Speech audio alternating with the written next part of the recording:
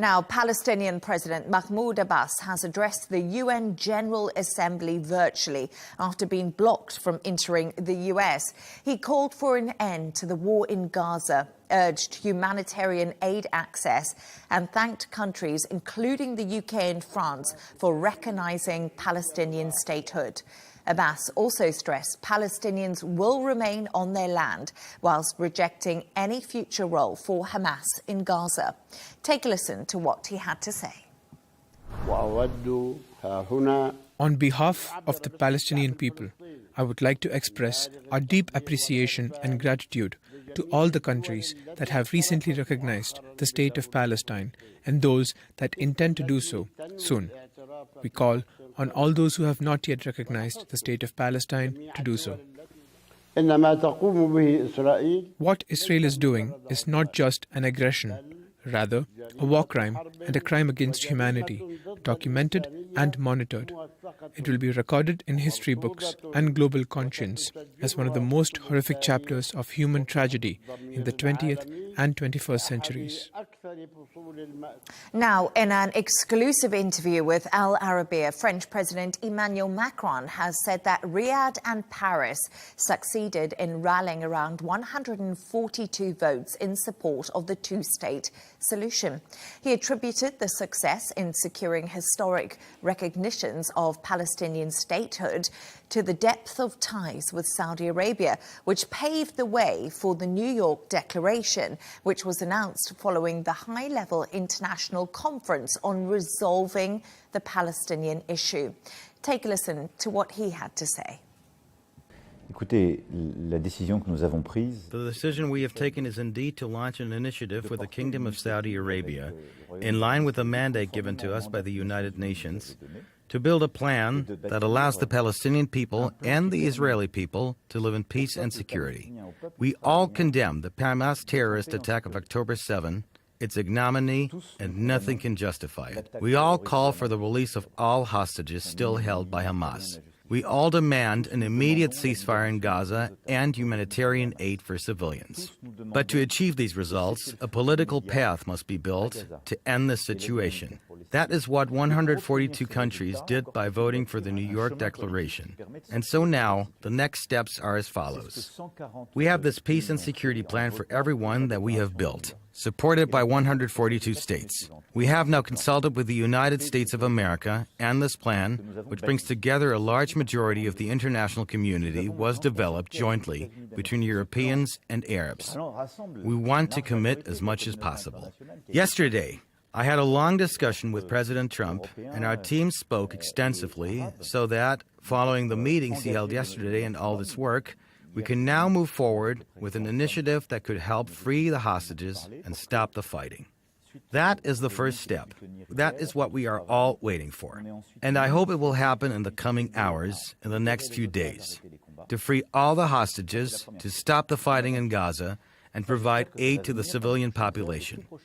Immediately after that begins, the next phase of work, which is the second pillar of our plan, what we call the day after. And here, what we are proposing is a traditional administration in Gaza that will include members of the Palestinian Authority, with a process validated by the Israelis, to continue the work of training security forces and police who will be deployed in Gaza, work that many of us are already carrying out alongside the Palestinian Authority today. We have also proposed an international stabilization mission to which several countries in the region have already expressed their willingness to contribute. And indeed, at the podium, the Indonesian president also said this the other day. The full exclusive interview will be streamed today at 1800 GMT. I'm now joined from Cairo by Haima Abu Sada, Associate Professor of Political Science at Al-Hashar University in Gaza. Thank you so much for taking the time to join us this evening. I wonder if I could just talk to you about some news lines that we've been getting through in the last few minutes. And they're from Donald Trump. He's currently holding a meeting in the Oval Office with the Turkish leader Erdogan. And Trump says we're close to getting some kind of deal done between Israel and Hamas.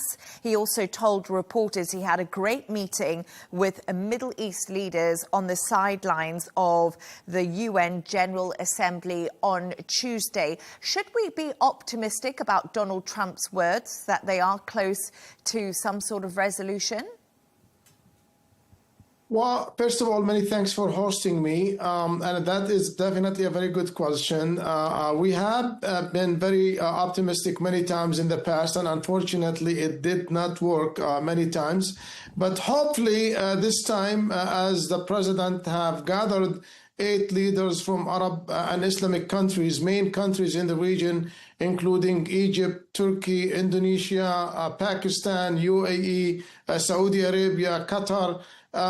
These are very influential countries. Hopefully that this time, I think it will work, especially that the military solution hasn't worked. Israel has been in a war against Gaza for almost 2 years now. On October 7th of next month, it will be 2 years. And Israel has so far failed to basically free the Israeli hostages by force and has failed to destroy and finish Hamas. So maybe this time there will be diplomatic and political efforts will try to put an end to the suffering of the Palestinians in Gaza, and also will bring an end to the hostage ordeal who have been held by Hamas for the past 2 years.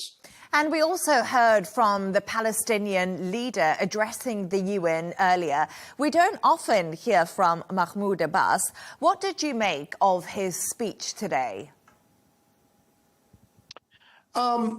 Good speech, but let me say that very much President Mahmoud Abbas has reiterated many things that he have said in the past.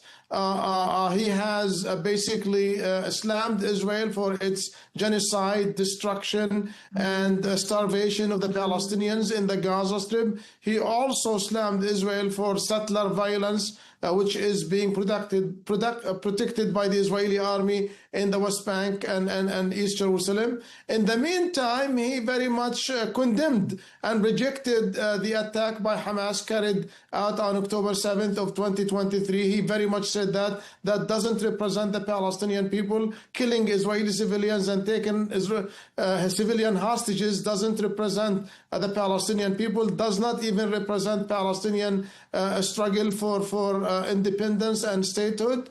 And he also reiterated the position that he has basically said recently, that Hamas will have no role to play in the Gaza Strip in the day after this war, meaning that the Palestinian Authority, with the support of the Arab countries and the international community, will assume responsibility over the Gaza Strip with no role to Hamas or even the other Palestinian factions. And he did also call for the disarmament of Hamas and the other Palestinian factions in the Gaza Strip, and called for a Palestinian demilitarized state in the future, meaning that the Palestinians do not need a state with weapons, a state with arms, that the Palestinian state will have to be a peaceful state with its neighbors. So it's quite interesting. You have outlined the points that Mahmoud Abbas did make today. He made 9 points to the UN, which you say is nothing new. We've heard it all before,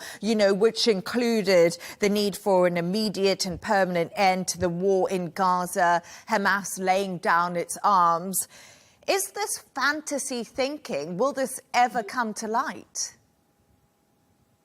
Well, it's a very good question again. Yes, President Abbas laid out 9 points, starting from an immediate and a comprehensive ceasefire to the release of Israeli hostages, the entry of humanitarian aid into the Gaza Strip, disarmament of Hamas, and also assuming power of the Gaza Strip. Now, that all depends on the action and behavior of the Israeli government. And that's what also President Trump has basically said this evening in his meeting with Turkish President Erdogan, in which he said that he is going to meet with Israeli Prime Minister Benjamin Netanyahu on Monday. And the plan, the 21-point plan, which was presented to the Arab and Islamic leaders by Trump, will be basically presented to Netanyahu. Whether Netanyahu is going to accept that or not, it will be seen. But I think that Netanyahu is going to find it difficult to reject those 21 points. Maybe he might try to amend them. He might try to revise some of them. But I think with the recognition of Palestinian statehood by many major European countries recently, by UK, France, Belgium, Australia, Portugal, many other countries, I think Israel is becoming more and more isolated, and I don't think that Netanyahu is in a position to reject those items presented by Abbas or presented by President Donald Trump. I think we might go into the direction of putting an end to this war. But again, it all depends on Netanyahu and the security of his cabinet. Netanyahu has acted in this way over the past 2 years, for fearing that his cabinet will fall down and that he will have to face investigations and criminal charges in Israel. So hopefully that President Trump will put enough pressure on Netanyahu to bring about an end to this war and release of the Israeli hostages. And just quickly, Doctor, before I let you go, America blocked Mahmoud Abbas's visa, so he wasn't actually able to be there in person. And the US has stood by Israel's side throughout the Gaza war. Were you surprised that he didn't criticize Donald Trump at all? Well, we all know that the U.S. is a major superpower, and President Mahmoud Abbas does not want to antagonize President Donald Trump. We all know how President Trump has dealt with his other leaders, whether it's Zelensky in the White House or even former President Joe Biden, which has taken a lot of critics by President Donald Trump. So I think President Mahmoud Abbas did not want to pick a fight with President Trump. He did not even mention that his visa was rejected. President Abbas, instead of focusing on antagonizing President Trump, he put most of his anger against Israeli Prime Minister and Israeli aggression or Israeli policies against the Palestinians. I think, in my opinion, that was a smart move by President Mahmoud Abbas. He still left the door open for future contacts or future talks between the Palestinian leadership and the American presidency. And that's why I think he did not make any critic or any comments about the denial of his visa to the U.S. Khaima Abu Sada, it was brilliant to have your insights on the show. Thank you for your time. For more on this, I'm joined from Tel Aviv by former Israeli politician, Dr. Shuki Friedman. Thank you so much, Shuki, for joining us. So we were just speaking a little bit earlier on the show about the speech we heard from the Palestinian leader and also what he had to say.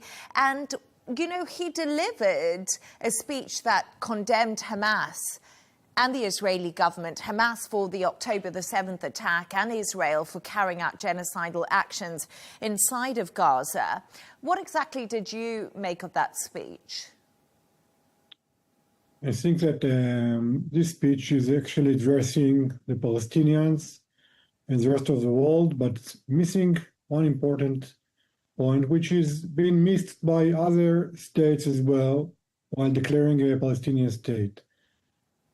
The conflict between Israel and the Palestinians should be resolved by the Israelis and the Palestinians. Now, if we take back the history of this conflict and the history of the Oslo agreements and the 3 decades passed since then, we can see that both sides made mistakes, but I think up until today it's clear that if there be no direct negotiation between Israel and Palestinians, maybe it would be Abbas or other Palestinian leaders, without Hamas playing any role in the Palestinian government, there's no chance for a peace, no matter how many states will recognize this actually unexisted Palestinian state. But then if we did listen to Abbas's speech, he made that very clear. He did say Hamas will play no role in the governance of the Palestinian state.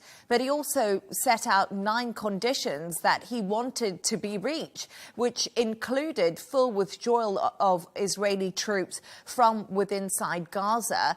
Is Israel prepared to lay down its arms and have diplomatic talks and to stop fighting? In my perspective, in certain point, Israel should be ready to go to a diplomatic solution. There will not be a long-term weapon or armed solution to the Gaza Strip. I don't see Israeli forces keep the presence in Gaza Strip for long term. And the only reason that justifying Israeli presence and fighting in Gaza is Hamas' presence and its willingness to release the hostages for already 2 years. And you see, it's really quite simple. If Hamas would disarm itself and release the hostages, Israel will be, I think, quite an immediate retreat from the majority of the territories it took through the war in Gaza and start to negotiate with the powers that take place of Hamas in Gaza to settle a long-term solution that will enable Israelis and Palestinians to prosper in Gaza and along the border between Israel and Gaza. So I think it's the hands of the Hamas terror organization, it's in the hands of the Palestinian Authority, and it's in the hands of other countries that can push Hamas to choose this solution and actually enable Israel and Palestinians live side by side and prosper side by side for long years. So, Shuki, a little bit earlier, I was speaking to Dr. Haima, and he did say to me that really, for Israel, by force, they have tried to eradicate Hamas. By force, they have tried to get back the hostages.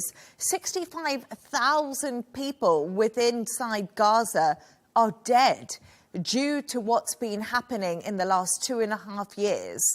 So, because Israel has failed on the military side, are they prepared now to see that failure and maybe think to themselves, we need to come to some sort of deal when it comes to speaking to Donald Trump? We know Netanyahu will be meeting him on Monday. Do you think Netanyahu is ready to accept the terms and conditions of this 21-point plan? I think the one thing that completely agreed between Netanyahu and Mahmoud Abbas and others is that Hamas should not be part of the solution. Sorry to interrupt you. We know Hamas shouldn't be involved. You always speak to me about Hamas. We know Hamas shouldn't be involved. I want to know what Israel is going to do. So far, Hamas never agreed to disarm and release the hostages. Now, let's try to understand what will bring him to this point. If it will be international pressure, great. It will be the other means, okay, that might be no other alternative than to continue and to push Hamas over the land of Gaza. But in my perspective, it really depends on the question of who will take over the Gaza the day after. And unfortunately, I think the Palestinian Authority is currently too weak to take over. You can see what happened in the West Bank now. There are refugees camps in Jenin, in Abbas, in other places where Hamas is gaining more and more power and weaponizing itself against the Palestinian Authority. So it's really naive to assess that the Palestinian Authority will be the solution to disarm Hamas. So it should be a major force that will come outside the Strip, maybe by Arab countries, maybe by others, that will force Hamas to give up or to disarm and enable the Palestinians within the Gaza Strip to stop their suffer, enable Israel to retreat from Gaza Strip, and then go forward to a solution that will be sustainable for the sake of both sides.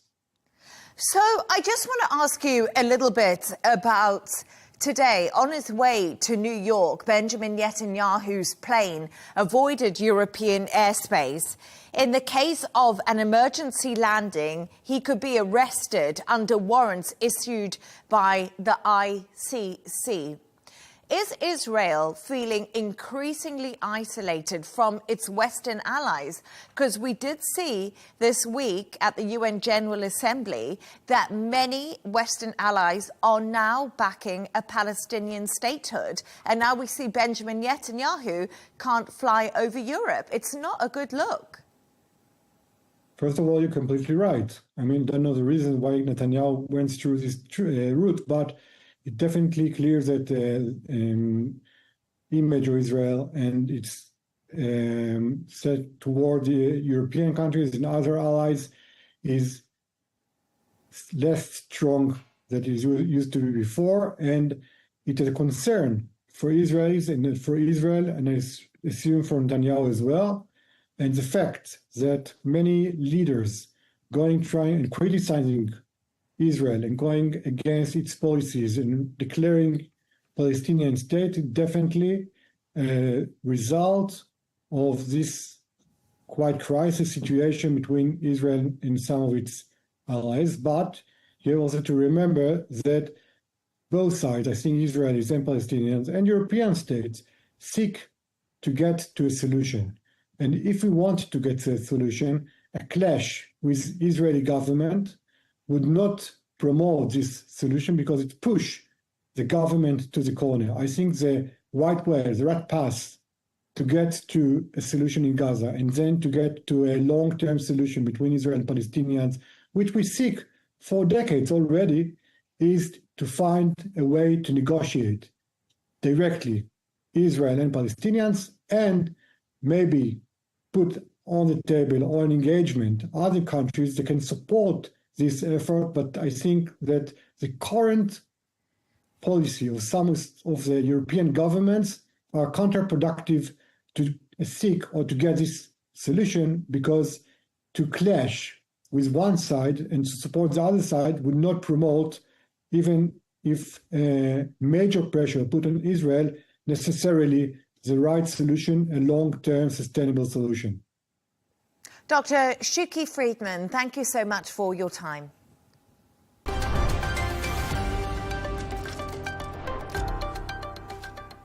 Denmark has alerted NATO after coordinated drone attacks at its airport and reportedly considering triggering NATO Article 4.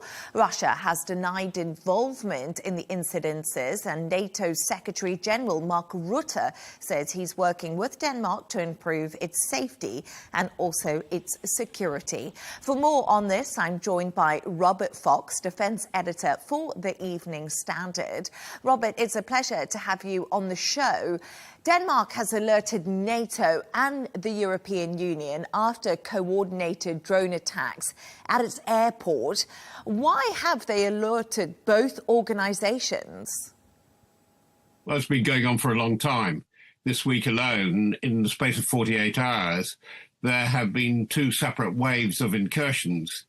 And what's so interesting, which shows that this does look like a coordinated disruption campaign, is that this time they aimed at the smaller airports, not Copenhagen itself, but in the north, and 3 or 4 small airports, by just flying drones in at night, green lights. You disrupt traffic. You just make sure that that normal traffic and communication flows cannot continue.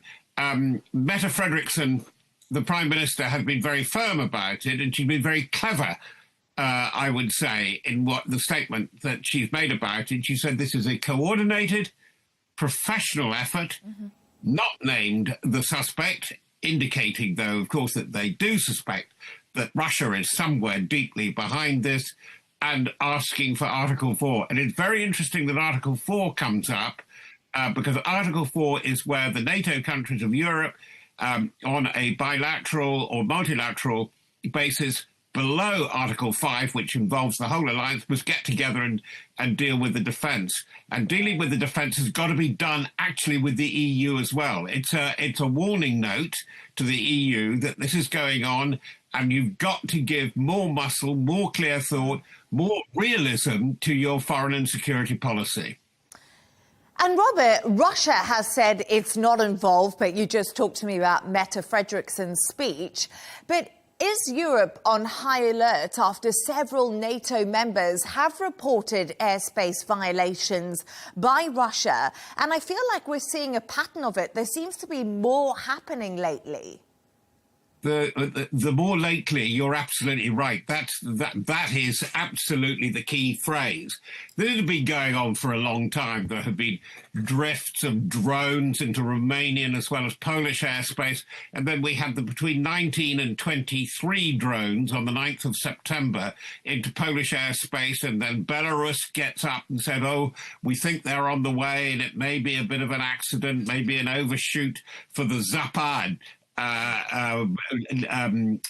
Belarus Russian military exercise, or a bit of a mouthful that, and but then we had a drone drifting over Romania within a day of that happening, and the Romanians were very interesting about it because they wanted to drive the drone away. They didn't want to knock down the drones, which the response force over Poland felt constrained to do. And then rather more sinister and more direct was the incursion of 3 MiG-31s with their highly sophisticated aircraft over Estonian airspace, largely airspace over the sea. But what happened there was that the aircraft switched off their transponders. They didn't respond to civilian air traffic control. Therefore, that shows that they were on a stealth mission. They claimed that they were trying to reinforce the Russian presence in Kaliningrad, the enclave between Poland and Belarus and, of course, Lithuania. And that's going to be the key place. We're seeing pressure points all along the line, and Russia appears to be ramping up the pressure. The denial is absolutely to be taken because it's an information war as much as an incursion and a probing and a testing disruption war for them. And it is a kind of conflict. Oh, I do apologise. Sorry. I was just going to say earlier this week, President Donald Trump said NATO countries should shoot down Russian planes if they enter the airspace. Now, what are the consequences if this action is actually taken? By the way, can I just say, I think NATO allies do not take that as an order for Donald Trump. And one of the conspicuous things, particularly with his performance at the UN, at the General Assembly, is that Trump is almost discounted in terms of practical preparation for this. No doubt the American forces, there are absolutely no doubt that the American forces are reinforcing and they are preparing, as they should, all military forces for the worst if it should happen. They've been sending bombers over to the UK to reinforce, and they have been warning about obviously the signals and information war, which is where American contributions, particularly in communications and intelligence, are absolutely vital. But do put Trump to one side, if you can, with this, particularly his rhetoric, because we now have to guess at what Putin's command and what his soldiers are really up to. And then, of course, we have to come back to Ukraine. The Ukraine conflict is coming to what's known as a culminating point. It's coming to a tipping point because it cannot go on like this, because the Russian forces are showing it cannot go on like this, particularly as the Ukrainians, rather surprisingly, have more tricks up their sleeves than had been expected. They're not losing totally on the battlefield in the way that even the conservative American narrative would have us, and they are capable of fighting a depth battle, and we don't really know the consequences of that. I spell that out. They're hitting pipelines, they're hitting vital communication centres, they're hitting ammunition dumps, and they're getting deep, deep into Russia. And one suspects from this side, looking at it very carefully, they've got really good intermediate missiles working. They boasted about their Flamingo missile range of 2,000 kilometers, and they do seem to be striking deep. And as the winter comes on, Russia could be facing a major resource, but above all, fuel and possibly even food distribution crisis. Absolutely fascinating to speak to you, Robert Fox. I hope that we do have you on the show again, defence editor for the Evening Standard. Thank you for your time.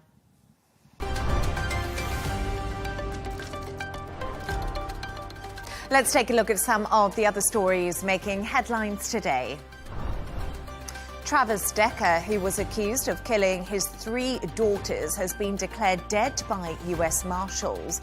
A months-long manhunt was underway for him after he disappeared in May. Local law enforcement are waiting on DNA results to confirm that the human remains found in Washington are indeed his. Over 1,000 children have fallen ill after consuming free school lunches in Indonesia.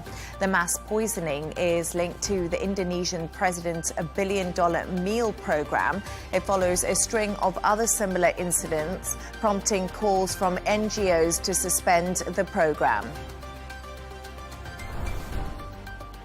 The White House is asking federal agencies to prepare for layoffs if the US Congress fails to avert a government shutdown next week. That's according to a memo obtained by US media outlets. The memo also warns of permanent firings, especially those projects not consistent with the president's priorities. This comes after Trump refused to meet Democrats who are seeking health care funding as part of negotiations.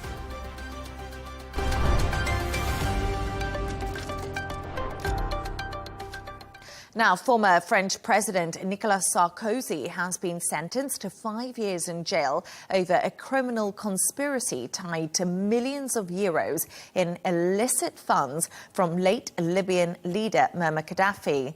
The Paris court acquitted him of other charges, including illegal campaign financing. Sarkozy insisted the case is politically motivated. The ruling marks the first time a former French president could indeed face jail time.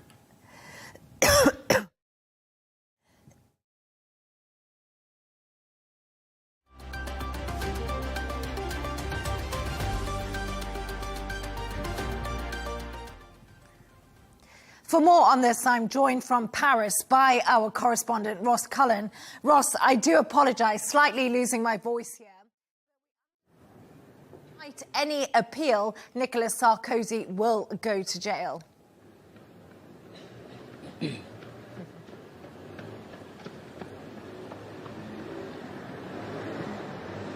Yeah, Leigh Ann, I can do the talking if that helps. A historic day here in France. 5 years in prison for the former president after that conviction a little bit earlier on here in the French capital for criminal conspiracy, acquitted of a couple of other charges, as you say. But the judge highlighted that even if there were to be an appeal, the fact that these take so many months in France, that from the 13th of October, that's the earliest, that he could be going to jail. He will be spending time behind bars. Nicolas Sarkozy saying that if that is the case, he will sleep in his prison cell with his head held high. He lashed out at what he said was a scandal, what he said was injustice. He said that this decision taken in Paris today would have extreme consequences for the French rule of law. He did say that he would be fighting until his dying breath to prove his complete innocence. So this is all tied to the illicit campaign financing allegations that Nicolas Sarkozy received millions of dollars in cash from the Libyan regime of the late dictator Muammar Gaddafi in return for helping Colonel Gaddafi rehabilitate his image on the world stage after many years as a pariah. And Ross, we must also understand this is not the first legal battle Sarkozy has faced since he did leave office. Last year, he was ordered to wear an electronic tag. What more can you tell us about his history with the law?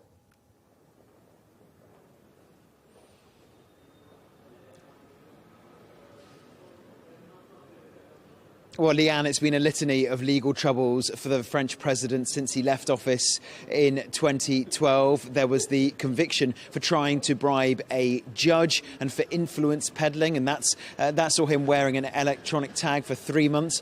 Also, another conviction for signing off on fake bills to try to hide illicit campaign overspending on his failed re-election bid in 2012. There's an appeal underway from Mr. Sarkozy's legal team against that conviction. So he has faced these two previous convictions, but certainly this is the most serious of all. Colonel Gaddafi did say that he actually had approved the sending of cash payments to Nicolas Sarkozy. Then there was another man who gave testimony saying that he had dropped off the suitcases of cash to Mr. Sarkozy's team, but then he retracted his testimony. That man was found dead in Lebanon last week. So there's been a lot of political intrigue with this story, but the French courts could not actually find any evidence that Nicolas Sarkozy had received those alleged cash payments. Hence, he was exonerated on some of the charges, but as you say, found guilty on criminal conspiracy, which will see him serve 5 years behind bars. And despite his legal battles, Sarkozy remains an influential figure on the French political stage and the scene, which is quite fascinating. Tell us more about his influence in politics still carries on.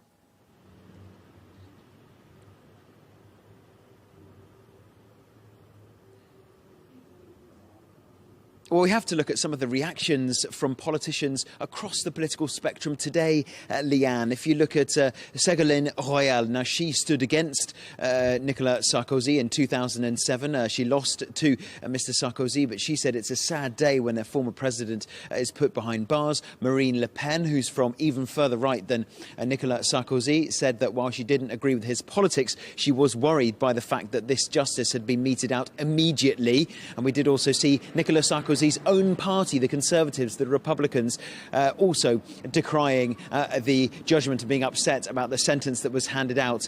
Emmanuel Macron, the current president, has been often receiving Nicolas Sarkozy for advice at the Élysée Palace throughout his 2 terms in office. Mr. Sarkozy brought a book out earlier this year, so he is seen as someone who is still influential, particularly on the right in French politics. He's one of only 2 living former presidents in France, along with Francois Hollande, and so both of those men have actually been to see Emmanuel Macron on many occasions to give their counsel and their advice. Ross Cullen, thank you so much for joining us. Appreciate you letting me recover.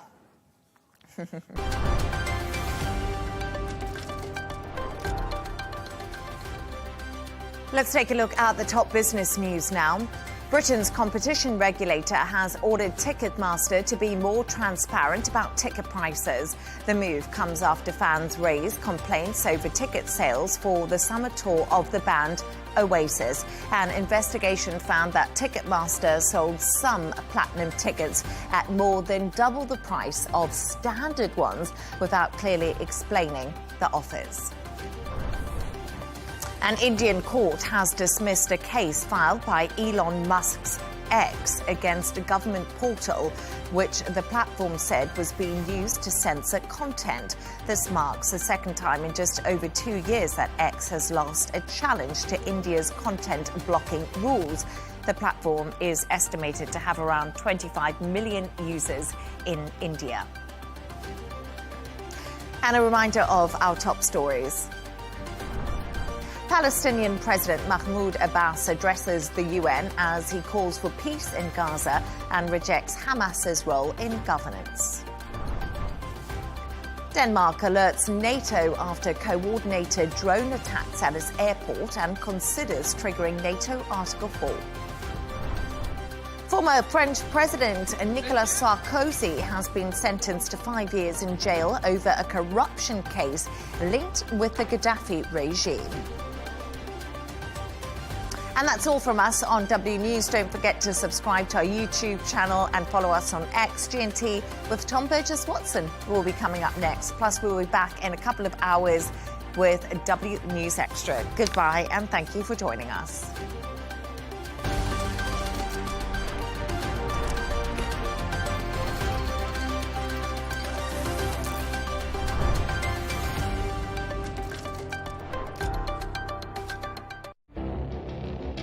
feels like decades are passing by in a matter of weeks.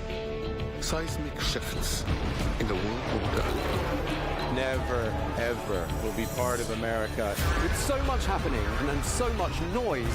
Whether it's political upheaval, Canada has been ripping us off for years, economic shifts or social movements. No one wins from tariffs. I think America can be more friendly to the rest of the world. The in-depth analysis and all the latest developments across the globe. To have an inclusive policy together. The meetings with Hamas gave me some hope. We're in another nuclear arms race. The most important development straight to your screen. Welcome to the dressing room. I'm on my own. I need backup. And an insightful look at the issues shaping our world today. It was not going to happen, that war, and it happened. Join us on Arabiya News, where the world talks.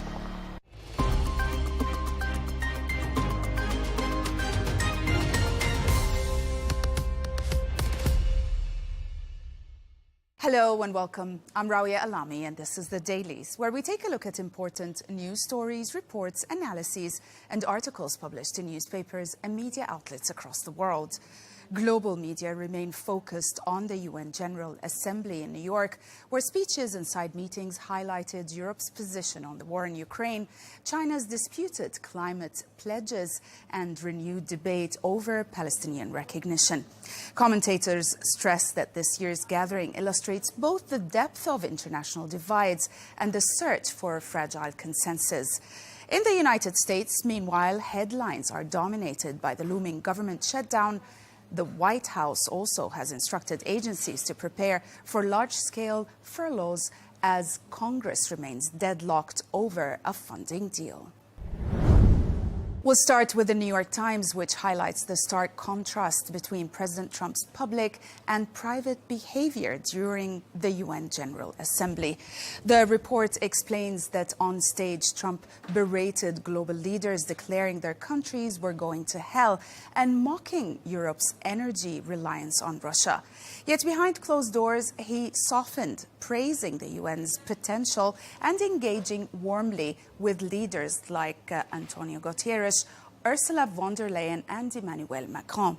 The piece also quotes analysts who note that world leaders, wary of Trump's volatility, chose flattery over confrontation.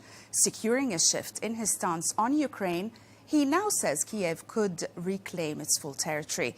The piece underscores Trump's two versions: combative in public, conciliatory in private, leaving allies unsure which tone to trust.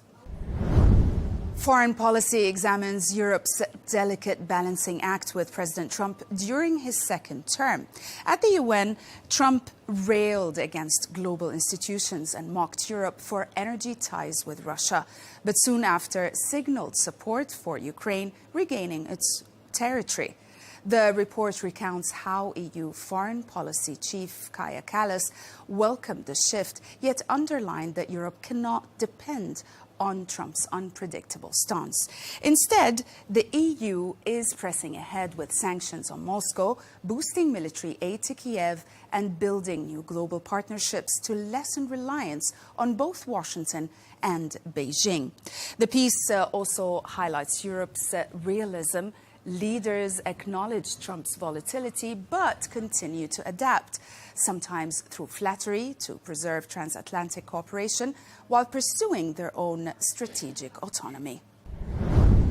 The Telegraph published a report revealing Donald Trump's quiet pledge to Arab leaders at the UN he would not allow Israeli Prime Minister Benjamin Netanyahu to annex the West Bank.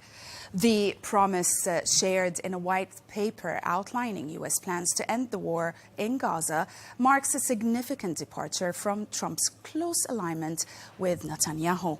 The piece also highlights Arab leaders warning that annexation could shatter the Abraham Accords, Trump's signature diplomatic achievement from his first term.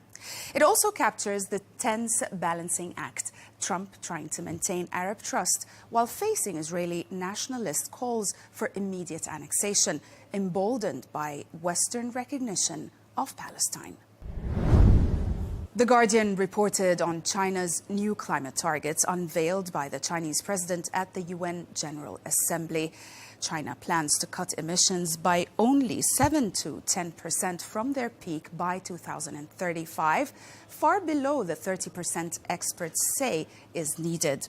The Chinese president implicitly criticized the US while insisting developing nations' rights must be respected. The piece quotes analysts also who argue that Beijing risks undermining its global climate leadership despite massive investments in clean energy, which last year totaled $625 billion. Critics highlight China's ongoing dependence on coal, warning it could derail its 2016 neutrality goal. And some observers, however, as the piece explains, note that Beijing often sets conservative targets and later overperforms. With COP30 in Brazil looming, China's stance will heavily shape global climate negotiations. In America, the Austin American-Statesman delivers a detailed and harrowing account of the Dallas ICE facility shooting, where a gunman killed one detainee and injured 2 others before taking his own life. Investigators say an unspent casing marked anti-ICE suggests an ideological motive, underscoring the politically charged climate around U.S. immigration enforcement. The piece combines on-the-ground witness testimony with also broader context, noting the ICE office's history as a flashpoint for protests and recent threats. By situating the tragedy within ongoing debates about immigration and gun violence and community fear, the article moves beyond breaking news. It captures both the human trauma of those present and the wider anxieties surrounding America's polarizing immigration policies. The Washington Post's editorial analyzes why a looming U.S. government shutdown seems inevitable, despite bipartisan claims of wanting to avoid it. Of course, a shutdown occurs when Congress fails to pass a funding bill, forcing many federal agencies to close and employees to be furloughed while essential services continue. Now, the article notes that negotiations haven't truly begun yet, as both parties see political advantages in brinkmanship. Republicans, for example, led by Trump, favor a short-term extension until November, while accusing Democrats of obstruction. Democrats, meanwhile, demand the extension of Obamacare subsidies and refuse to yield, fearing backlash from their base if they compromise. With Trump's maneuver to withhold foreign aid complicating matters, the piece concludes that chances of an 11th hour deal are slim. The Wall Street Journal explains how Iran's Shahed drones, cheap, long-range, one-way attack UAVs, have reshaped modern warfare and spurred a scramble among Western militaries to build copycats. Russian use in Ukraine showed how inexpensive Shaheds fired in large salvos can overwhelm air defenses and inflict steady damage. Western firms and militaries are racing to catch up, displaying prototypes that mimic the Shahed's triangular, easy-to-mass-produce design. But higher labor and material costs make a true Western equivalent quite pricey. Some also argue that superior performance can offset cost, and others say mass production at low price is definitely key. The piece also warns that the rise of low-cost strike drones forces a rethink of defense budgets, procurement priorities, and how to deter saturation attacks in future conflicts. Denise Menetrier wrote in Le Monde examining why Israel continues to compete internationally despite UN accusations of genocide in Gaza and growing calls for its suspension. The author highlights that unlike Russia, which was swiftly banned after invading Ukraine in 2022, Israel faces little institutional pressure from federations or even governments. FIFA and UEFA cite apolitical traditions and lack of consensus, while critics denounce double standards. The piece also highlights tensions. Spain's prime minister has floated a ban, and Norway pledged match revenues to aid Gaza, but most federations avoid confrontations. Experts argue sanctions only follow collective pressure from member states, and which is absent so far. The article underscores the uneasy balance between sports' claimed neutrality and mounting demands for accountability. And we'll end with the Financial Times, which reported on a striking realignment in Silicon Valley's relationship with Washington. Mark Zuckerberg and Sam Altman apparently have moved closer to President Trump, filling the space left after Elon Musk's dramatic falling out with the White House. The Meta and OpenAI chiefs have attended multiple high-level meetings praising Trump's administration, while quietly lobbying for lighter regulation and support for massive AI infrastructure projects, such as the $500 billion Stargate data center. Their shift from past Democratic donors to MAGA-friendly partners reflects a pragmatic marriage of convenience. Trump gains allies against Europe's digital regulations, while they secure permits and contracts. Yet skepticism persists. Officials doubt their loyalty, and critics warn that once political winds shift, their strategy could backfire. That's it for today. Thanks for watching.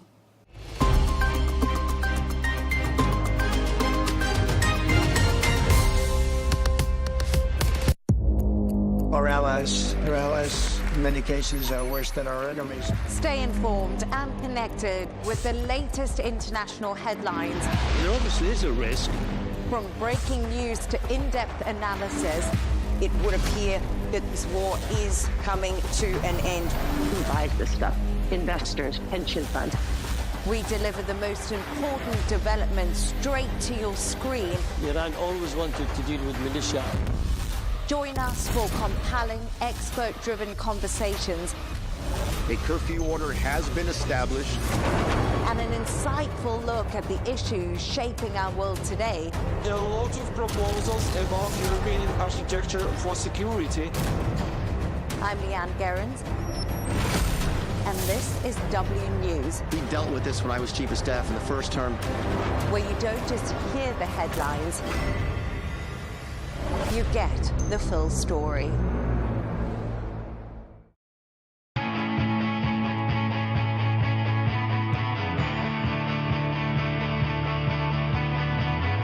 Welcome to the metropolis, the big city. This is where tech, trends, and culture meet. Meet the people. See the sights. Walk the city streets. And experience the lifestyle.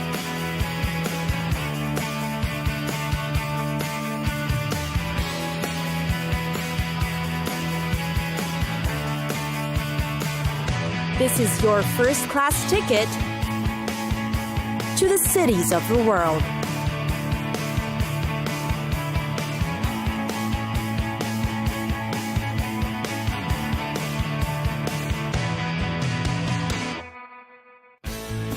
Seattle.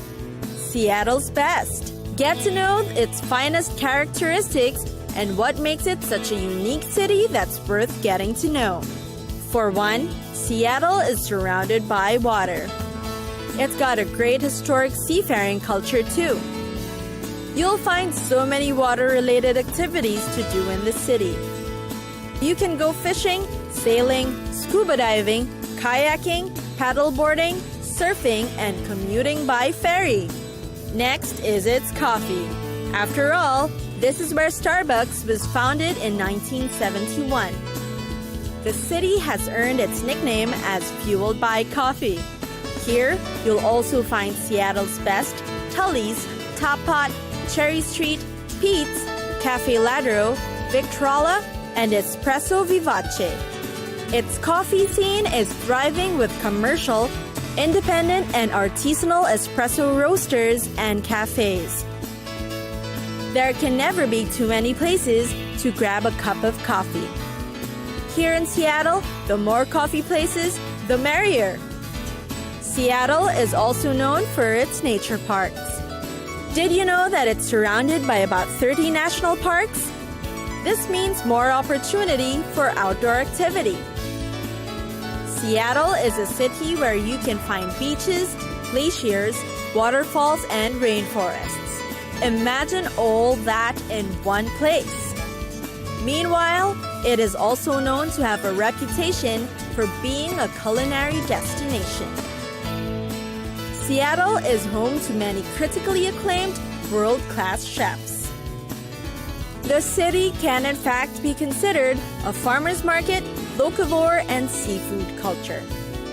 The people in Seattle usually like to buy food products that's within their area of residence as a way of supporting their neighbors and the natural resources. And last but not least is its culture. Seattle is known to be a place friendly to any race, gender preference, families, you name it. It has in fact gained the title of being one of America's best cities for families. The city has also a remarkable LGBT population. Many of its residents also hold a commendable bachelor's degree or higher. Family-friendly fairs, festivals, markets, restaurants, and activities make it a well-loved city for families to settle in. It's a pet-friendly place too, and you can expect a playground anywhere nearby.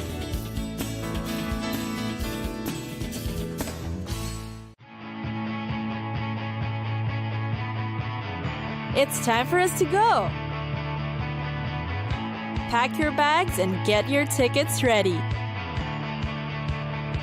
And we'll see you on the next destination. Catch us again next time on Cities of the World.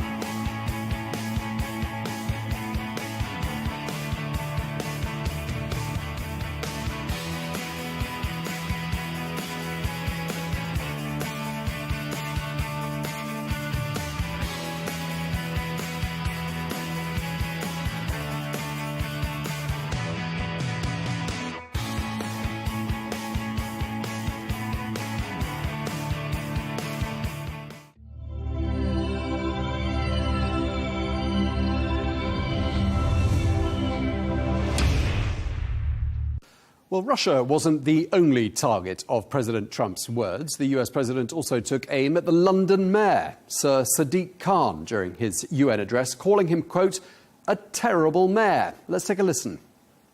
And I have to say, I look at London where you have a terrible mayor, terrible mayor. And it's been so changed, so changed. Now they want to go to Sharia law. But you're in a different country. You can't do that. Both the immigration and their suicidal energy ideas will be the death of Western Europe if something is not done immediately. This cannot be sustained. The US president speaking there, while the London mayor, Sir Sadiq Khan, has hit back, calling President Trump a sexist, a misogynist, and an Islamophobe. I think President Trump has shown he is racist, he is sexist, he is misogynistic, and he's Islamophobic. What it is about this Muslim mayor who leads a liberal, multicultural, progressive, successful city that means I appear to be living rent-free inside Donald Trump's head. The Mayor of London speaking there. Well, to discuss all of this, I'm joined by Jan Halper-Hayes, who's a former member of President Trump's transition team, now based in London. Thank you very much indeed for taking the time to join us, Jan. We're also joined by the broadcaster and political commentator Matthew Studlin, who also joins us from London. So thank you both very much indeed. Jan, let me start with you. Europe, China, India and Russia were all singled out for criticism by President Trump in that address to the UN General Assembly. So too was the Mayor of London. How did he make his way into the president's speech? Well, if you had followed Twitter, now X, you would know that they have been having a running social media battle for all of these years. That wasn't anything new. They bait each other. It puts them in the news. Donald Trump is not bothered by negative press because you're still talking about him. Okay, I mean, we're all aware that he doesn't like the London mayor, but Matt, I mean, isn't it slightly surprising that the mayor of London should be on the mind of the US president to the extent that he gets a special mention at the UN General Assembly? It's all a bit unprecedented, isn't it? Sadly, it's not surprising, but it is shocking.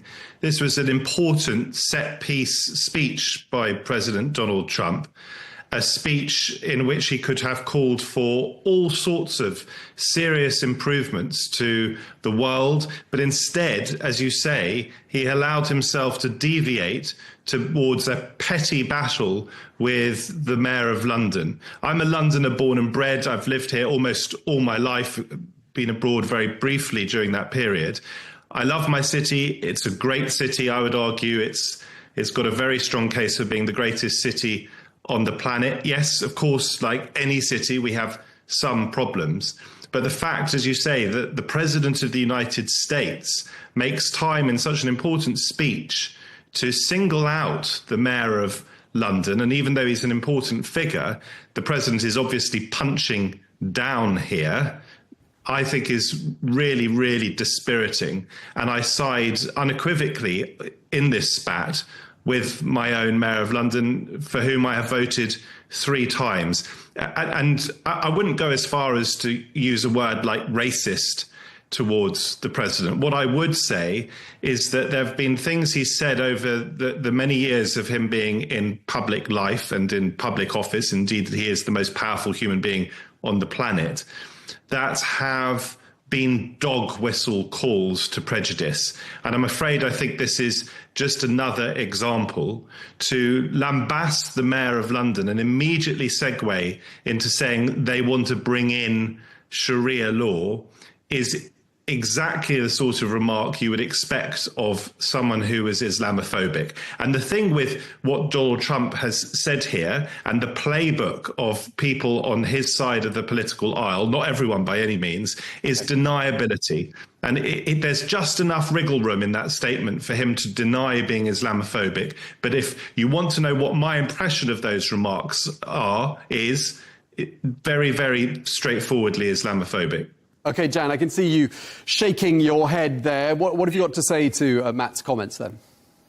Well, you know, I always find we distinguish between liberals in the U.S. and leftists, and this kind of leftist thinking that does not take historical things, does not understand the game that is going on between these politicians.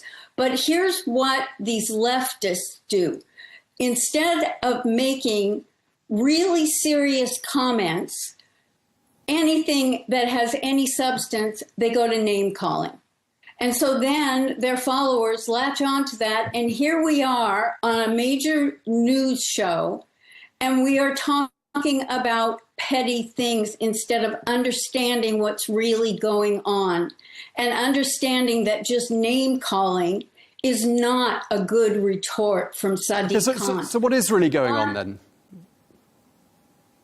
Well, I've been explaining the dynamics of it. And when you have the way the leftists think, oh, well, he criticized a Muslim man, so he must be Islamophobic. That is irrational logic. If you just buy into... I didn't interrupt you, sir, and I didn't comment on yours, so please. I would. Sorry, you are right now commenting on me, suggesting I am a name caller at the same time as calling me a leftist. And you're saying that I am being petty when it is the President of the United States, the most powerful human being on the planet, who is being petty, and not just petty, but deeply bigoted, in my view, towards a Muslim mayor of my city. So I would suggest that you are, to use that oft-used word these days, gaslighting me and gaslighting every member of the audience to this news show. Okay, Jan, Thank you must for let you respond. My point and accusing me of. I appreciate you validating some of my criticism, because you've gone to name calling of me, and when I made the comment, I didn't interrupt while you were going on, and so I asked you to please not interrupt me. And I often tell people, what is the difference between a shotgun and a leftist? A shotgun only has one trigger. And you told me many of my words triggered you. And that is the point that I'm trying to make. Okay. Sorry, I haven't been triggered by you. I've got far thicker skin than you seem to give me credit for. What is the issue here is the behaviour and conduct and the language being used by the President of the United States at an important set-piece event, a set-piece speech at none other than the United Nations, and his petty and inflammatory criticism of a Muslim mayor of my city. As I said, I was born and brought up here. I've lived here almost all my adult life. And the idea that we are, or anyone here, is moving towards or going for Sharia law, there is no evidence for that. I'm sure there will be some Muslim members of my city, fellow citizens, who might in an ideal world want Sharia law, and I would reject that. But the idea that anyone in power in London, let alone the Mayor of London, who, by the way, marches in favour of and in support of gay and other minority rights, the idea that he is somehow championing Sharia law is completely dishonest, without any basis in fact. And all you seem to be able to do is accuse me of calling you names, which I haven't done, while call me names such as leftist, when you've never met me before and I suspect know very little about me in return. It's really poor argument. The leftists. I said the leftists. But the thing is that, all right, think back over time since Donald Trump has been a main figure. How many leaders has he outwardly criticized when he has had the cameras on him? And what ultimately ends up happening with their relationship? Either they continue as Sadiq Khan and Trump are, more often than not, they come together. Trump has a strategic strategy. He doesn't do anything off the cuff. So he thought loud and clear, long and hard, and maybe only a couple of minutes, that he was going to make a reference to the Mayor of London. Okay, I want to ask you a quick question, though. Can I just quickly respond? Go ahead, Matt. Go ahead, Matt. To suggest that Donald Trump does nothing, your words, off the cuff, is patently deniable by what happened during this very speech, in which the teleprompter broke down and Donald Trump embraced speaking off the cuff. He is known, as far as I'm concerned, for speaking off the cuff and going off script. To suggest otherwise is patently absurd. Okay, let me just ask a quick question. Let me ask a quick question. I mean, clearly, Jan, London's a very international city, and evidence of that is the fact that you live there, you spend a lot of your time there. And one of the points that the Mayor of London made, Sir Sadiq Khan, he said that record numbers of Americans are actually coming to live in London. I mean, that suggests that, you know, not everyone dislikes the direction London is going in. I mean, what's wrong with the direction London's going in? And I'd love to get your point of view as an American who lives there. Okay, I would not phrase it as what's going wrong with London. What are some of the problems that the media focuses on and gives people an impression that it could be worse than it is? The one thing has been the knives. Crime has gone up. Crime is a big issue around the globe for politicians to deal with. But I've been here 24 years. My son died here, sadly, and people thought I would leave. I just flew in, and as my ride came home, I thought about how much I love London. every city has its problems. But even when the media makes a bigger deal about it, it gives people the wrong impression. Now, Americans leaving and wanting to come here, well, I wanted for a long time. I even married a Brit, but most people leave their heart in San Francisco. I left my ex there and took my son and my heart and came to London. I see all the beauty, and I know there are problems, but we can't. And look, there are cities in the U.S. Dearborn, Michigan is under Sharia law. I think there might have been part of the reason that he brought it up was that he will eventually do a comparison between the two cities in Michigan that are run by Sharia law. That doesn't make you Islamophobic. So, jump in. Let me respond, if I may. First of all, my sincerest condolences about the death of your son. Secondly, thank you for saying positive things about your city as well as my city, because, as you say, you've been here for over 2 decades, which makes it your city as well, and you're as perfectly able to comment on it and as free as I am to comment on it, and I'm all ears as to your views on it. But I disagree very strongly with some of what you've said. The reason we are talking about London in a negative light, or rather I am having to defend it, and to some extent you have defended it, is precisely because of the targeting of London by Donald Trump and others who might be affiliated to his movement.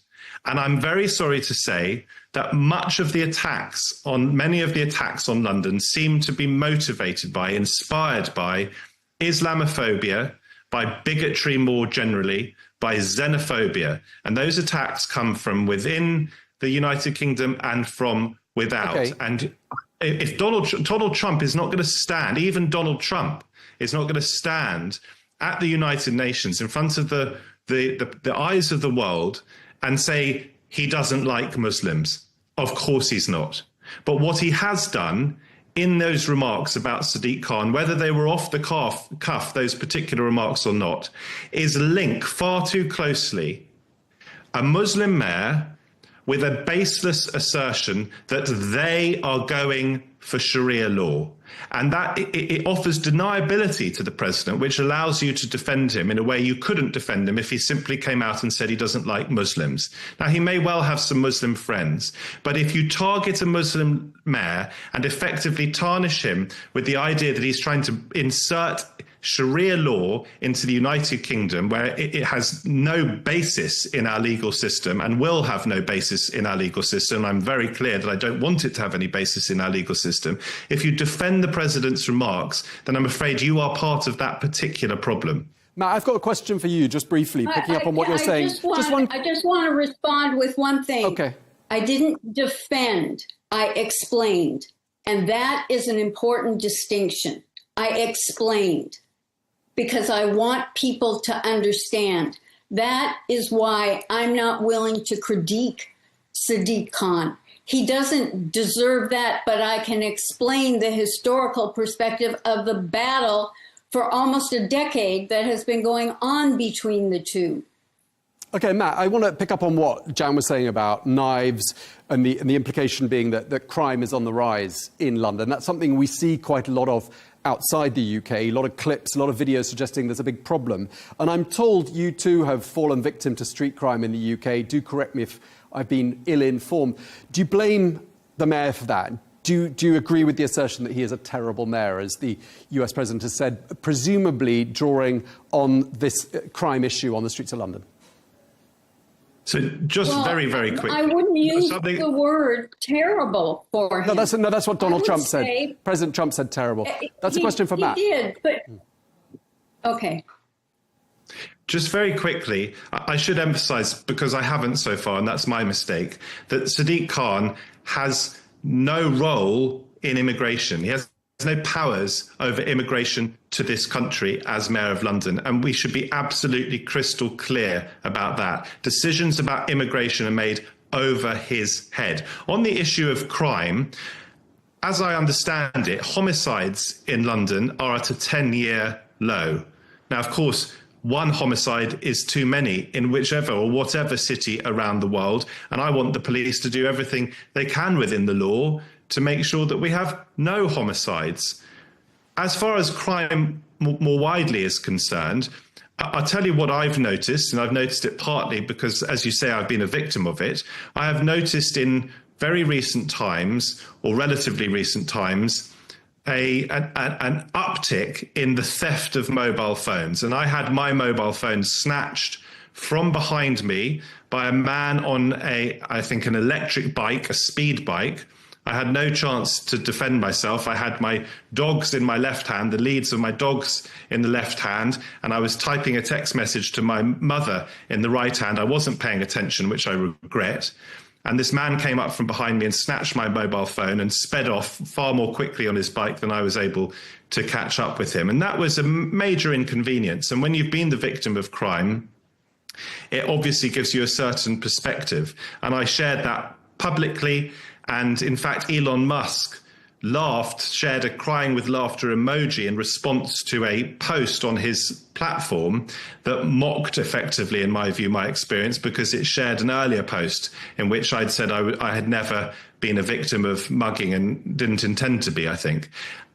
This is technically a mugging, but I had no chance to defend myself. But the point is, if I have friends coming to London, I will now advise them not to talk as on their mobile phones in the street, which anyway is not a particularly good idea because it risks you bumping into people. So I have noticed that. And I'm also aware, certainly, of a feeling of an uptick in shoplifting. Now, these are issues that as a Londoner, of course, I care about and I want something to be done about. And there's an extent to which Sadiq Khan is responsible for that because he has oversight, as I understand it, of the Metropolitan Police.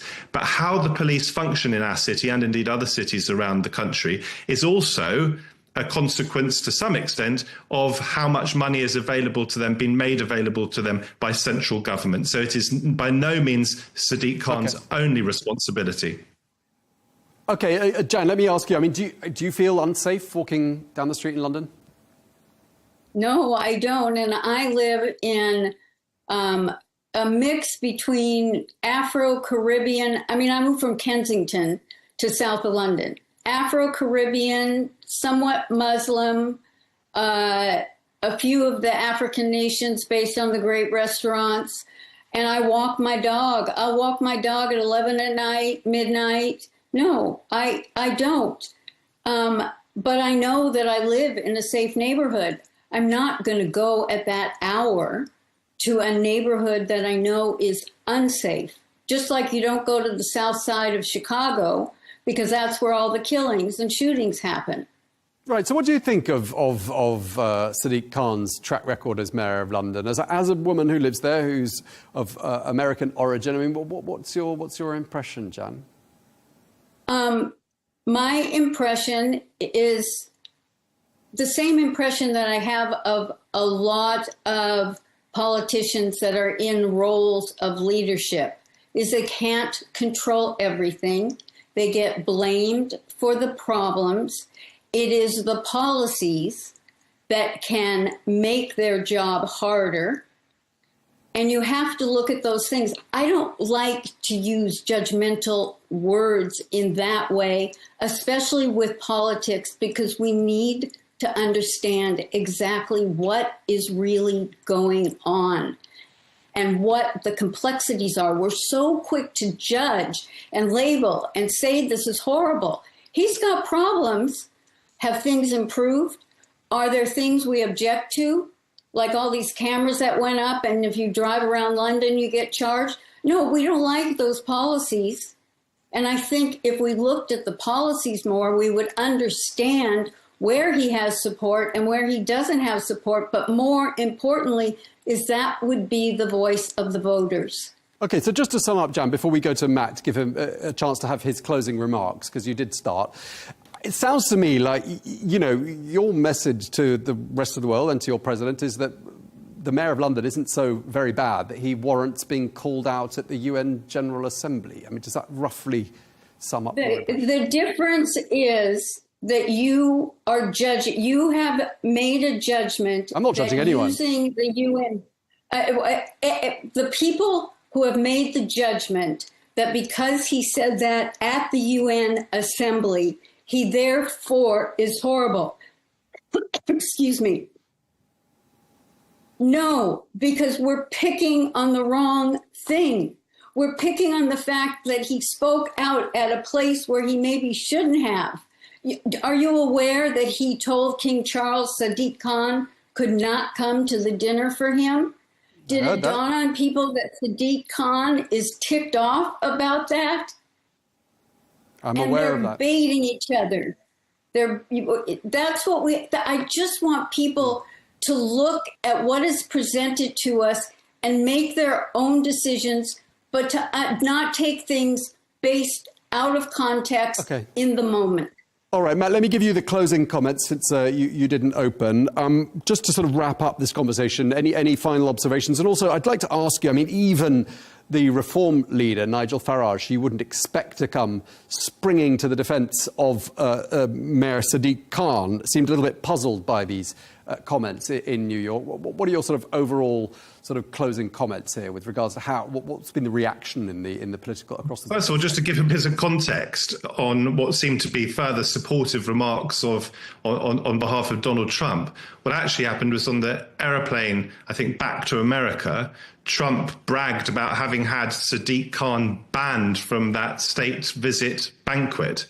So that's also undignified for a president to be boasting about such a thing. And I've seen suggestions since that wasn't actually factually correct. And indeed, Sadiq Khan has said he wouldn't expect to be invited to such a banquet. In summary, what I would say is that can anyone watching really imagine another US president, a former US president, making the sort of personalized remarks that Donald Trump, and this is where I agree here, makes about all sorts of different figures. I agree it's not only Muslim mayors that he has targeted, but when he targets individuals in this way, it's pernicious. I think it's a form of bullying, and it also brings into disrepute the office of the President of the United States. Now, where his remarks about Sadiq Khan become even more sinister, in my view, is where there are undertones or overtones of Islamophobia. And I repeat in my closing remarks that when you single out a London mayor and describe him as terrible, which in my view is unpresidential language for a democratically elected politician in a country with which you are supposed to have a special relationship, when you describe him as terrible and in the next breath say that London has changed, and then go on to say immediately afterwards that they want Sharia law now, but they can't have it because it's not their country. It leaves, whatever your politics, it leaves me with the view that there are not many alternatives or other options other than to think that that is a form of deniable, and yes, it is deniable, Islamophobia by the President of the United States. And as a proud Londoner, I stand up for my mayor, and I don't agree with him on everything. I've already said that policing is something that is not just his responsibility, but the responsibility of others. But nonetheless, I want him scrutinised on it. But I stand up for my mayor, even if I don't agree with him on everything. And I also champion my city. Despite its problems, it is a great city. Culture, sport, freedom, all sorts of amazing things. It's beautiful. Come to London if you have the chance. Maybe don't use your mobile phone out in public, but enjoy our great city and you'd be welcome. So long as you behave and are respectful yourselves, you will be welcome. Well, dog walking in London has come up in this conversation twice. Both of you seem to walk dogs around the city, and perhaps you'll bump into each other and can continue the conversation with the dog leads in hand. Thank you very much. You've had the last word, Matt Studland. Thank you very much indeed. And thanks as ever, Jan Halper-Hayes. Thanks for joining us once again here on Arabiya English.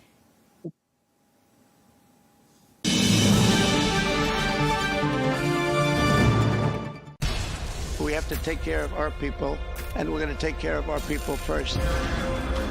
For in-depth analysis and all the latest developments across the globe, make sure you join us every weekday. President Trump is trying to negotiate a ceasefire. with so much happening, so much information and so much noise. International law will have no part in his administration. It can be hard to keep track. Tariffs will just fuel inflation. We're going to fight these tariffs. But you can count on us to tell you what you need to know. We stand by your side. Join me, Tom Burges Watson, for Global News Today, right here on Al Arabiya News.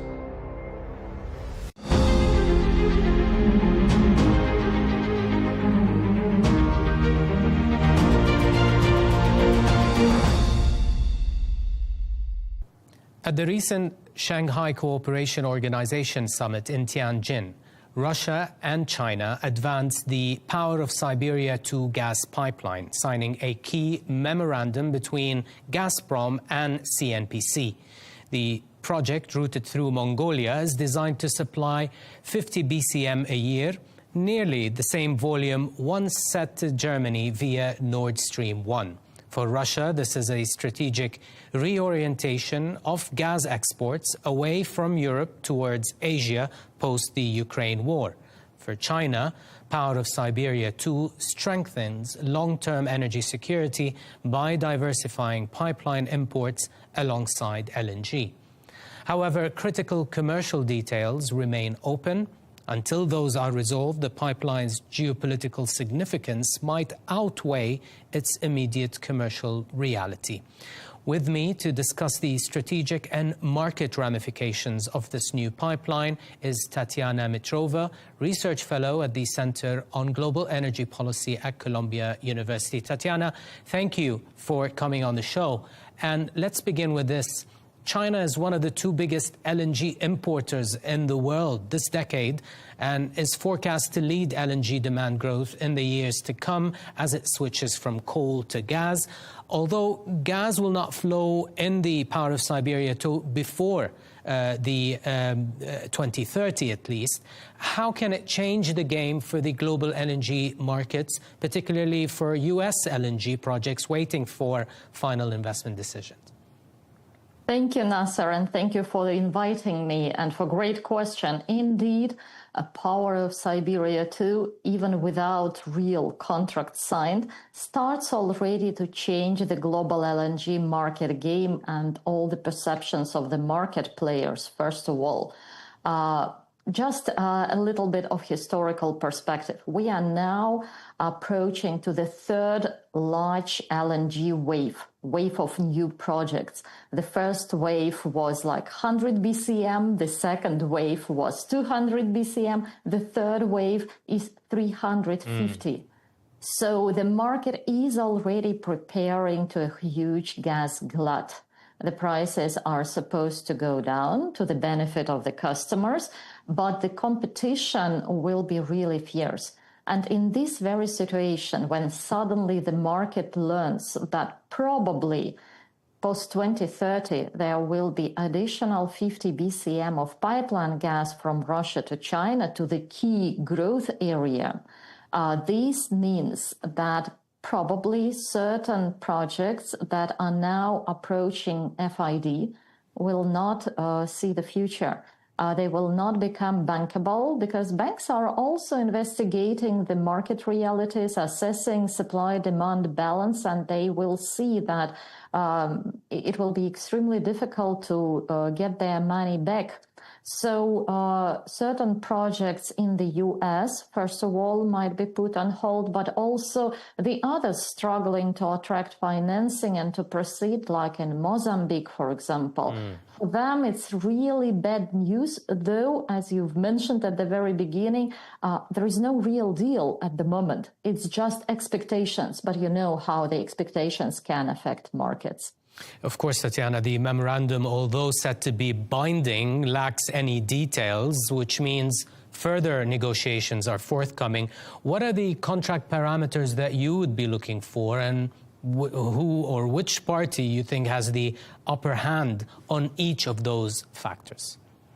Well, a short spoiler, China has. Absolutely. Obviously, everywhere. Russia desperately needs this project, first of all, for the geopolitical reasons, but also to somehow monetize gas, which became stranded after real termination of relationship with the European countries. So this memorandum, it has the volume, 50 BCM, as you've mentioned. It has the route fixed via Mongolia, and Mongolia has confirmed and is really interested in proceeding with this project. What is missing is, first of all, price, the key parameter. And here, as far as I can see from all the rumors and leakages, it's always very confidential issue. But the key bargaining is between the price, this is price similar to Power of Siberia 1. This is a request from Gazprom. It is oil-linked, but it is actually at the moment the cheapest imported gas that China has. So it is already several times cheaper than the price Gazprom had in Europe. But China is requesting even lower price for the second pipeline. They are actually talking about the price equal to the Russian domestic gas tariff for the industrial consumers, which is about $120 per 1,000 cubic meters. It's like $1.5 per MMBtu. It is extremely low. So somewhere in this range, they will find a balance. The second key parameter is take-or-pay volume. So the volume that a customer is obliged to pay for, whether takes it or not. In normal contracts, in most standard, it's about 80-85%. In this case, China is insisting on just 50% take-or-pay level, which is extremely low, and which means that China would be able to offtake just 25 BCM out of this 50 BCM capacity and keep the rest as an emergency insurance in case if it needs additional gas. But it also means that the period of payback for Russia is becoming much longer. When you cannot predict the load, it's really quite challenging. The third issue is financing. Who will pay for the pipeline construction? Obviously, China will finance the segment on its own territory, but who will pay for the Russian segment? For Power of Siberia 1 and for another pipeline to China from Russia, which is called Far Eastern Route, it is Gazprom, which is paying everything. China refused in 2014 to provide any loans or any advanced payment for this construction. For Power of Siberia 2, there was an indication from Alexei Miller, CEO of Gazprom, that they are discussing these financing issues. What will be the result? I do not know, but it is really important for the project economics, at least for the Russian side. And fourth, last but not least, of course, it's timing. When exactly they are planning to start? Russia was ready back in 2023. They've prepared already all the project documentation, all the permits, everything. But China, as you see, is not in a hurry. It's like postponing the project. And probably, though we are discussing early 2030s, it can go further to the right. It can be postponed for another 5 years, as it happened with Power of Siberia 1, which took 10 years for China to make a final decision and to really start the project. So these four key uncertainties, which means that there is a lot of further tough negotiations forthcoming. Surely. But how can the Power of Siberia 2, Tatiana, make China a bigger swing player in the global gas markets once that pipeline gets built and gas starts to flow? Excellent question, and it refers to this take-or-pay condition which I've mentioned. So if China will succeed to obtain 50% take-or-pay level, then it means that it will have 25 BCM of flexible capacity. That's a lot. And even without vast underground storages, China will be able to play in the market. It will have this arbitrage between pipeline gas from Russia and LNG all over the world. And if you add to that the fact that during the past few years, Chinese companies have built incredibly efficient trading capacities, both in oil and in gas, that means that they will be able actually to, well, manipulate the market. Yeah, they will have this flexibility. They will be able either to resell LNG cargoes that they do not need, as it was happening back in 2022, or when this undemanded LNG was going to Europe and actually saved Europe from a real gas collapse after Russian gas flows stopped. Or it is happening right now. Yeah, this LNG goes to Europe, the one that China doesn't need, because actually, though, at the very beginning, you've mentioned that China is the biggest and fastest growing LNG consumer in the world. The last year wasn't really good enough. So Chinese LNG imports actually went down. So there are also some concerns about future China's gas demand. And if Chinese buyers are negotiating now with any LNG producer, what they say is, we will have, let's say, $1.5, $2 per MMBtu for Russian gas. So what can you propose us? What is your value proposition in this case? Yeah, so it's a lot of bargaining Gives them a lot of power. leverage, indeed. Exactly. Tatiana, let's move from the market implications to the strategic implications. Strategically, vis-a-vis the United States, what does POS2 mean from Russia's standpoint, especially after the overtures from Trump and the Alaska summit between Trump and Putin?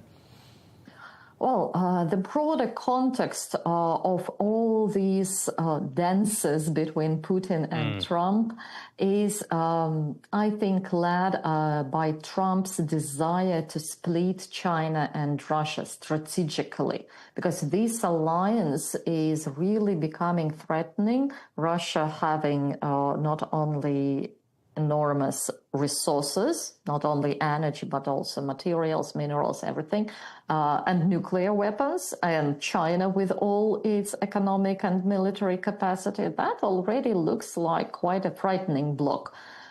So agreeing to give some concessions via Ukraine, sanctions, Trump seemed to be hoping to actually attract Putin to the other side. And their Alaska summit, when they've mentioned different Arctic economic cooperation projects and all this stuff, it looked like a signal that probably Putin is turning to the US. But 10 days later, with all these Shanghai Cooperation Organization summit rhetorics, with the military parade, which Putin also attended, and with Power of Siberia 2 memorandum, for me it looks like a clear signal that Putin has chosen China's side at the moment. Maybe he is waiting for additional concessions from the US. Maybe it is like the final word. We will see. But for China, which was very slow to confirm this memorandum, by the way, on the official level, while Russia immediately started to celebrate, China was not actually confirming for a period. So China definitely leaves some window for further negotiations, both with Russia and with the US. So it's this big trilateral geopolitical game ongoing. Okay, so despite, Tatiana, China having the upper hand on the POS2 negotiations, isn't it safe to say that China also does need Russian gas, given that the US LNG is stuck in that trade war currently taking shape between Washington, D.C. and Beijing. Also, Qatar LNG is susceptible to the Hormuz closures in any future wars on Iran.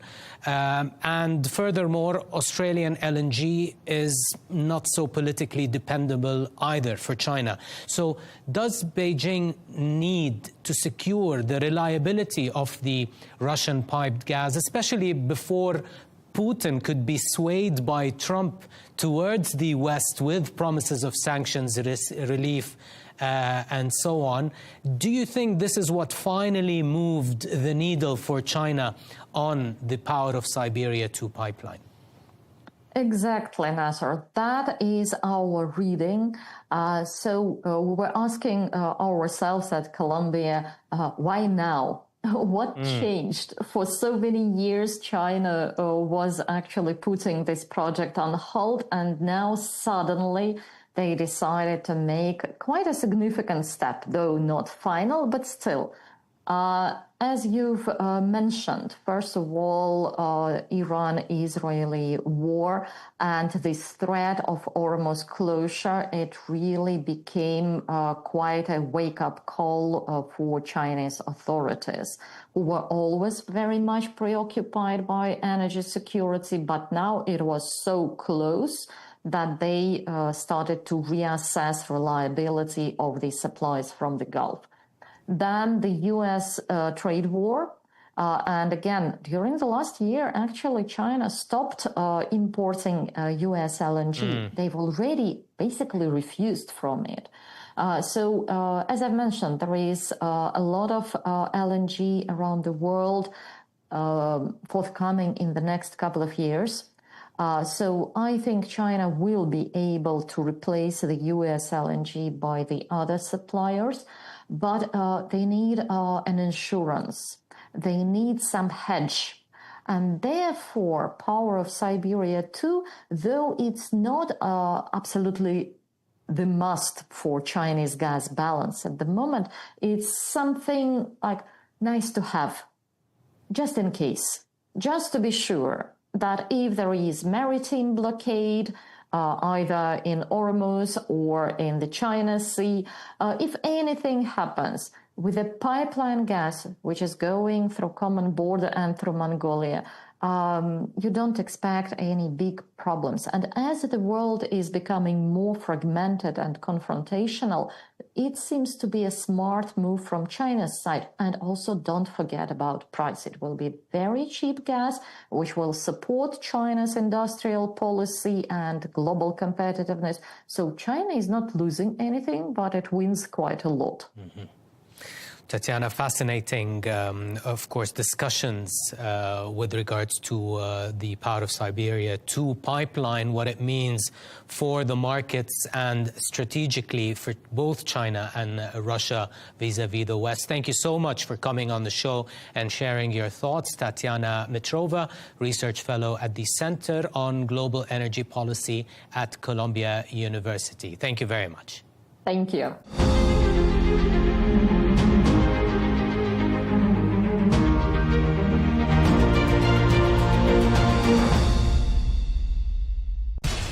We have to take care of our people, and we're going to take care of our people first. For in-depth analysis and all the latest developments across the globe, make sure you join us every weekday. President Trump is trying to negotiate a ceasefire. With so much happening, so much information, and so much noise, international law will have no part in his administration. It can be hard to keep track. Tariffs will just fuel inflation. We're going to fight these tariffs. But you can count on us to tell you what you need to know. We stand by your side. Join me, Tom Burges Watson, for Global News Today, right here on Al Arabiya News.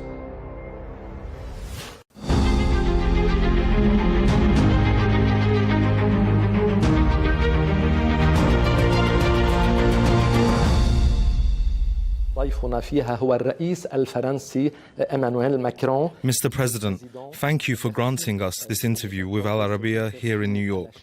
Let's begin with the recognition of the State of Palestine, a historic step that was prepared over a very long time in full coordination with the Kingdom of Saudi Arabia. Despite all the criticism, all the pressure, all the threats, France has remained, as you said yesterday at the United Nations, faithful to its historic commitment to the Middle East. Beyond the impact of the announcement itself, what could be the next step to make this symbolic announcement a concrete reality? Écoutez, la décision que nous avons prise, c'est en effet celle de... Thank you very much. The decision we have taken is indeed to launch an initiative with the Kingdom of Saudi Arabia, in line with the mandate given to us by the United Nations, to build a plan that allows the Palestinian people and the Israeli people to live in peace and security.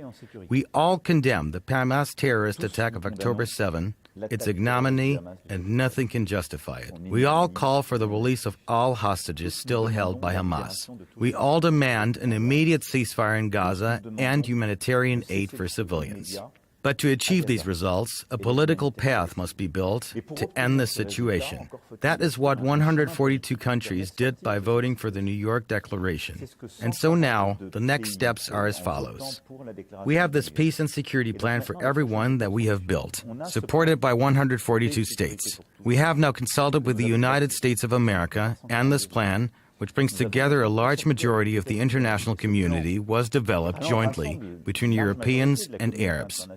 We want to commit as much as possible. Yesterday, I had a long discussion with President Trump, and our team spoke extensively so that, following the meetings he held yesterday and all this work, we can now move forward with an initiative that could help free the hostages and stop the fighting.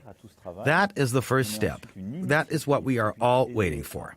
And I hope it will happen in the coming hours, in the next few days, to free all the hostages, to stop the fighting in Gaza, and provide aid to the civilian population.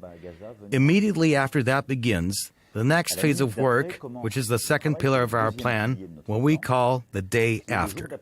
And here, what we are proposing is a traditional administration in Gaza that will include members of the Palestinian Authority, with a process validated by the Israelis, to continue the work of training security forces and police who will be deployed in Gaza, work that many of us are already carrying out alongside the Palestinian Authority today.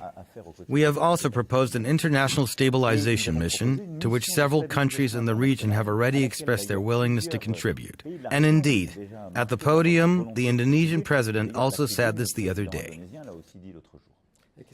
And which will be mandated by the United Nations. And which will be mandated by the United Nations. And it is in this context that we will organize the demilitarization and demobilization of Hamas. This is the only way to put an end to Hamas and its activities in Gaza. That means a ceasefire, the release of hostages, the resumption of humanitarian operations, and ultimately the monopoly of arms held by its legitimate administration and the forces serving it. Then comes the demilitarization and dismantling of Hamas. And then the third stage, which is territorial negotiations to build this demilitarized state of Palestine that will recognize Israel. And at the moment when Israel recognizes the state of Palestine, we have secured the commitment of several states, which today do not recognize Israel, that they will do so. This shows that this plan offers Israelis a new, unprecedented prospect for peace. The day Israel recognizes the state of Palestine, in the sequence I just described, Saudi Arabia will recognize Israel. Indonesia will recognize Israel. President Prabowo said this very strongly at the podium. And so, this is the path that we are setting out. It is full of obstacles, we know that, but this is the order in which it must be followed. And now, it is about stopping the fighting and freeing the hostages in the coming days. The priority of priorities. Very well. Your announcement recognizing the state of Palestine has been criticized by the United States. President Trump even echoed the words of the Israeli Prime Minister, saying that it would be a reward for Hamas. How do you respond to that? I had the opportunity to raise this yesterday with President Trump and to explain above all where our points of convergence and agreement lie, rather than insisting on the disagreements. But I think the exact opposite. First of all, Hamas has never wanted two states. Never. Hamas wants the destruction of Israel. That is what makes it a terrorist group. If we are weak or cynical enough to think that the two-state solution has become impossible simply because Hamas claims it as its project, then we are making a terrible mistake. So what we are doing is not what Hamas is asking for. The second point is that total war to eradicate Hamas does not work. It works to take down Hamas's leadership, its decision makers, and the Israeli army has succeeded at doing that. But today, there are as many Hamas fighters as there were on October 7. So we must be clear-eyed. After civilians killed, after soldiers wounded and killed, it still doesn't work. Therefore, you can clearly see that the only way to eradicate Hamas is through a political path that consists of isolating and weakening it. That is exactly what the Franco-Saudi initiative allows us to do. First, because we have remobilized the Palestinian Authority, which for the first time in its letter of last June in response to ours, condemned the October 7 attacks, calling them terrorist attacks. And this is tied to the will to dismantle Hamas. Second, because for the first time in the New York Declaration, among the 142 states supporting it, you have both the Arab League and the OIC. So all these states have agreed on the dismantling and demilitarization, the disarmament of Hamas. This means that all the states in the region have agreed to work together on this project. It is best, the only strategy to isolate Hamas and put an end to its harmful actions, which are the root cause of everything we are experiencing.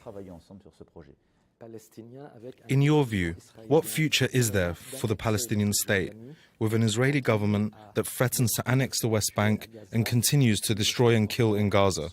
Since October 7th, 67,000 people have been killed and 154,000 others injured.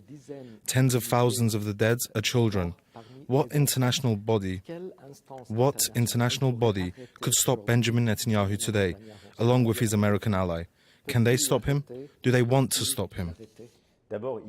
First, we must explain, demonstrate, and put forward proposals, as we are doing now, to the Israeli authorities and to public opinion. Next, the plan we have drawn up shows that Israel is not left alone. And I believe there is something profoundly false in what Prime Minister Netanyahu sometimes says, that Israel is all alone in the face of adversity, surrounded by hostile neighbors, and therefore has no choice but to resort to war to protect itself. False, false, false. There are 142 states, including all the neighbors, saying, we want peace. We want an Israel living in peace alongside a Palestine. And for those who do not yet recognize you, they will. We are here. There is a path. Therefore, the Israeli government must stop this deadly headlong rush because it is not the best way to protect itself or its children. The best way is to have restored credibility, which it has done, but also to build peace through political and diplomatic means. And the third point is to convince the Americans to commit to this plan. This is the phase we are in now. In the coming hours, President Trump will propose a peace plan. It is the product of all these discussions, these initiatives, and of what the Americans are contributing to the dialogue, after also meeting yesterday with all the states in the region. I believe the President's ambition will be to present it to the Israeli government, to also submit it to Hamas, and to move things forward. And I have confidence. I truly believe in this collective capacity to exert pressure today. No one should accept the annexation of the West Bank. No one. It has nothing to do with October 7, nothing to do with Hamas. It is the signature of a colonial project. That is why it is unacceptable. And today, we must all work to end the fighting in Gaza because it is a humanitarian duty. A duty, I would say, of sheer humanity. We must return to this path of demanding diplomacy. And I hope, I believe, I trust that the United States of America will carry this forward in order to also implement a peace plan that has been built in close coordination with the Franco-Saudi initiative. One last question on this matter, a double one. In recent weeks, tensions have escalated with the Israeli government considering closing the French consulate in Jerusalem. What would your reaction be if this government carried out its threat? And another question on this issue. Why is it that today European countries are unable to impose sanctions on Israel? Is it the absence of consensus? First, I hope and I want to believe that Prime Minister Netanyahu will not make such a mistake. Let me repeat, as of today, 11 states, and not insignificant ones, have recognized Palestine, and many others have followed. Why should France be singled out? Next, I believe that the role of our consulate, the historic role of France as a friend of Israel, and also as a friend of pluralism and universalism in the region, is integral to its identity. Such a decision would be another step in denying what Israel itself represents. So I don't want to believe it will happen, and I don't want to engage in hypothetical politics on this point. As for Europe, you are right to say there is not yet consensus on sanctions or responses. But I want us to focus our energy in the coming hours and days on achieving a ceasefire, freeing the hostages, and returning to reason and peace. France is proposing a path to peace, and it is doing so out of friendship for both the Israeli and Palestinian peoples. And I think that requires listening, high standards, and perhaps disagreements we can share, but certainly not reprisals or the continuation of fighting. If the fighting continues, and if Israel's response escalates, then Europeans will have to discuss and react. But I do not want to get caught up in that logic. Very well. You have emphasized the importance of a full Israeli withdrawal from southern Lebanon and the end of all violations of Lebanese sovereignty.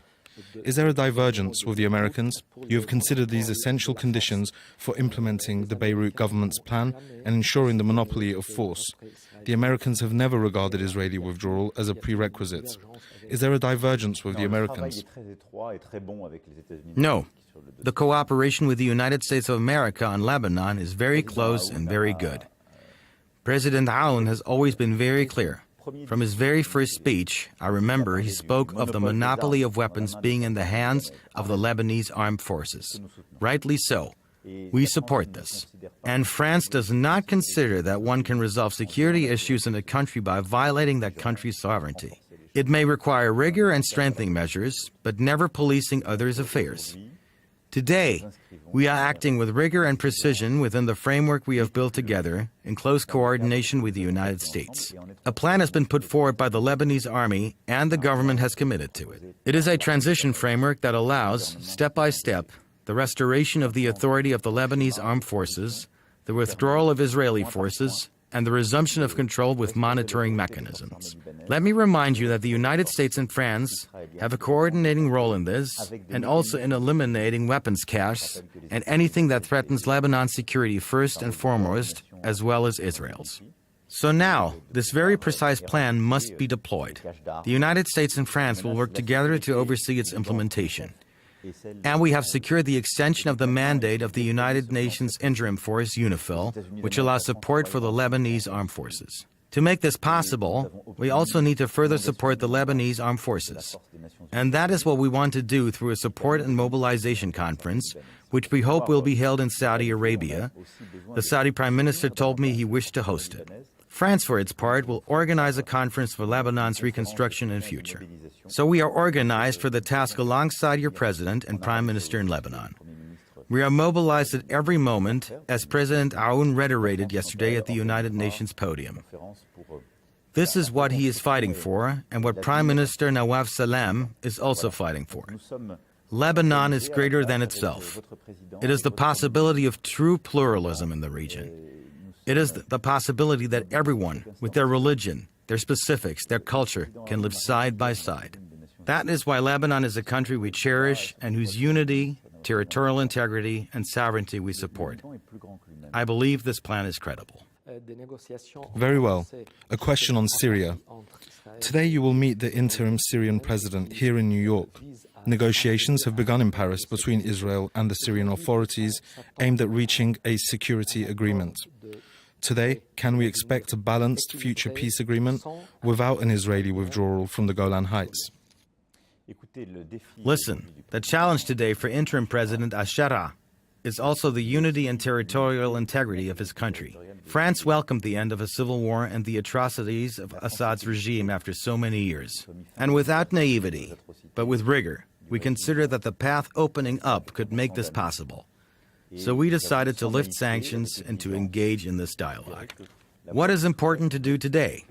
First, that he reach an agreement to restore full sovereignty.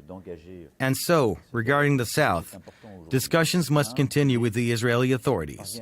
We are hopeful that they may lead to an agreement to stabilize the situation and security. Second, He must finalize negotiations with the Syrian Democratic Forces. They are an important component, and here too, unity must be restored through negotiation, never by force. Third, there have been terrible moments in recent months, unacceptable violence. In the West, Alawites facing Druze. Investigations have been carried out, and we expect President Ashara to see them through, to fight against and punish, to sanction all those who committed these atrocities. Alongside this, let me say that in recent months, we have also seen a Syria that has re-engaged in the fight against Islamist terrorism. We expect it to do even more, to work more closely with our forces in the region on this issue. But it has re-engaged clearly and has also re-engaged in the fight against Captagon, a scourge for the entire region that destroys many lives. There is a path forward. It is not simple after so many years of war. But our responsibility is to support it, to be demanding and to provide the means for success. Here too, economic prospects will be a key element to support the success. I want it because Syrians deserve it. And of course, in this context, one of France's priorities is also to make possible the return of so many refugees, which requires a political framework that protects them and an economic framework in which they can rebuild their lives. A question on Iran. Today you will meet your Iranian counterparts. The Europeans have issued an ultimatum to Iran that expires Saturday evening. For you, is a diplomatic solution with the Iranians still possible? The coming hours will tell, but under the treaty we ourselves signed, and which the Iranians also signed, in the context we face, there is a mechanism for the reimposition of massive sanctions, sometimes called the snapback, which has indeed been active since the end of August. If, in the coming hours, the Iranians do not take tangible steps to allow International Atomic Energy Agency inspectors to return to production sites, if they do not give back critical capacities providing transparency to the international community regarding their inability to pursue nuclear weapons, then, under what we signed and what the Iranians themselves signed, those sanctions must be reinstated. I always hope for discussion, but it depends above all on the seriousness of the Iranian authorities. Very well. The last question is about Russia and Ukraine. You were the first Western head of state to hold dialogue for months with the Russian president between February and September 2022. Why did that dialogue stop? And could it resume one day? And are you satisfied with the concessions made by the United States during your last visit to Washington with the Europeans? First, we continued discussions as long as negotiations could produce results. We stopped, not just France, but all European countries, when we were confronted with clear and documented war crimes in Ukraine, and when that dialogue led nowhere, since it had become clear that Russia's will was to wage a full-scale war. I later spoke again with President Putin a few months ago, precisely on the Iranian nuclear issue, and we also revisited the Ukrainian issue. I hope that the coming weeks and months will allow us to resume discussions. That would mean that Russia has chosen to return to the negotiating table. As for the United States, I think the President understood that this issue could not be resolved so quickly. He saw the seriousness of the Europeans and their commitment, and beyond Europe, the coalition of willing nations we built, ready to take responsibility and provide security guarantees to Ukraine. He also saw the heroism of the Ukrainians, their army, and their capacity to resist. In this context, I believe the American president is closer to Ukraine and to the Europeans than he has ever been. I hope this increases pressure on Russia and pushes it to stop fighting, return to negotiations, and build a possible future for them and for all of us. That, I believe, is the direction of history. To conclude, how would you describe your bilateral relations with Saudi Arabia? It is a country with which you cooperate on a large number of international and regional issues. They are friendly and built on trust. You are right to say that we have a strong bilateral relationship that spans from economic matters to culture, including defense. A few months ago, I had the opportunity to make a long state visit to the Prime Minister and several ministers, and I was able to measure the strength and depth of our strategic partnership and the friendship that binds us. And on several issues, we are working together. It was a Franco-Saudi initiative that made possible the New York Declaration and the mobilization of 142 countries. It is also with Saudi Arabia that we are working to support the Lebanese armed forces. And it is also with Saudi Arabia, along with several others, that we want to act on Syria. So we have a very strong relationship with many countries in the region: the United Arab Emirates, Qatar, Saudi Arabia. And we are committed to these relationships. But here I want to express the friendship and trust I have for the Kingdom of Saudi Arabia and the partnership we share both bilaterally and regionally. Thank you very much. Thank you very much. Thank you. Merci.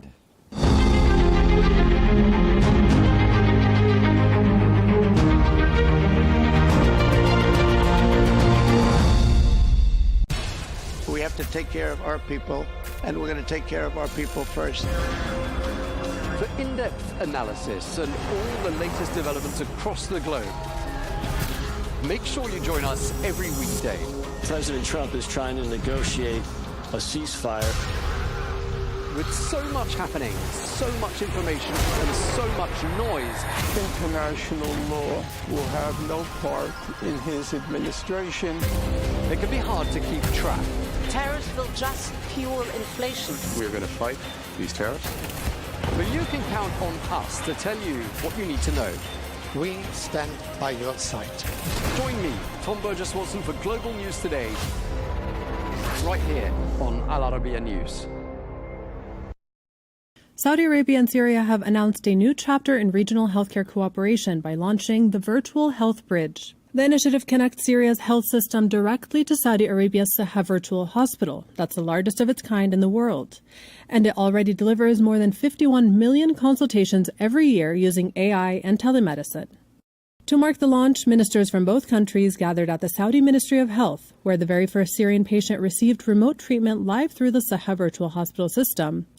And speaking to Al Arabiya English, Saudi Health Minister Fahad Abdurrahman Al-Jalajal explained that this link gives Syrian patients access to rare specialties and cutting-edge digital services, improving care in ways that weren't possible before.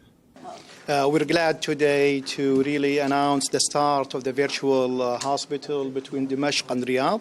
We were glad today to see between Dimashq and Riyadh multiple consultants really consulting around one case, and we're happy that the virtual hospital will extend the cooperation in multiple disciplines. I was really happy to see His Excellency and the Minister of ICT in Syria both joining forces in establishing a better services and really linking the digital link between the two hospitals. This link will open multiple consultation between workforce in Syria and workforce in Saudi around different cases. All the subspecialty in Saudi is in the hands of our health minister in Syria. Any subspecialty requested from King Faisal, King Fahad, King Abdulaziz will be available through that link. So we'll be adding more disciplines into this care, and we're extending from a single hospital currently in Dimashq to multiple hospitals, inshallah. The two sides also signed a memorandum of understanding to strengthen Syria's healthcare system. The agreement focuses on digital health, AI-driven treatment, and crisis management, aiming to make services more resilient and sustainable. Looking ahead, the minister said this partnership is only the beginning as Saudi Arabia plans to expand digital health cooperation, build technical capacity, and share expertise, with Syria now seen as a key partner in this vision for regional healthcare resilience. For now, this digital link is seen as the foundation of a long-term collaboration. Joanne Soria, Al Arabiya English.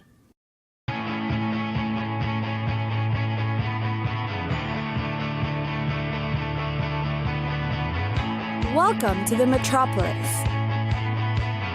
the big city. This is where tech, trends, and culture meet. Meet the people. See the sights. Walk the city streets.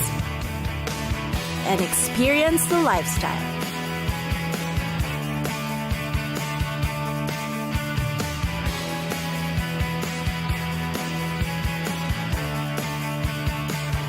This is your first-class ticket to the cities of the world.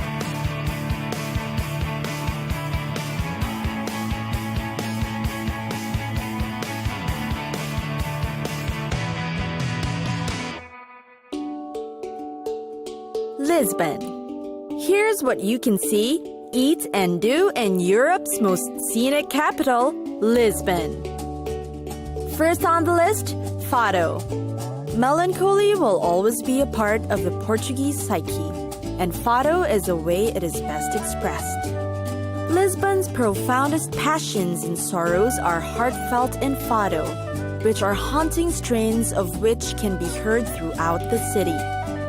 Fado music interprets saudade, an emotional and heartfelt yearning that's sung over mellow guitar tunes.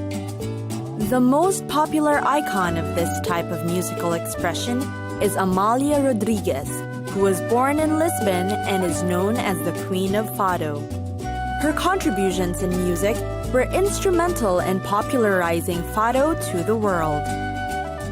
Simply dining in one of the many restaurants in Lisbon that stage live Fado performances will give you the experience you need. Next are the neighborhoods. The neighborhoods in Lisbon have very distinct personalities, each with a unique history. The oldest one is Alfama, a Moorish quarter. The maze of narrow cobbled streets and steep alleyways that surround the castle conjure up images of an Arabic Kasbah. There you will find elegant shops, historic cafes, and chic restaurants. You won't fall short of festivals to attend in Lisbon. In June, the capital celebrates St. Anthony's Festival, also known as the city's biggest and brightest street party. Thousands of locals come in colorful costumes, parading down Avenida da Liberdade in honor of their favorite saint. And then, of course, there's the Nós Alive Music Festival, which lasts for 3 days. Then there's the Superbox Super Rock concert program, which takes place in Parque das Nações. Finally, there's the food. In Lisbon, food is affordably cheap, but intensely delicious. They always serve a dish of the day, or prato do dia, and can be considered among the cheapest in Europe. Being a seafaring nation, fresh fish and seafood are of course staple in most restaurants. The cod or bacalhau is a must-try. Lisbon's Mediterranean cuisine involves Brazil, Mozambique, and other ex-colonies spice up the ethnic menu.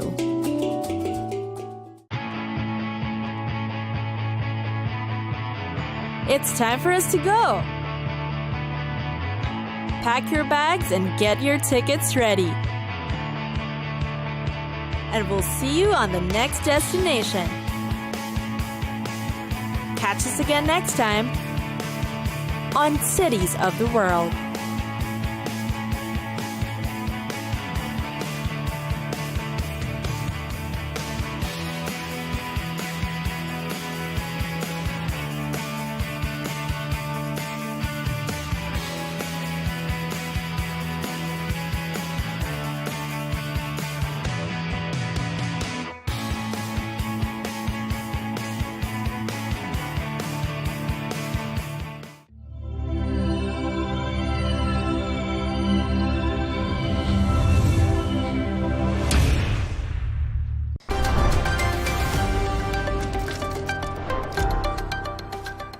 Joining us exclusively is Saudi Prince Turki Al Faisal to discuss the latest on Palestinian recognition and also the two-state solution. Your Excellency, thank you so much for your time and thank you for joining us.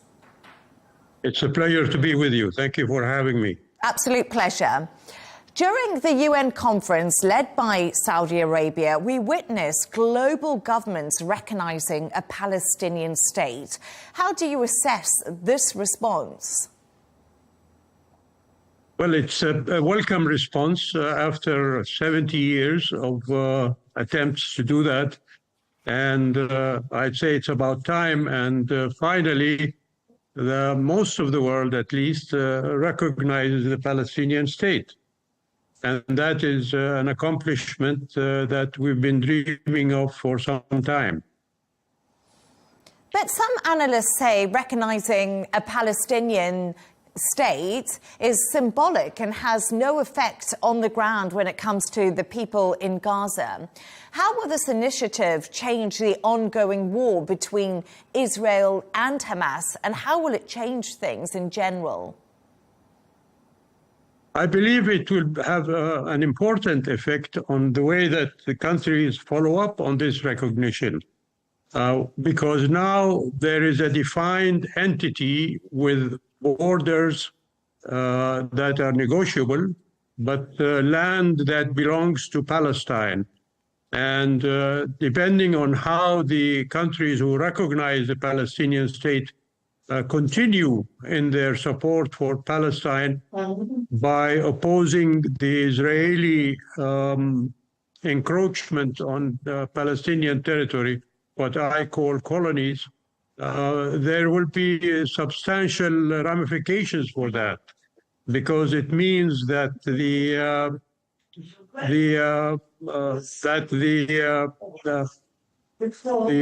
countries who recognize Palestine can take action to affect Israel's position on these policies that they pursue there. And Your Excellency, let's touch a little bit on that, because, you know, in response to the recognition of a Palestinian state by many countries, it's infuriated Israel and Benjamin Netanyahu, and he hit back. And a lot of their response, they say, is to now annex the West Bank, which is raising lots of concern.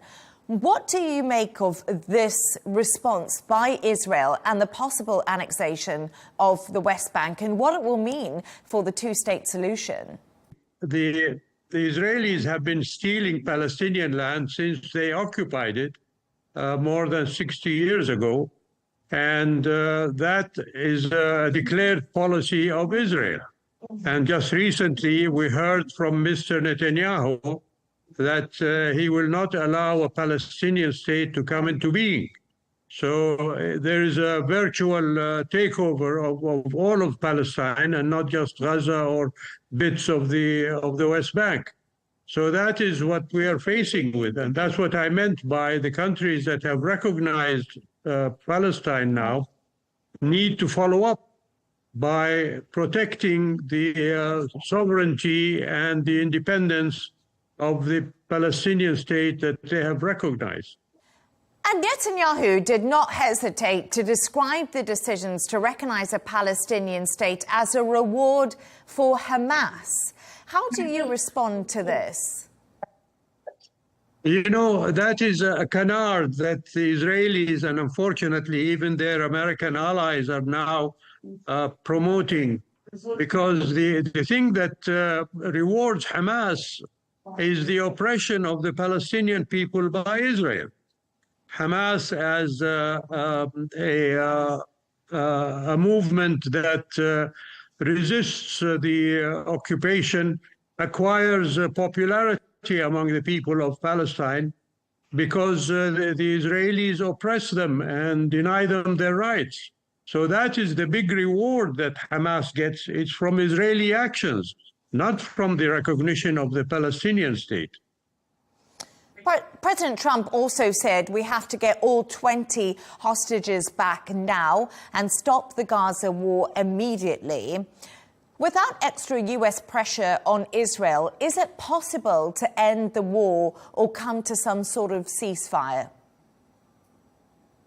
I cannot see anybody pressuring Israel other than the United States. And that is something that now the France and Saudi Arabia, who are leading this effort to get recognition of the Palestinian state by the world, they have to follow up with the United States.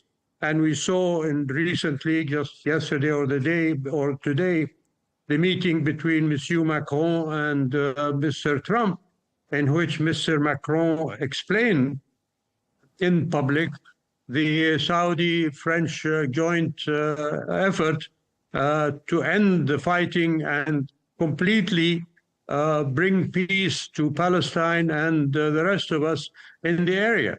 So this is the effort now for not just Saudi Arabia and France, but all these countries that have recognized Palestine as a state. So do you think Donald Trump is the only man who has the capability to pressure Israel and stop them when it comes to the occupation of Gaza City and the bombardment and the annexation of the West Bank? Absolutely. He is the one I hear from newspaper accounts and from media experts, even Israeli media experts. They say that Mr. Trump is more popular in Israel than Mr. Netanyahu. So he is the only one, I think, who can put the pressure and the squeeze on Israel to make it stop its genocidal war on the Palestinians. And we have seen a near consensus, actually, regarding Hamas, especially among Western countries that have recognized the state of Palestine, where there appears to be a conditionality that Hamas has no future within any Palestinian state. How do you view this? Well, that is something that was dealt with by the Saudi-French communique that came out about recognizing the Palestinian state and going forward to a peaceful settlement between Palestine and Israel. The wording of that statement takes into account that Hamas must give up its weaponry and arms and basically remove itself from the political equation. I think that can be done if Hamas is agreeable to it, through their joining the PLO. As you know, Hamas has been keeping its, it wants its cake and wants to eat it too.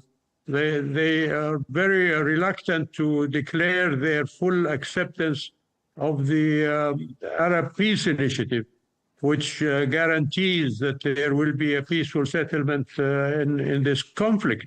So that is what has to be done now if the Hamas recognizes that the Palestinian state must come into being.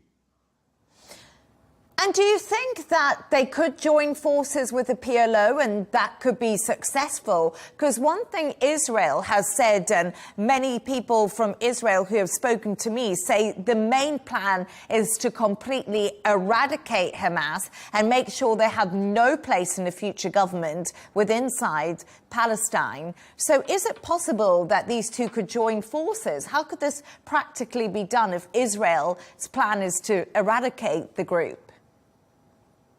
Well, they've been trying to eradicate Hamas now for 2.5 years and haven't been successful in that. I don't see how they can have the ambition that they can eradicate Hamas. And so it is for them to negotiate with the PLO and the Palestinian Authority on how the parameters and the conditions of the new state are to be. If Hamas is going to be fully integrated into the PLO and become committed to the same conditions that the PLO has accepted, that is one way that Hamas will remove itself as an independent entity from Palestinian political life. That is one way of achieving the result of removing Hamas as an obstacle to a peaceful settlement between Israel and Palestine. Your Excellency, I want to talk a little bit about negotiations that were going on in Qatar, of course, which included Hamas and Israel as they were trying to work towards some sort of agreement. And we did see Israel launch bombs in Doha at the delegation. How serious was this, and how can negotiations resume after Israel did launch these strikes on Doha? This is the how can I put it? This is the exposure of Israel for what it is, a treacherous and an unreliable potential partner for peace in the area. They negotiate and let the Qataris negotiate a settlement for the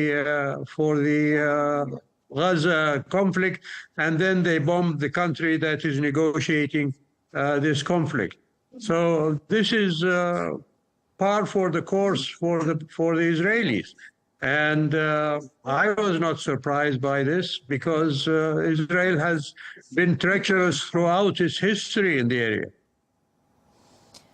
Do you think that Israel is becoming more of a concern to its neighbors and Arab countries in this region? I think it is becoming more of a concern to the Jewish community in the world. You've seen that in the demonstrations that take place, the public demonstrations that take place throughout the world, that Jewish people are joining in those demonstrations to oppose Israel's actions against the Palestinians. And many Jewish rabbis and important people have declared their opposition to the Netanyahu government conduct vis-à-vis the Palestinian people. So this is not just a danger to us, but even Jewish people consider it to be a danger to them. And if I can just bring you back to what the plan is the day after Israel's offensive into Gaza City ends, and also the continuous bombardment of Gaza that we have seen. We haven't heard much of what happens once this is over and how the Palestinian people get their lives back to normal and their future. Do you have any idea of how that looks? I am not privy to the talks that took place between the French and the Saudi partners in this effort to end the war and bring peace to the area. I'm sure they have in their plans definitive ideas about the day after. And if we just review the statement that came out a month ago, I think it was, or nearly that, about their idea of what peace means in the Middle East, particularly towards the Palestinians, we can see that they have a plan already to install. I think there is supposed to be some sort of council that takes over in Gaza, and the removal of the weaponry, as I mentioned, from Hamas, and then the integration of that Gaza area into the Palestinian Authority, etc. So these are things that I think the French and the Saudis have been working on, and I'm not privy to them. And do you have any idea who would finance the rebuilding of Gaza? That's been a big question. Where would the financial input come from?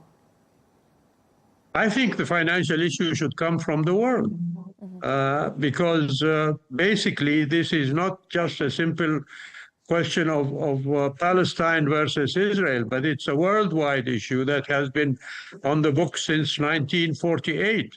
And the voting of the big countries in 1948 that created Israel should be responsible for financing the so-called day after and what goes on from there. And also, I was just wondering, you know, the UN Commission said that there is a genocide happening within Gaza City. Yes. And I wonder what your thoughts are on that, because Israel said there's no genocide happening, the UN is biased. Do you believe that there is a genocide? Absolutely.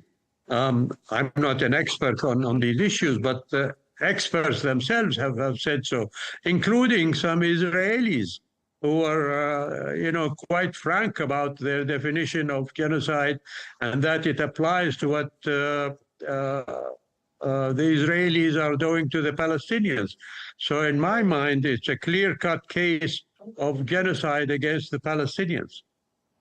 But why isn't the UN doing enough to open these aid corridors to get food to the people of Gaza? This has been a big question. And yesterday we did see Donald Trump criticize the UN and say they actually don't do much. They just have talks, but nothing actually happens. Do you think the UN has been effective in helping these people and reach the people who really need it? Or what more needs to be done? If we remove the veto of the United States from these considerations, the United Nations can do its job. Unfortunately, it's the US veto that stymies the actions of the United Nations, not just in Palestine, but in other places as well. And we see that also Russia has used the veto power vis-a-vis Ukraine, etc. So the veto is the stumbling block that prevents the UN from doing its job. Perhaps the most notable thing that we are currently observing at the moment is that the Saudi initiative for a two-state solution has gained significant momentum, especially among Western countries. How will the kingdom build on this momentum and make sure that diplomacy wins the day? Well, I'm sure that the leadership in the kingdom, King Salman and Crown Prince Mohammed bin Salman, have in mind what to follow up with on the Arab peace initiative that the late King Abdullah presented to the world nearly 23 years ago. And it's been an effort that has been left on the table since that time because the Israelis have not accepted it. Had they accepted it when it was first presented, we would not be in this place now. And let's just talk a little bit about the Abraham Accords, because Donald Trump did get many countries to do normalization ties with Israel during his first term. And Donald Trump was really praised for the Abraham Accords and the normalization of ties between some Arab nations and Israel. What's the future of the Abraham Accords? Well, you know, the kingdom is not party to the so-called Abraham Accords. And in the past, I have made public statements that my view is that so-called Abraham Accords do not deserve that name, actually, because Saudi Arabia is not yet part of them. The Prophet Abraham, sallallahu alayhi wa sallam, he actually came to Mecca, as you know, in his pursuit of the service to God and the establishment of the Holy Kaaba. And unless the kingdom becomes party to any future agreement that envisions the establishment of a Palestinian state and the right of self-determination for the Palestinian people and the capital in East Jerusalem, I don't consider them to be Abrahamic. Some people may disagree with me, but that is my view. And Your Excellency, just before I let you go, what would you like the future of Palestine to look like for the people who are there? And how do you hope a resolution is reached? That is something I think all of us hope for, peace. You know, my late father had a wish to conduct a trip to Jerusalem before he died. Unfortunately, his death preceded that event. But I have publicly said that I hope before I die that I'll be able to visit the mosque in Jerusalem. It will be a crowning achievement for humanity to finally put this conflict to end, and the Palestinian people to get their full rights as was envisioned in the initial UN resolution back in 1948. This is a desire that I wish, and I hope everybody will be of equal demand for that desire. Prince Turki Al Faisal, yes, we all hope for peace. And I want to say thank you so much for your time and thank you for joining me. Thank you. Pleasure.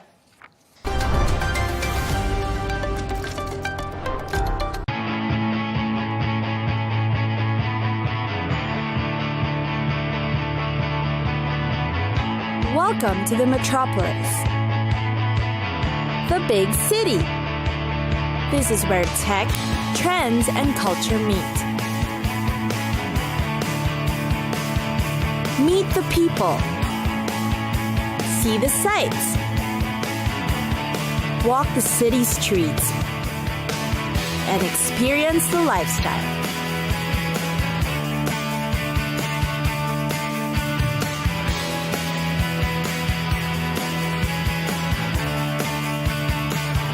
This is your first-class ticket to the cities of the world.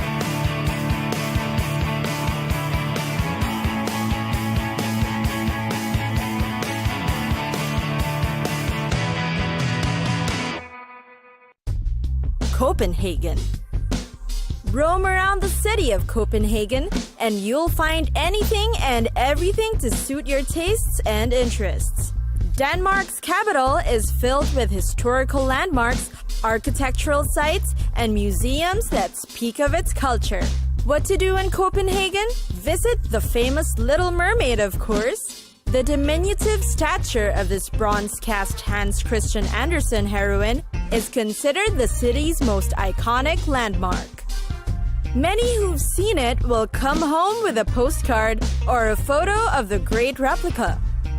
Then, of course, you should sample its best and most iconic dishes. The Danish, or also known as the New Nordic Kitchen, is in fact known as among the world's best. It offers a modern take on the traditional Danish cuisine that uses seasonal local produce that's organic and climate-friendly. It's highly recommended that you visit one of its best kitchens and gourmet markets for an authentic culinary experience. Meanwhile, for entertainment, Copenhagen is highly praised for its jazz music. It has also become a means to express voices on certain issues such as racial tolerance and free thought. American jazz musicians have actually made the city their home since the 1960s. Since then, it has become one of the characteristics Copenhagen is known for. It's got top-notch jazz clubs, open-air concerts, events, and international jazz festivals are held here on a regular basis. Another landmark that reflects the city's culture and history is Christiania. The autonomous free town Christiania was founded in 1971. It is the site of an abandoned military camp that has continued its existence for over 4 decades. As an effect, the city of Copenhagen has come to be known as the liberal and free-thinking capital. A visit to the city will definitely teach you some of the remarkable stories of its history. Not to be missed are the canals, of course. 1. There are the painted houses on the canal side. Make sure to visit Nyhavn, a former sailor's haunt transformed into a lovely summertime tourist trap. Then there's also Gamel Strand, where a street market adds a lively air during the summer. And finally, Christianshavn, which is filled with canals. It has earned the nickname of Little Amsterdam.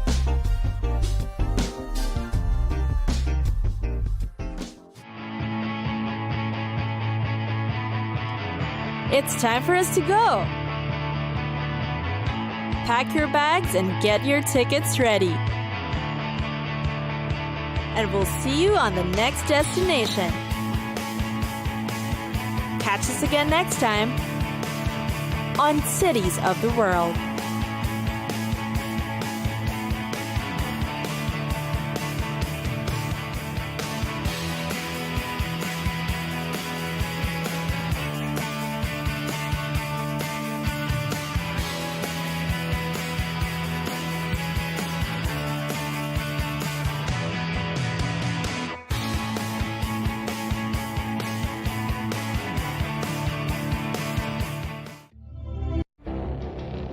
It feels like decades are passing by in a matter of weeks.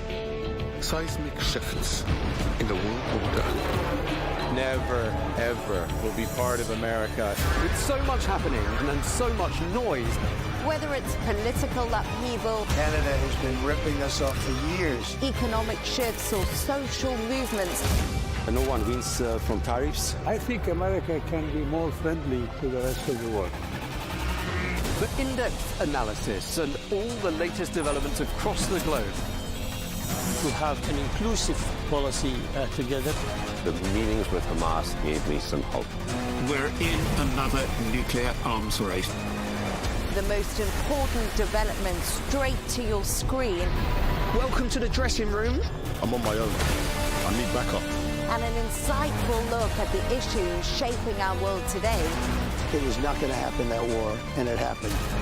Join us on Arabiya News, where the world talks.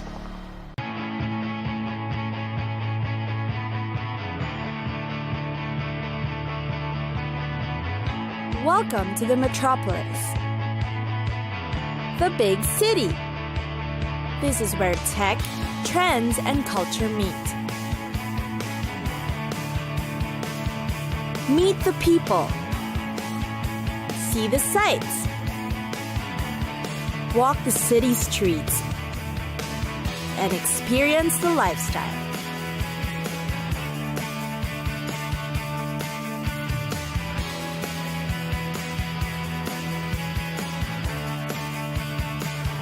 This is your first-class ticket to the cities of the world.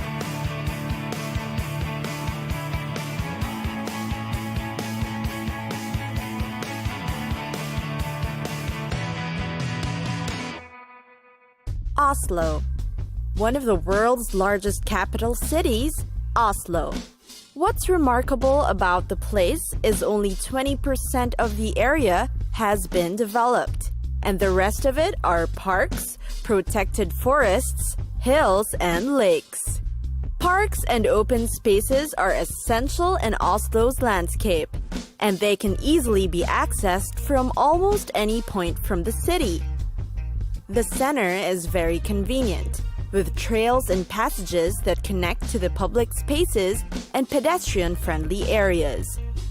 Just the same, amid its natural attractions, Oslo likewise boasts a rich cultural scene you should see. Among its famous landmarks are the sculptures of Gustav Vigeland. You can stroll through the town center to witness many of its historical structures. One of the popular attractions is the 1,000-year-old Viking ship. Get to know the Norwegian capital better by walking through the old neighborhoods in the Oslo Fjord. The districts are near the famous landmarks, such as the National Opera and Ballet Building, a testament to their rich culture. Then, of course, there's the popular Akershus Fortress. It offers great views of the harbors. Nearby, there is the Museum of the Norwegian Resistance, and a chapel which houses the remains of the original medieval castle. You'll also see the weapons of the armed forces and find out about their defense groups. There's the center of government and administration, the City Hall and Parliament. The City Hall is one of Oslo's greatest landmarks. It is enormously huge, with an imposing square building that's built of concrete faced with brick. One of the towers has the 38 bells that you can hear all the way to the harbor area. The hall is filled with sculptures and relics, and the interiors are magnificent too. It was built and designed by the most famous Norwegian artists. Parks and open spaces are the pride of Oslo, and one of the famous ones is the celebrated Vigeland Sculpture Park. You'll be amazed at its lush green grounds that are decorated with figures of bronze, granite, and forged iron. These figures represent human emotions, from happiness to despair. A trip to the Big Døy Peninsula is also great for its historical background and fantastic scenery. You'll definitely marvel at how these were made in the eras back then.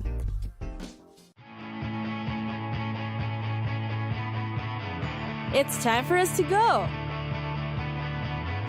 Pack your bags and get your tickets ready. And we'll see you on the next destination. Catch us again next time on Cities of the World.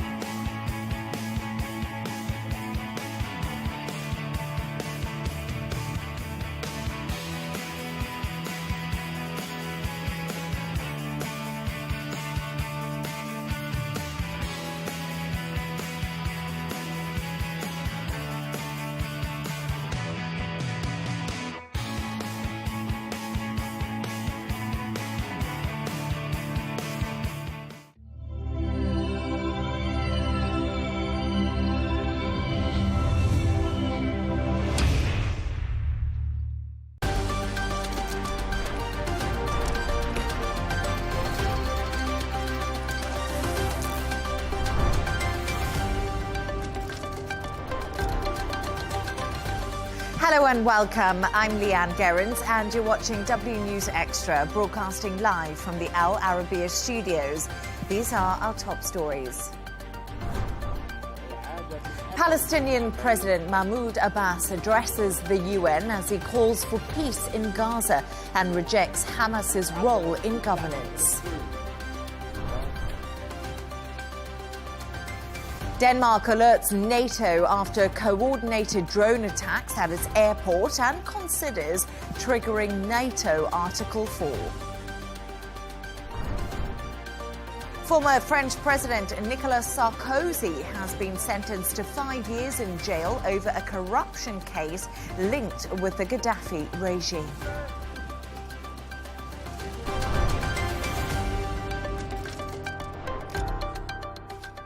Now, Palestinian President Mahmoud Abbas has addressed the UN General Assembly virtually after being blocked from entering the US.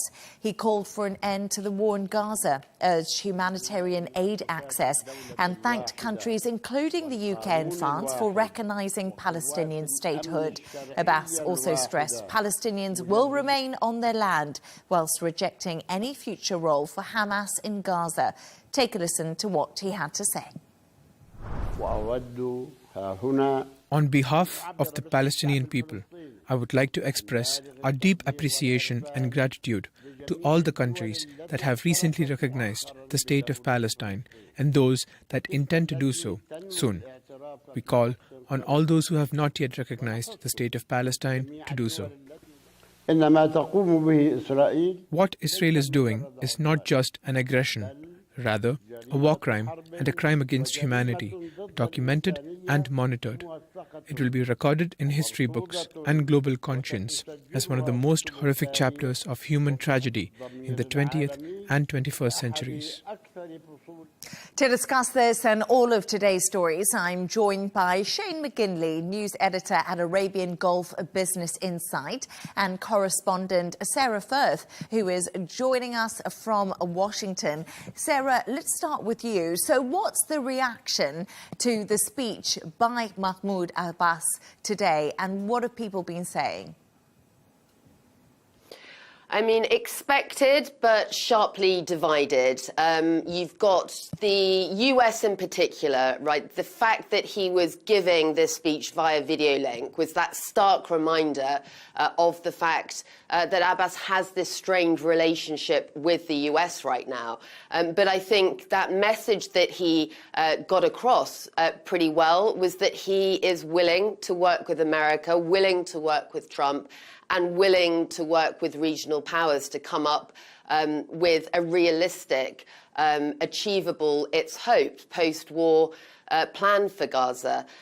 They were really strong words. I think, Leanne, it was the moment of the UNGA so far, listening to him deliver that address, and it sort of had that dual purpose. He was appealing to the international community to act where they failed to in the past to stop the bloodshed, appealing to their conscience and humanity, and at the same time a warning to Hamas and to Israel that the Palestinian Authority would be looking to take back control. Now, understandably, you have had Israel react furiously to this, saying that they've been deceived before, the Foreign Ministry pushing back on his statement, and you've also had Hamas calling his remarks deeply regrettable. So you've had that pushback there, but I think it was a very striking moment, right, that he's speaking to the heart of the organisation and those gathered there, political leaders from around the world, and the UN established to be preventing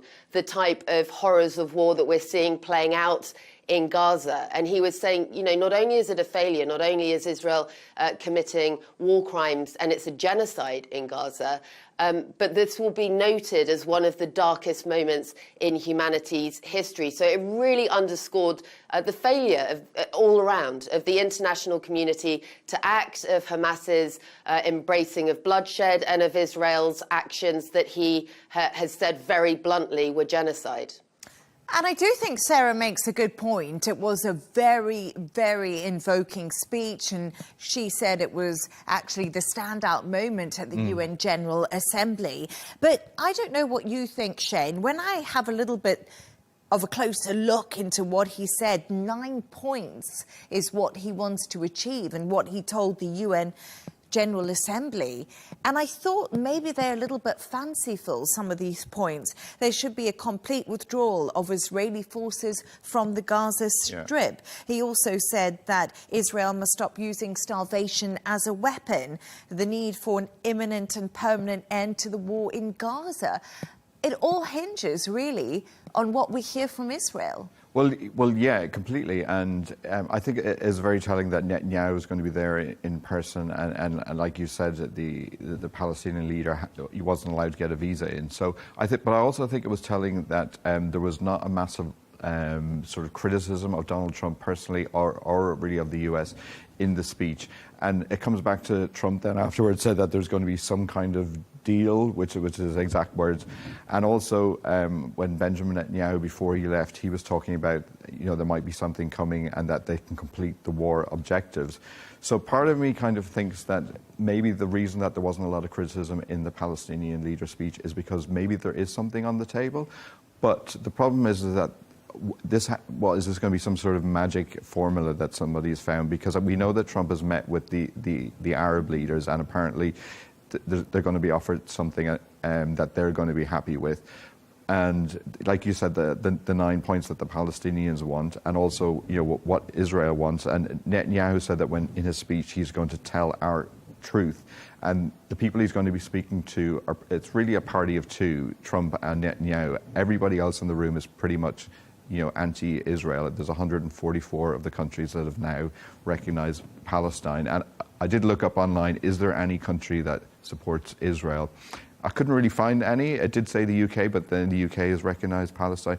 So I think Netanyahu, really, this is going to be the speech that could be, you know, the turning point, because he has to sort of outline, is there a deal coming? And I think the reason that his speech will be so important, that if he's quite cordial and doesn't come out sort of warmongering, then I think that will be a strong indication that there is in fact a potential deal on the table.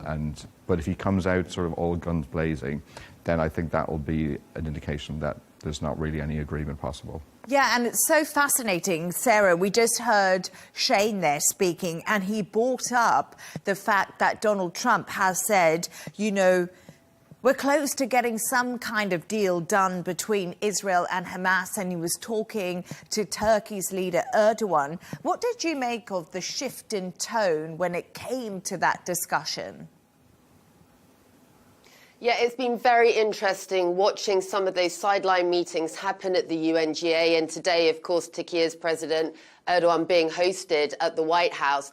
Very warm words and body language exchanged between the two. And it seems like the shift of tone to a more positive prospect of some kind of plan that it seems certainly the Muslim majority countries on board with. President Erdogan has been very, very outspoken about Israel's actions in Gaza, about protecting the Palestinian people.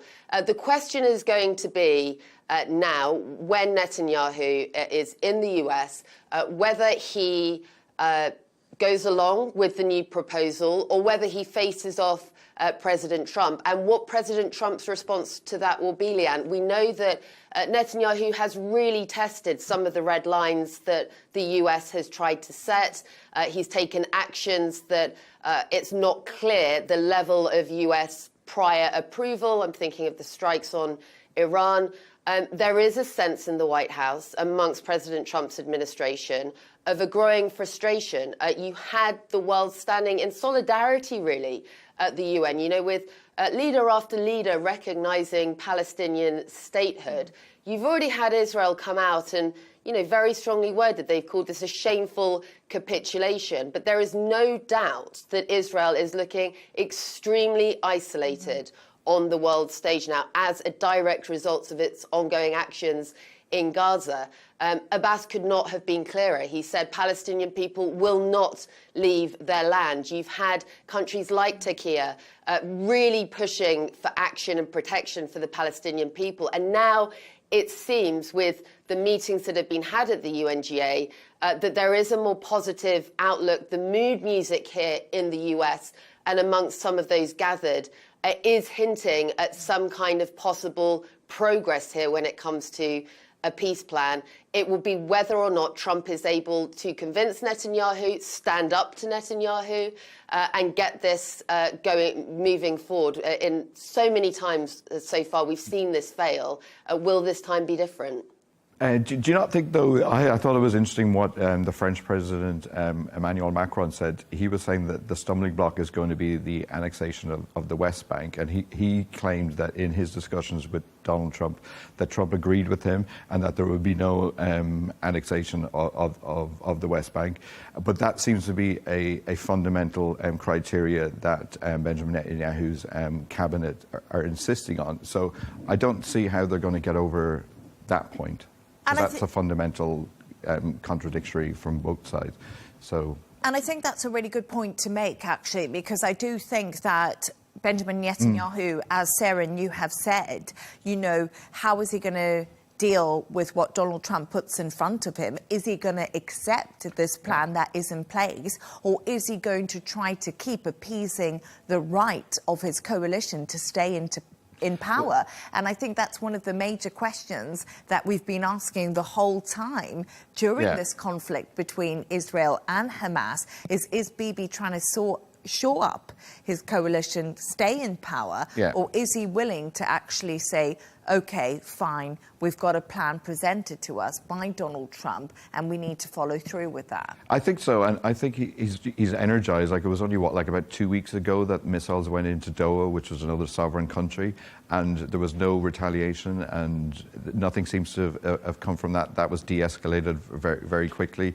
And, Steve Witkoff said that, they've met with Muslim-majority neighbours, which I presume includes Qatar. And Qatar, if I remember right, went to the White House, and nothing came of that. So that makes me think maybe there was something that the Qataris were told to sort of back off, and the Arab leaders were told to back off. And do you remember there was a lot of talk of the UAE saying that was a red line in terms of the Abraham Accord, and the anniversary of the Abraham Accord came and went. So I'd kind of like to be optimistic that there is a deal that is kind of imminent, and we're coming up to the anniversary of the Hamas attacks in October, so that would be a nice sort of anniversary to get in before that. But I think if there's a fundamental disagreement on what happens with the West Bank, how are you going to agree on anything? I think it's just one of those things that I always have to say, but it's time will tell, and we'll watch out for what Benjamin Netanyahu says in his address to the UN General Assembly tomorrow, and how that address goes down, really, with the crowd. But thank you so much to both of you for your thoughts on that. Let's move on to another story now. And Denmark has alerted NATO after coordinated drone attacks at its airports and is reportedly considering triggering NATO Article 4.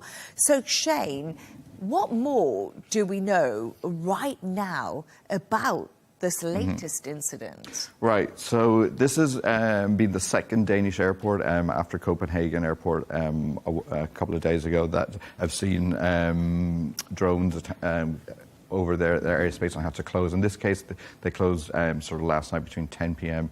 and 1 a.m. The difference, I think, in this case is that Copenhagen was like a major commercial airline and an airport, while we're talking about it more of like a military airport. So that kind of makes you a little bit sort of more wary that is this kind of the drones were going in to get reconnaissance on what were the defense capabilities of Denmark, which opens a whole can of worms, and we don't really want to get into too much.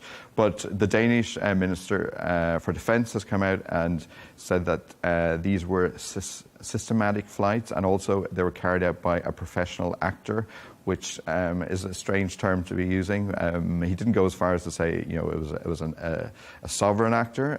So we don't really know yet, as far as I'm aware at this time, the cause of them. But then the issue is that there was a lot of other Danish cities where drones have been reported to the authorities, and also it comes back on the back of I think Poland, Estonia, and other NATO-led countries that have seen infractions into their airspace by sort of aircraft and drones.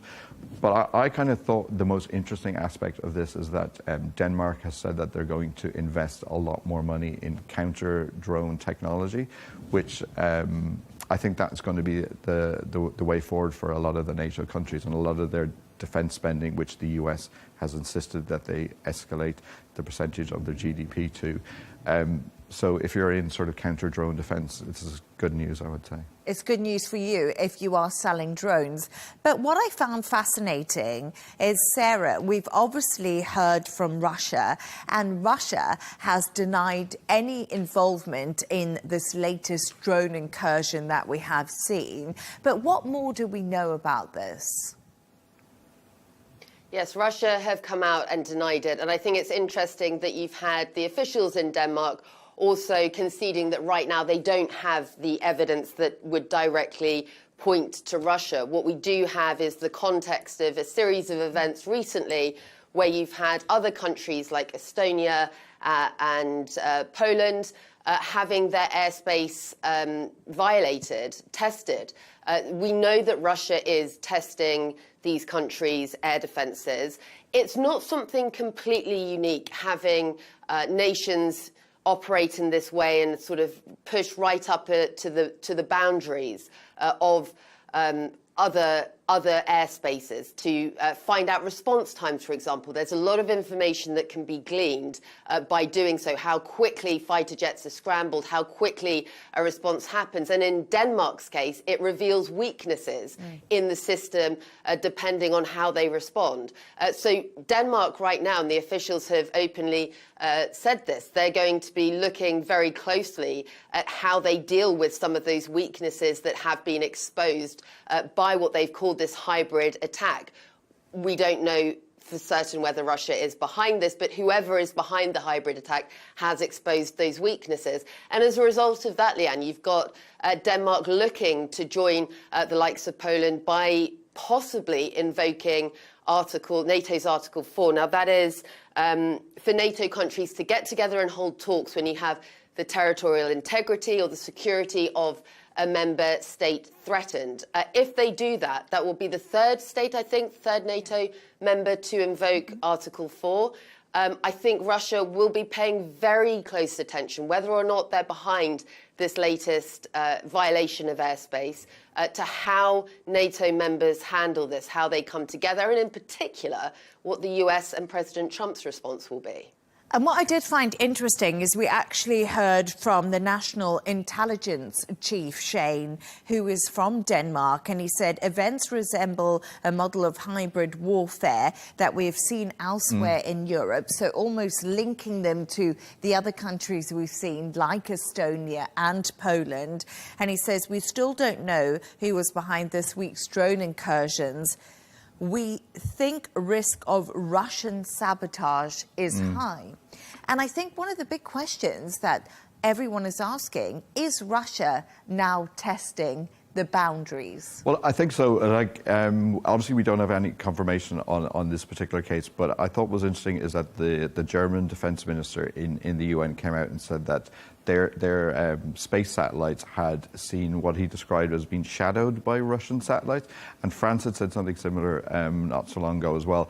And then Germany's come out and said that they're going to invest like 30 billion in investing in putting more defences into their satellites. So it does, and that they put it down to the threat from Russia. So that in that case, that is a deliberate act by Germany to defend itself. So I think there is obvious cases of Russian interference similar to this. So it's not beyond the realms of possibility that they've been active in Denmark. And also there was a case recently where I think it was in Oslo, and the airport had to be shut down for 3 hours. So I think a lot of these are sort of just building up slowly. And I thought there was an interesting line in, if you remember 2 days ago when Zelensky and Trump were giving an interview, and one of the journalists asked Donald Trump if he would support if NATO allies would shoot down some Russian aircraft if they moved into their airspace.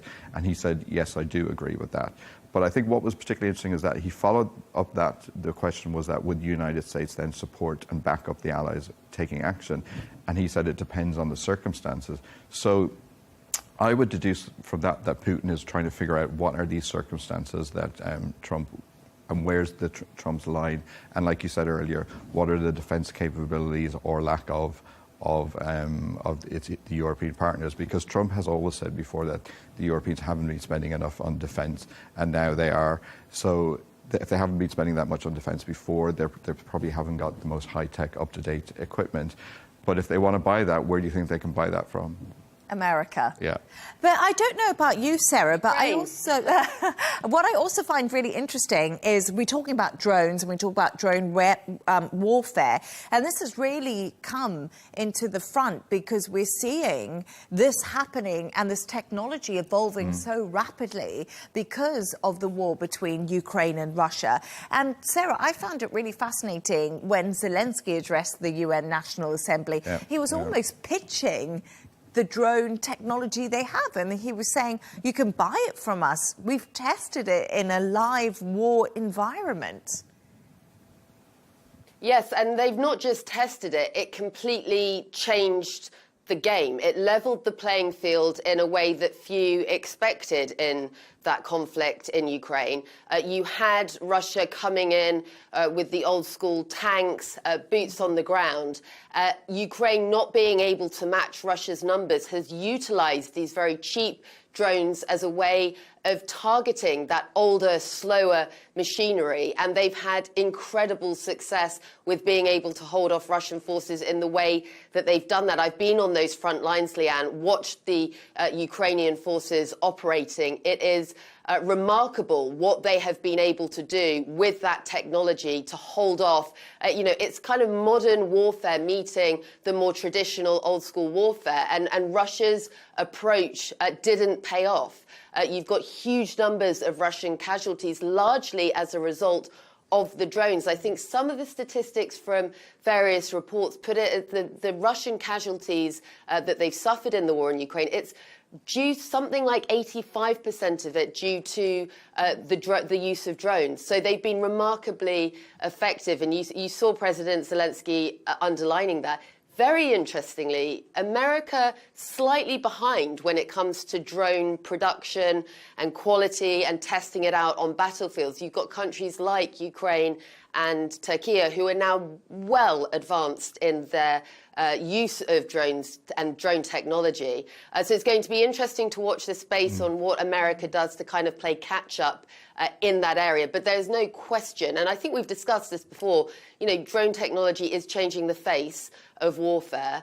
It's a new era of warfare, this hybrid warfare, and drones are going to play a massive part. Just on the point, guys, of Putin, whether Russia is behind this latest drone attack in Denmark, I think regardless, their playbook, Russian playbook, is deny, deny, deny. But regardless, what we do know is that Russia has acted in the way over the last couple of years, invading sovereign territory, in carrying out those actions in Ukraine. So these testing of air defences in various countries, possibly in Denmark too. It's something that NATO countries in defence circles that I'm speaking to, they are taking this extremely seriously because they know that Putin is willing to take those steps, to cross those red lines in the way that he has done in Ukraine. Yeah, absolutely. Thank you so much for your thoughts on that. Great points there. Let's move on now. And former French President Nicolas Sarkozy has been sentenced to 5 years in jail over a criminal conspiracy tied to millions of euros in illicit funds from late Libyan leader Muammar Gaddafi. Sarah, well, it was quite a shock to many people. No one really expected him to get 5 years. And how did the story just unfold? I mean, it is absolutely remarkable. It's the first in modern French history, and no one really expected such a heavy sentence. You know, Sarkozy was known when he came onto the political scene for pledging to clean up politics, and now here he is potentially facing jail time, the court handing him this 5-year sentence and saying, crucially, that it could be enforced very, very quickly. So even if there's an appeal, he could still face time behind bars. Now, this has been going on for a number of years. You have these allegations going right back to his 2007 presidential campaign.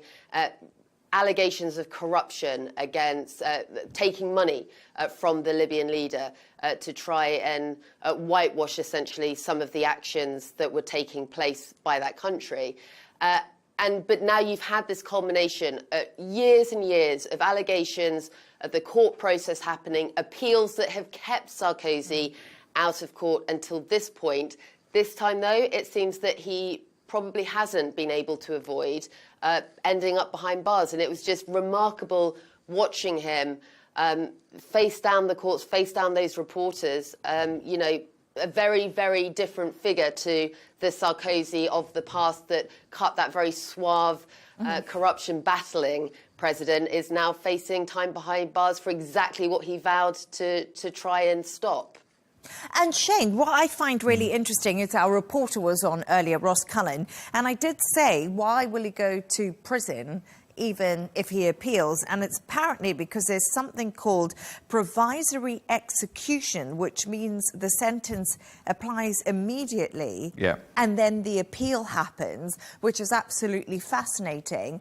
But Sarkozy just basically says, this is politically motivated. Yeah, that old They're line, after me. It's a witch hunt. The same sort of playbook that we've heard before. Yeah, you always hear this from every political leader when they get caught out and then they lose their case. We've heard it multiple times, even from some sitting presidents that we won't name. But I'm probably, yeah, it's political. Everything is political. But I think there's a couple of indications to me that it's not, you know, there's no corruption going on in sort of the court system, or this is nothing to worry about in terms of the French legal system, as Sarkozy said earlier in his statement, because he was convicted in relation to what was a criminal conspiracy. Yes. But he was acquitted in a lot of other charges, including sort of passive corruption, which sounds remarkable, and illegal campaign financing.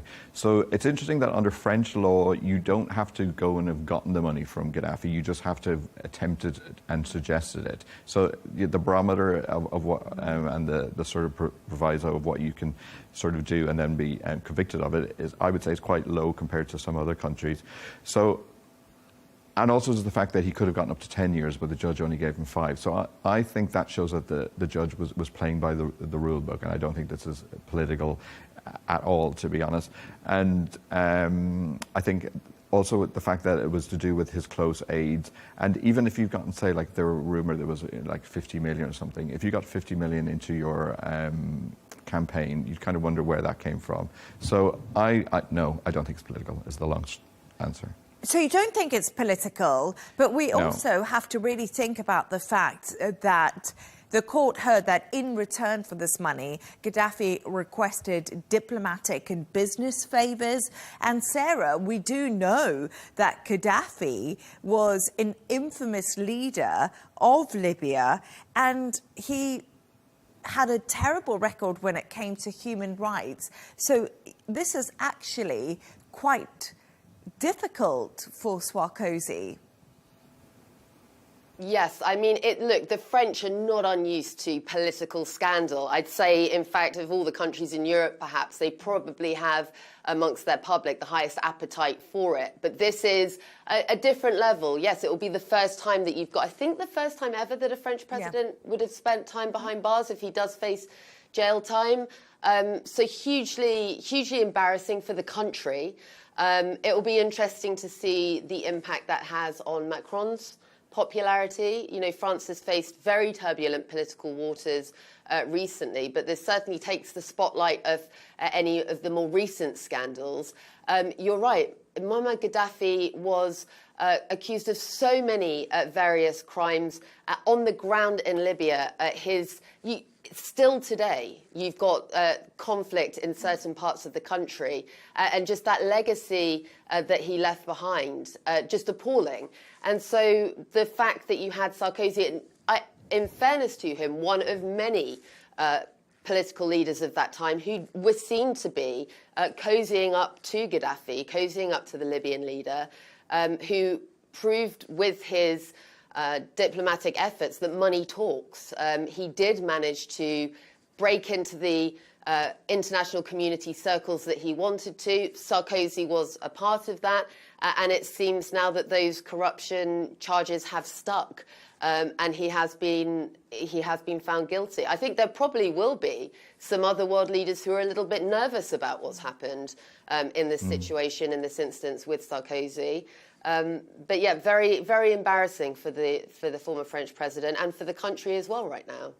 And I do think when he did arrive at court today, you could clearly see the strain that he has taken through this case. But stay right there now as we move on to another story. And Chinese leader Xi Jinping has announced new commitments on the country's emission goals at the United Nations General Assembly for the first time. He's pledged to cut, not just cap, greenhouse gases with a 7 to 10% reduction. The move contrasts sharply with climate-skeptical remarks by US President Donald Trump earlier this week. Jan Kamenzend-Broomby reports from Beijing. Appearing at the United Nations via video link, Chinese leader Xi Jinping has unveiled a whole host of new climate change-related pledges. Among those, a pledge that 30% of the domestically consumed energy in China will be coming from non-fossil fuel sources. Now, how will that be achieved? Well, it could be achieved through another pledge of his, which was to boost wind and solar production some 6 times from their levels in 2020. But the big pledge, the big takeaway from Xi's speech at the UN was this pledge to cut carbon emissions from 7 to 10%, or by 7 to 10% by 2035. Why is this a big deal? Well, it's the first time we've seen a Chinese leader pledge to cut emissions rather than just limit emissions. She also used the speech to suggest that despite some countries going against the trend, the international community should stay on the right track when it comes to dealing with the climate crisis. That, of course, is a thinly veiled jab towards Washington and towards the Trump administration. Trump using his own speech at the United Nations to refer to climate change as, quote, a con job. And Trump has, of course, in both of his terms as president, declared that he will withdraw the United States from the Paris Climate Accord, standing in stark contrast to the words uttered by Chinese leader Xi today, who called for greater collaboration internationally and among developing countries to achieve the aims set out by the Paris Climate Accord 10 years ago. And you know, Shane, as the reporter said there, this is just a massive turnaround for China, because I remember that COP in Paris, and it was a very different story back then. Even COP in Dubai, there was. Remember they were sort of rolling back on fossil fuels, and there was a sort of interesting wording. But no, it is massive news, and I think because China is like the biggest, the world's biggest. I wouldn't go as far as say the polluter, but definitely emitter. But I'm kind of skeptical of it. I kind of think that the Chinese are saying this in sort of coming out from what Trump said before, and it's sort of poking the beast kind of thing to sort of now they're suddenly Beijing's now suddenly supporting sort of climate change when before they were very much against it. But I do also think it's interesting. I saw a lot of sort of analyst reports come out in the wake of it, and they were saying that if the US has very, very fundamentally sort of exited the energy transition, and Trump has, drill baby drill, and as your reporter said, he referred to it as a con job, and I think he referred to climate scientists as stupid. So they said this is an opportunity for China to step in. And if people want to build more sort of wind farms and solar panels, which we're doing in this part of the world, which is obviously very sort of hydrocarbon central, that's going to be a great business opportunity for China. So China's always very good at looking at following the money and the Belt and Road around the world. So I think I would be very heavily skeptical about if they're going to actually cut emissions, but I think their plan to increase green energy, I think probably has a little bit more weight, to be honest. No, that's very interesting. They've almost found the gap in the market, and they're going to fill that where the US is stepping back. And Sarah, there are calls that climate targets must actually go further, and that this isn't enough to stop a global catastrophe. And this is all according to experts. But the climate conversation has changed a lot under Donald Trump. He called it a con job at the UN and also a green scam. So are people rolling back a little bit in general? Yes, I mean, it's drastically changed under Trump. You've had him both times that he's served as president withdrawing from the Paris climate agreement and issuing at the UN himself what amounted almost really to a climate denial speech. He calls it the climate con job, calling scientists stupid. It was typical Trump, not mincing his words, but clearly you've seen that rolling back of efforts to tackle climate change under the Trump administration for a second time. It has opened up the space a little bit for a leader like China potentially to step in and push the movement forward. Now, they've committed to this 7 to 10% cut to greenhouse gas emissions by 2035, I think it was. I mean, Shane probably knows a little bit more about the climate aspect of this, whether that's achievable or not. But it's an interesting stance that China has taken. Is it simply a jab at the United States, a sort of political power move? Or do they have the ability and the will here to actually implement this within the timeline that they've set themselves? Certainly, there's no question that given that you've had Trump and the US taking the stance that they have, which, as I said, essentially amounts to climate change denial in many areas, whether China is now going to step into that void that the US and President Trump have left. I found it interesting, just a quick thought about this. Donald Trump did say it was a con job and it was a green scam. And I know his words were really strong and probably shocked a lot of people. But let's be honest, Shane. Green energy is extremely expensive, and it has been very difficult to implement. And I think a lot of companies have realized that. We saw banks bringing out green bonds.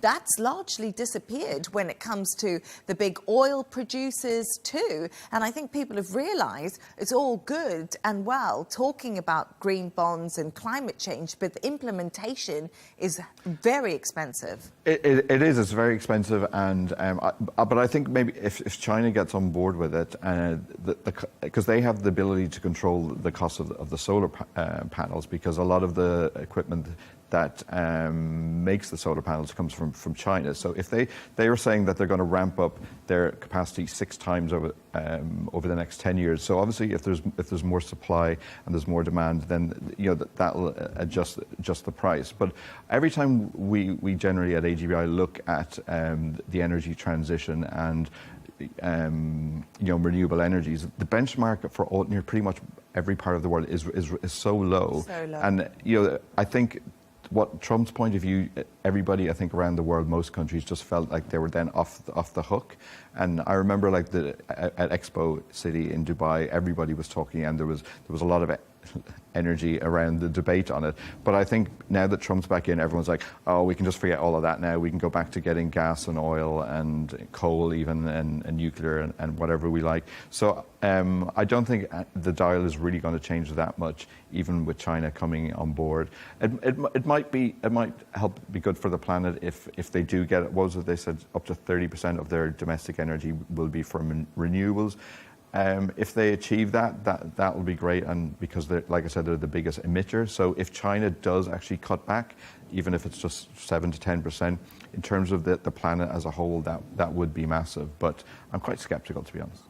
But just one quick thought before I go. Wind and solar, China said that they were keen to do. And Donald Trump in his speech, we know Donald Trump hates those windmills. He always especially the ones off his golf courses in Scotland. Yeah, the one on this golf course in Scotland.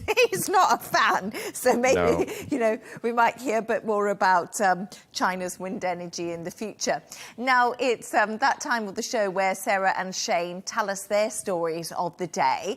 And Sarah, let's start with your story. And it's about Trump's escalator gate at the UN. This has escalated, excuse the pun. I know. There's so much you can do with this. The escalation that keeps on escalating.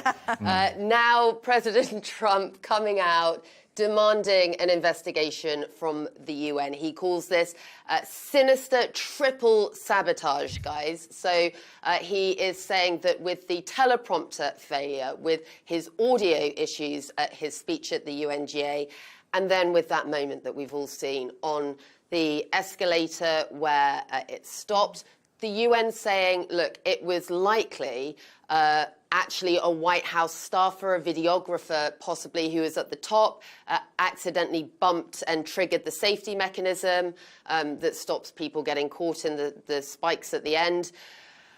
Who knows? The UN, though, has now been tasked with, guys, on top of dealing with the current conflicts, climate crisis, everything else that is going on the world stage, they now have to get to the bottom of what exactly has happened when it comes to this escalator incident to prevent it becoming more of an international incident. President Trump is furious. But can I tell you something? On a personal note, when I saw him, he was clearly irritated when he got up to that podium because his teleprompter auto cue wasn't working. I mean, him and his wife were on the escalator, it stopped, and then the audio was absolutely terrible. He's also frustrated with the UN because he basically says they're not doing anything. And I thought he handled it quite well, because if my teleprompter went down in my show... I was just going to ask you, I couldn't have riffed for an hour like Donald Trump did. Yeah. Do you think this is basically the flip conspiracy where he's going to make such a fuss, they'll go, all right, we'll just move the UN to Geneva, let's get it over done with? Well, that is the big question. Does he want the UN to move to Geneva, and then he doesn't have to fuss about it all the time? Exactly. But I mean, good on Donald Trump, and also good on Melania. That escalator stopped and she just carried on. She went to the top. She was pretty cool in the whole situation, I thought. Can you imagine if that happened to Biden and he had to walk that many steps? I can't imagine. But anyway. It could have been so much worse. Yeah, exactly. It could have been so much worse. Exactly. Was it like a 70-odd-year-old man forced to walk up steps? It's a national scandal, I tell you. It's a national scandal. But he got there in the end. And Shane, let's talk about yours. And it's all about how cows, paint and fly bites have turned out to be a winning combination. Wow. Yeah. I didn't think I'd be saying all of that on auto cue. No, exactly. It's still working anyway, the auto cue. So the Nobel Prizes are going to be given out in December. So in advance of these, there's a load of prizes that are giving out in the US called the Ig Nobel Prizes. And what it basically is, it's genuine scientific research that is, they said it's like first makes you laugh and then it makes you think. I'm not sure it really makes you think too deeply. So there was a lot of the winners in multiple categories, but I'll give you sort of the highlights.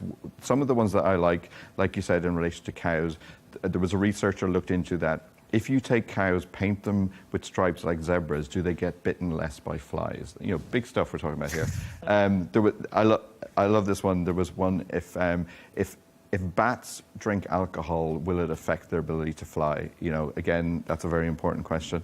Then I particularly like this one, the clumpiness of pasta and pasta sauce. What is the right sort of algorithm and sort of makeup of the pasta and the sauce to get the right one? You know, in Italy, as I'm sure you're a pasta fan as well, you'll agree with that. But this is the best one. This is a genuine scientific research that was funded. Is that what are the favorite pizza toppings of lizards?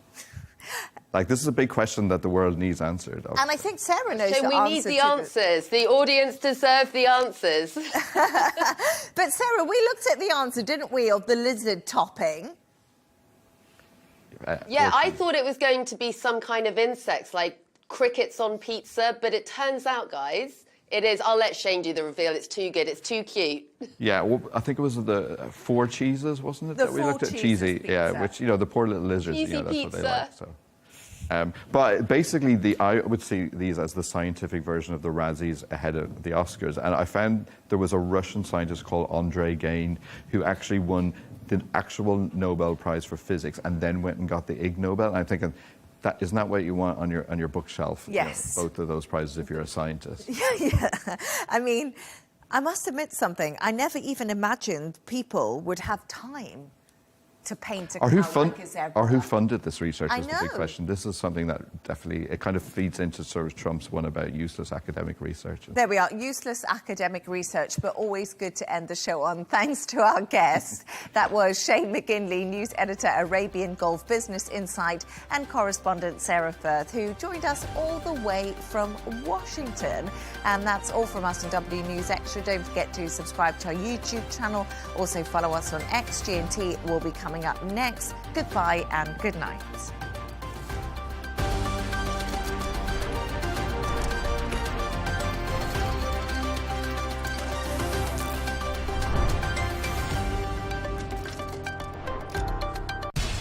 We have to take care of our people, and we're going to take care of our people first. For in-depth analysis and all the latest developments across the globe, make sure you join us every weekday. President Trump is trying to negotiate a ceasefire. With so much happening, so much information, and so much noise, International law will have no part in his administration. it can be hard to keep track. Tariffs will just fuel inflation. We're going to fight these tariffs. But you can count on us to tell you what you need to know. We stand by your side. Join me, Tom Burges Watson, for Global News Today, right here on Al Arabiya News.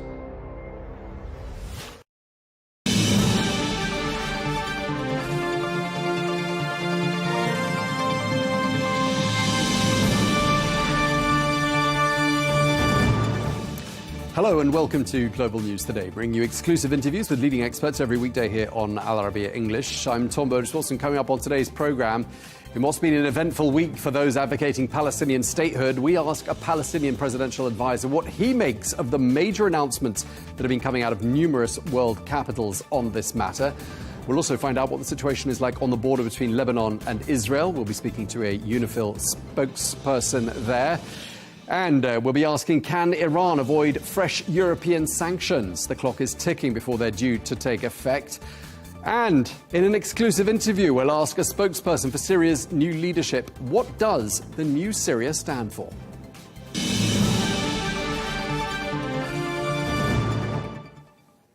Hello and welcome to the programme. For the first time in some 60 years, a Syrian leader has taken the floor and addressed the UN General Assembly. Well, President Ahmed al-Shara took the podium and he called for the complete lifting of all sanctions on his country. Well, let's get more now. We can speak to Qutaiba Adelbi, who is the director of the American Affairs Department at the Syrian Ministry of Foreign Affairs, who joins us from New York. You've been at the UN General Assembly. Thank you very much indeed for taking the time to speak to us. Now, this week, your president, Ahmed al-Shara, became the first Syrian president since 1967, since President Nuruddin al-Atassi, to deliver a speech to the UN General Assembly. What does this tell us about Syria's current international status? Certainly. Thank you, Tom. Of course, this is a historic day, and I think it's as significant as this new era that Syria is going through. I think it's definitely a signal of this new Syria that is coming back to the world, that is telling the world the policies of isolation, the policies of instability, and the policies of regional isolation is over. This is the time for Syria to come back on a regional level, on an international level, and that Syria is ready to extend a hand of friendship, of partnership to the rest of the world. Of course, this is also historic because, yes, this is the first time a Syrian president addresses the UN General Assembly since 1967, but it is actually the first time in 80 years that, basically since the establishment of the UN, that a Syrian president addresses the UN General Assembly during the high-level week. So it is, in a sense, a representation of this new era that Syria is entering, and represents really what the Syrian people are hoping for in terms of building those bridges of partnership and friendship with the rest of the world. I mean, clearly turning the page on years of civil war and the turmoil we saw under President Bashar al-Assad has been, no easy task. What would you say have been the greatest successes of these last 9 or 10 months? So we've inherited a lot of, landmines from the Assad regime, actual landmines in the ground. Also a lot of social, economic, political landmines within society. So it definitely has not been easy to manage those challenges. But I think regardless of those, challenges, as we've seen in the last months, Syria, the government and its people have been as close as ever. The Syrian people do believe in their government, and we've been able to make concrete steps in getting the country forward. There was a national dialogue earlier this year that resulted in the establishment of a new government back in March. Today we are talking about the next election, which is going to happen in a couple of weeks. This is the first election that Syria, real election that Syria goes through in 60 years. And it is an indication where Syria is going. And, a few months after the parliament is elected, we're going to have a constitutional committee that's going to start drafting the first constitution for the country since the fall of the Assad regime. I think regardless, of course, with all of those achievements, there were challenges that we've seen in the last 9 months. Nonetheless, the unfortunate events in Sweden and on the coast. But I think the most important thing here and the important success is that the Syrian people continue to show their commitment to accountability, to justice, but also to social peace. And they are still committed to moving forward together, all of Syria, all of its communities, to actually build the country they've dreamt of for so many decades. Right, and of course, for that to happen, a healthy economy is going to be needed, and that's probably why President Bashar outlined economic development as being one of the 3 key pillars or 3 key priorities he set out. We heard him at the UN urging countries around the world to lift all sanctions on Damascus. And I want to ask you, are we starting to see things improve for the Syrian economy? And to what extent are sanctions still holding you back? So we've seen some improvements since President Trump's historic decision back in May to lift sanctions on Syria. That decision resulted in lifting sanctions imposed by executive orders. We still see some sanctions from the U.S., from other countries, and from the UN, which are preventing the Syrian people from moving forward. It is preventing foreign investment from coming in, and it is actually preventing the economy of the country to really create jobs and move forward. The hope is, by working with partners with the international community, that we would be able to remove all of those obstacles, so Syrians themselves would be able to rebuild the country again that they've dreamt of. Now, President Bashar has held his second meeting with the US President Donald Trump in New York. Their second meeting, because the first one, of course, was in Riyadh back in May. Are you able to give us a sense of what they've been discussing? The most important thing there is continuing the pathway that President Trump started in lifting sanctions on Syria. So we've discussed lifting the remaining sanctions of Syria, specifically the Caesar Act, which is a task that the U.S. Congress will have to take on in the next couple of months. In addition to actually moving forward with bilateral relations, there is a lot for Syria and the United States to work on in the next not only few months and years, but also few decades, not only in terms of a mutual interest when it comes to regional stability and economic prosperity in the region, but also in terms of building this partnership that both countries dream of building and never happened basically in the history of both countries. So we're looking forward to having another conversation soon between the two presidents. And I think from there, it's really going to focus on what this partnership would look like.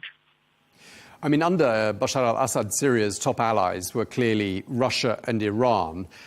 Who do you think Syria views as its closest allies today? I think what Syria is really hoping for is to break away with the previous regime policy of choosing one camp over the other, but also the proxy relationship that the regime has created with many countries. The new Syria wants to extend a hand of friendship and normal relations with everyone, for sure. So we're hoping that would be, many countries have tried zero foreign policy problems before. It wasn't always successful, but we hope that we would be able to manage, again, to be able to build on mutual interest where that exists and manage disagreement where that exists as well with every country. So, for example, for Russia to return to the fold and become one of Damascus's allies once again, would your government be prepared to set some conditions? And I'm thinking, for example, of the extradition of Bashar al-Assad. Could that be a condition your government sets for a reset with Moscow?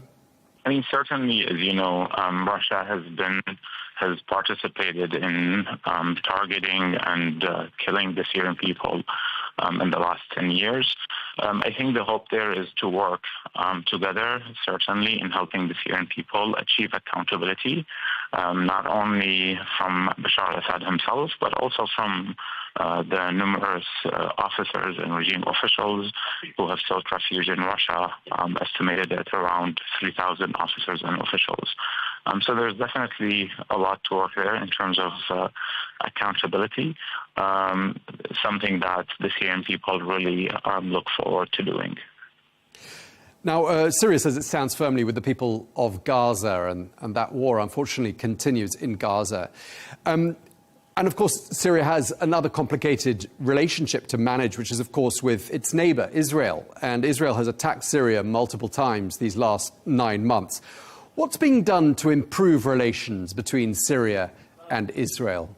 I mean, Israel didn't only attack Syria multiple times. Actually, Israel conducted over 1,000 airstrikes on Syria since December 8th and has done over 400 ground invasions. It also continues to occupy lands that it took over after December 8th. So definitely what is required, this is not beneficial for Syria, this is not beneficial for the security of the region, and this is only giving the space for Iran, for ISIS, for Hezbollah to fill in a vacuum that Israel is creating. The hope is that we're able to find a space where Israel respects Syria's sovereignty and unity and stop violating that sovereignty while giving the space to the Syrian government to govern its own space, its own territory, and provide security for the Syrian people, but also make sure that Syria is not utilized by any party as a launching pad for attacks against any other country. Now, obviously, the United States wants to see Syria succeed. Those are the indications the Trump administration is giving very clearly. Do you think it's premature to be thinking at this stage about Syria perhaps being one of the next countries to sign up for the Abraham Accords? I think the situation in Syria is very much different from other countries who were part of the Abrahamic Accords. Many of those countries were not, bordering Israel. They don't really have disputes related to sovereignty, related to territorial integrity. They do not have lands that are occupied from Israel. I don't think Syria really fits within that model. But again, our hope is to have calm and peaceful relationships with everyone in the region. The question of the framework is really dependent on the context itself. So I think Syria in that case is a unique case, different from other cases that requires its own framework. Okay, and I want to pick up on something you were saying a little bit earlier about the sectarian violence we saw in northern coastal areas that we also saw in Sueda during the course of the summer. President Bashar is saying he's committed to keeping all arms under Syrian state control. What's being done to ensure there are no further flare-ups of sectarian violence in the country? The government has established two national investigation commissions, one for the events that happened in the coast and one for the events that happened in Sueda. The commission for the events that happened on the coast have actually published its report, and basically it was more even comprehensive than the UN Commission of Inquiry report about the same incidents. The Ministry of Justice, as soon as the report was over, have basically started conducting investigations and making arrests based on the results of that investigation.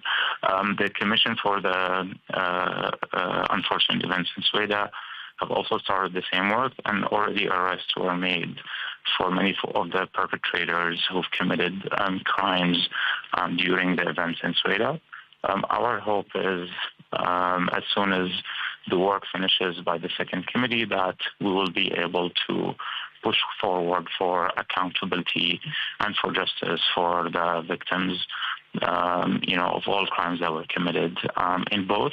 But more importantly, the goal here is to allow the Syrian people to mend the wounds that the Assad regime has created over 60 years and to be able to work together to build the country.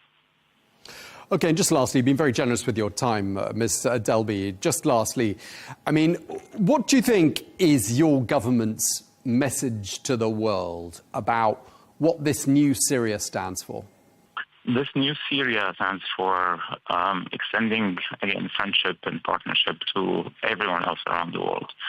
We do want to focus on building on our mutual interest, focus on economic prosperity, and focus on stability, first and foremost of Syria, but also of the region. We do believe that the region has gone through a few decades, and that the people of Syria and of the region are tired of war, are tired of conflict, and are tired of instability.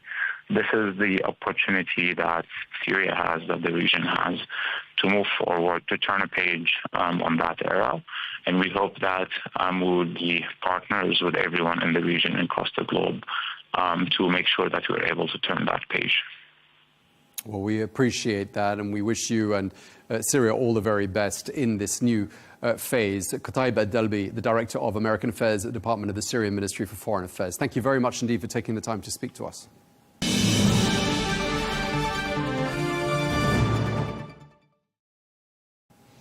In other news, more than 150 UN member states now recognise Palestinian statehood. That's a move which has sparked strong condemnation from Israel and triggered the threat of retaliation. Well, before departing for the United States, where he'll be addressing the UN General Assembly, the Israeli Prime Minister Benjamin Netanyahu denounced leaders who've backed recognition of a Palestinian state. Let's take a listen to what he said. I will speak the truth at UN General Assembly on the citizens of Israel, the truth of the IDF soldiers, of our country. I will denounce those leaders who, instead of denouncing the murderers, the rapists, the child burners, want to give them a state in the heart of the land of Israel. It will not happen.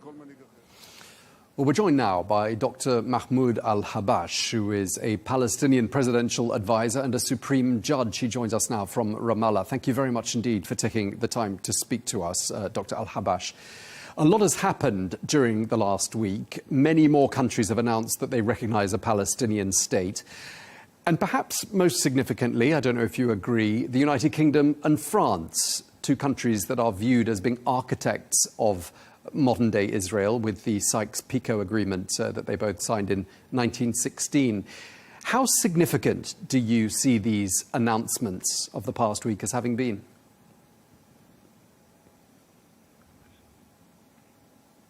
These are very critical and significant steps toward the implementation of the legislative resolutions. The PLO, as you know, has been supported with the resolutions of the United Nations Security Council and accepted to establish a comprehensive peace on the basis of the resolutions of international legitimacy. In 1993, a deal was reached between the PLO and the Israeli government. That was just a declaration of a principle so that we can reach into a comprehensive peace. However, sadly, since 1994, and while it was supposed to be just a completion of the initial stage comprising of 5 years in 1999, the successive Israeli governments then have denied all those agreements that were concluded and even just destroyed all the options to resort to those options based on the international legitimacy resolutions. And that's why the Palestinian Authority and the LPO had the only option just to resort to the international community and to the United Nations and other international bodies in order to safeguard peace and also to just maintain the opportunity of ending wars and conflicts. And we called on many countries to recognize the Palestinian states, which they did, and especially to give the Palestinian people the right of self-determination. And we have seen a wave of recognitions since last week, and where we had 149 countries recognizing. Now we have over 160 countries recognizing the Palestinian states based on the resolutions of international legitimacy, including the Gaza Strip, the West Bank, without having any settlements and without having any Israeli occupation. The Palestinian state as an independent state, democratic, based on those resolutions. Those recognitions form an important step in this direction. And therefore, when we look at those countries that have started recognizing the state of Palestine, like the UK, Germany, France, Australia, and the list is too long, and with my sincere appreciation for their positions. Okay, so clearly European governments have been under huge public pressure from their populations. And even today, even in the last few hours, it's been announced that the Slovenian government has imposed a travel ban on the Israeli Prime Minister Benjamin Netanyahu. Are there any signs that the US leadership is feeling that pressure as well to follow suit and recognize a Palestinian state? Any cracks emerging?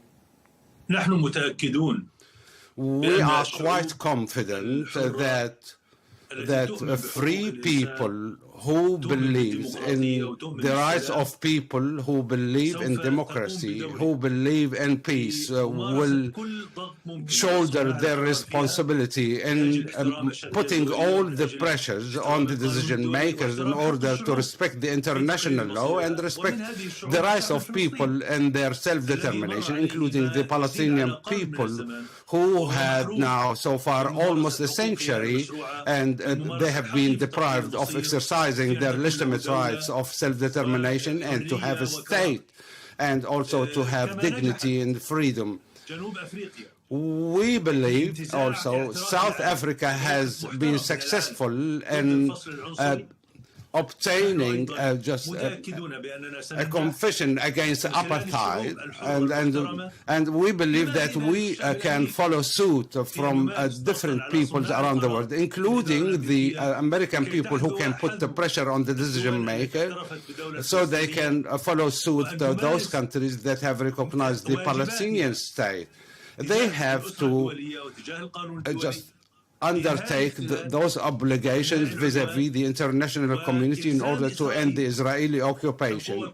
They have also to force the occupying force, Israel, to abide with the international law and to accept peace on the basis of two-state solution that the entire international community has accepted. Okay, and as you say, the vast majority of countries at the UN now recognize a Palestinian state. And President Trump's response to the countries that have announced they do in the last couple of days has been, this is a reward for Hamas. That's how he says he views this announcement by those countries. He clearly doesn't approve of it. How do you respond to the idea that recognizing Palestinian statehood is a reward for Hamas? حماس لا تؤمن بحل الدولتين أصلاً. Hamas does not believe in the two-state solution in the first place, and Hamas does not represent the Palestinian state. Those who represent the Palestinian people are namely the Palestinian Authority and the LPO, and mainly President Mahmoud Abbas. And therefore, I'm just surprised how this could be a reward for Hamas, who does not represent the Palestinian people. And most importantly, this is a right and not a reward for the Palestinian people. This is a legitimate right, and it has been enshrined in the international law, and therefore this right should be respected, the right of the Palestinian people to have a state of their own. So just to clarify this point, because it's very important, you're saying that Hamas will have no role in a future Palestinian state. Is that correct? Hamas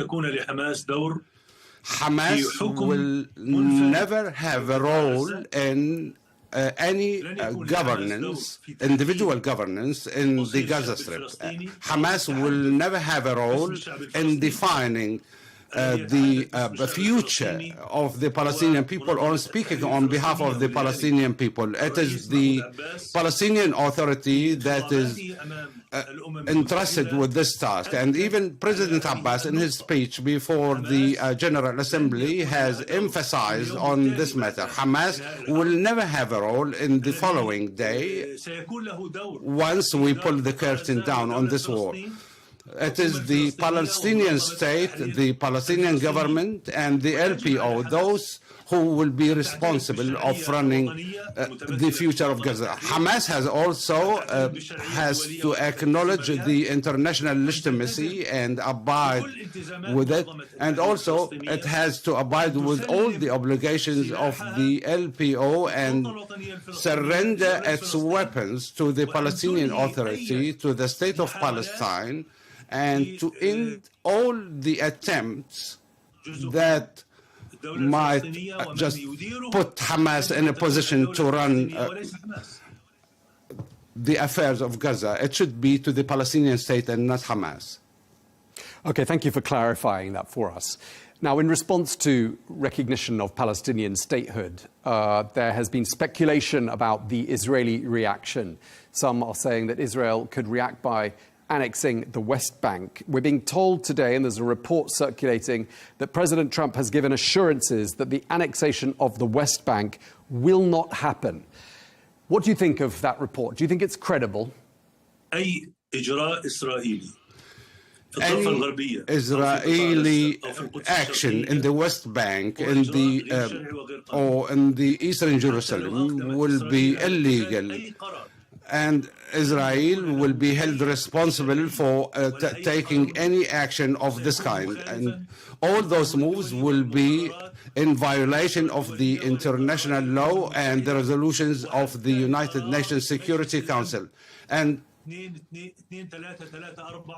namely 2234, which stated explicitly back in 2016 that the Israeli settlements in the West Bank and the Gaza Strip, and along with the Eastern Jerusalem, are regarded as illegal and should come to an end. And that's why we have seen the International Court of Justice also that have echoed the same findings and stated that this also those should be removed. We have also heard the similar findings by the court last year, where it stated that Israel should finish its occupation of those Israeli territories within 1 year. However, Israel has not given heed to those resolutions, and we have seen what Israel has been doing since 1967.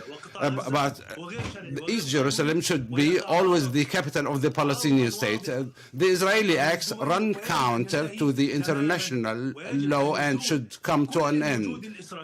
And all the Israeli existence and the Israeli occupation from the Palestinian state should be removed based on the wave of recognitions we have been seeing. The only land crossing between the West Bank and Jordan has been closed until further notice by the Israelis. What's your understanding of what's happening there? So this crossing, named King Hussein Bridge, connecting Palestine with Jordan, has been occupied by the Israeli occupation forces in a way that runs counter to the international law and to the agreements that have been concluded in 1993 between the LPO then and the Israeli government. And therefore, by doing so, they are suffocating the Palestinian people, they are restricting the freedom of movement, and the Palestinian people will no longer be able to travel to the West Bank, even though that this crossing is the only way for the West Bank just to the entire world. And now the closure of this crossing is almost like a forcible prison for 3 million people in the West Bank, let alone the roadblocks and that have been installed in different parts of the West Bank and the hostile acts of the Israeli occupation. This is just an inhumane, immoral, and it lacks any legal principle, and therefore the international community should intervene immediately in order to force Israel to respect the international law and also to respect the human rights and the rights of the Palestinian people to have the freedom of movement and to live with dignity, with freedom in an independent Palestine, just like the rest of other nations. Sir, it is a very busy week for diplomacy. A lot is happening in New York. Your delegation was blocked from going to the UN General Assembly. But not just your delegation, even Prime Minister Netanyahu, to reach New York, has had to take a special route, an unexpected route in his aeroplane, avoiding the airspace of countries that sign up to the Rome Statute, because if there was an emergency landing, he would be arrested or potentially be arrested in those countries. So a lot is happening. Does it feel like the tide has turned? And does it feel like the momentum is there for something significant to be achieved right now? Yes, definitely. Times have changed. The international community is no longer accepting the Israeli occupation. The international community has grown weary of this long-standing occupation and the Palestinian people have been deprived from their self-determination since 1984, since the days of Nakba. The Palestinian people had to accept the better solution, and yet with that, Israel is still adamant on denying this Palestinian state and all other peaceful solutions. And also the recognition of the Palestinian people themselves. Today, the world has changed.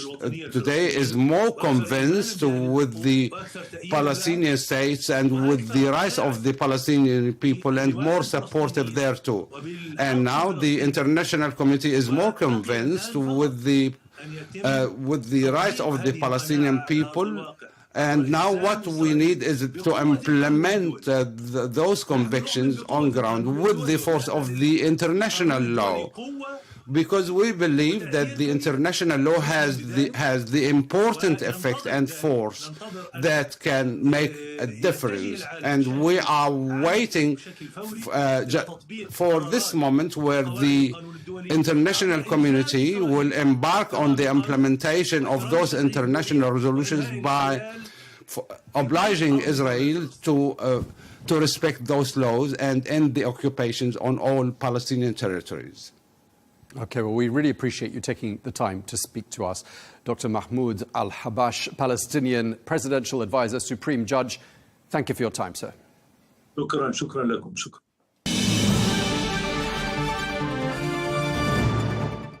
Well, we're going to stay in the Middle East now and turn to southern Lebanon, where tens of thousands of people remain displaced after Israel's offensive against Hezbollah last September. Well, addressing the UN General Assembly 2 days ago, the Lebanese President Joseph Aoun called for Israel's full withdrawal from Lebanese territory, and he condemned its continued drone strikes in the south.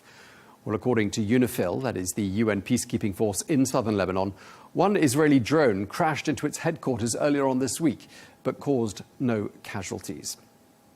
Well, let's get more now. We can speak to Candice Ardiel, who is the deputy spokesperson for UNIFIL, who joins us now from Naqoura in southern Lebanon. Thank you very much indeed for being with us once again, Candice, here on Arabiya English.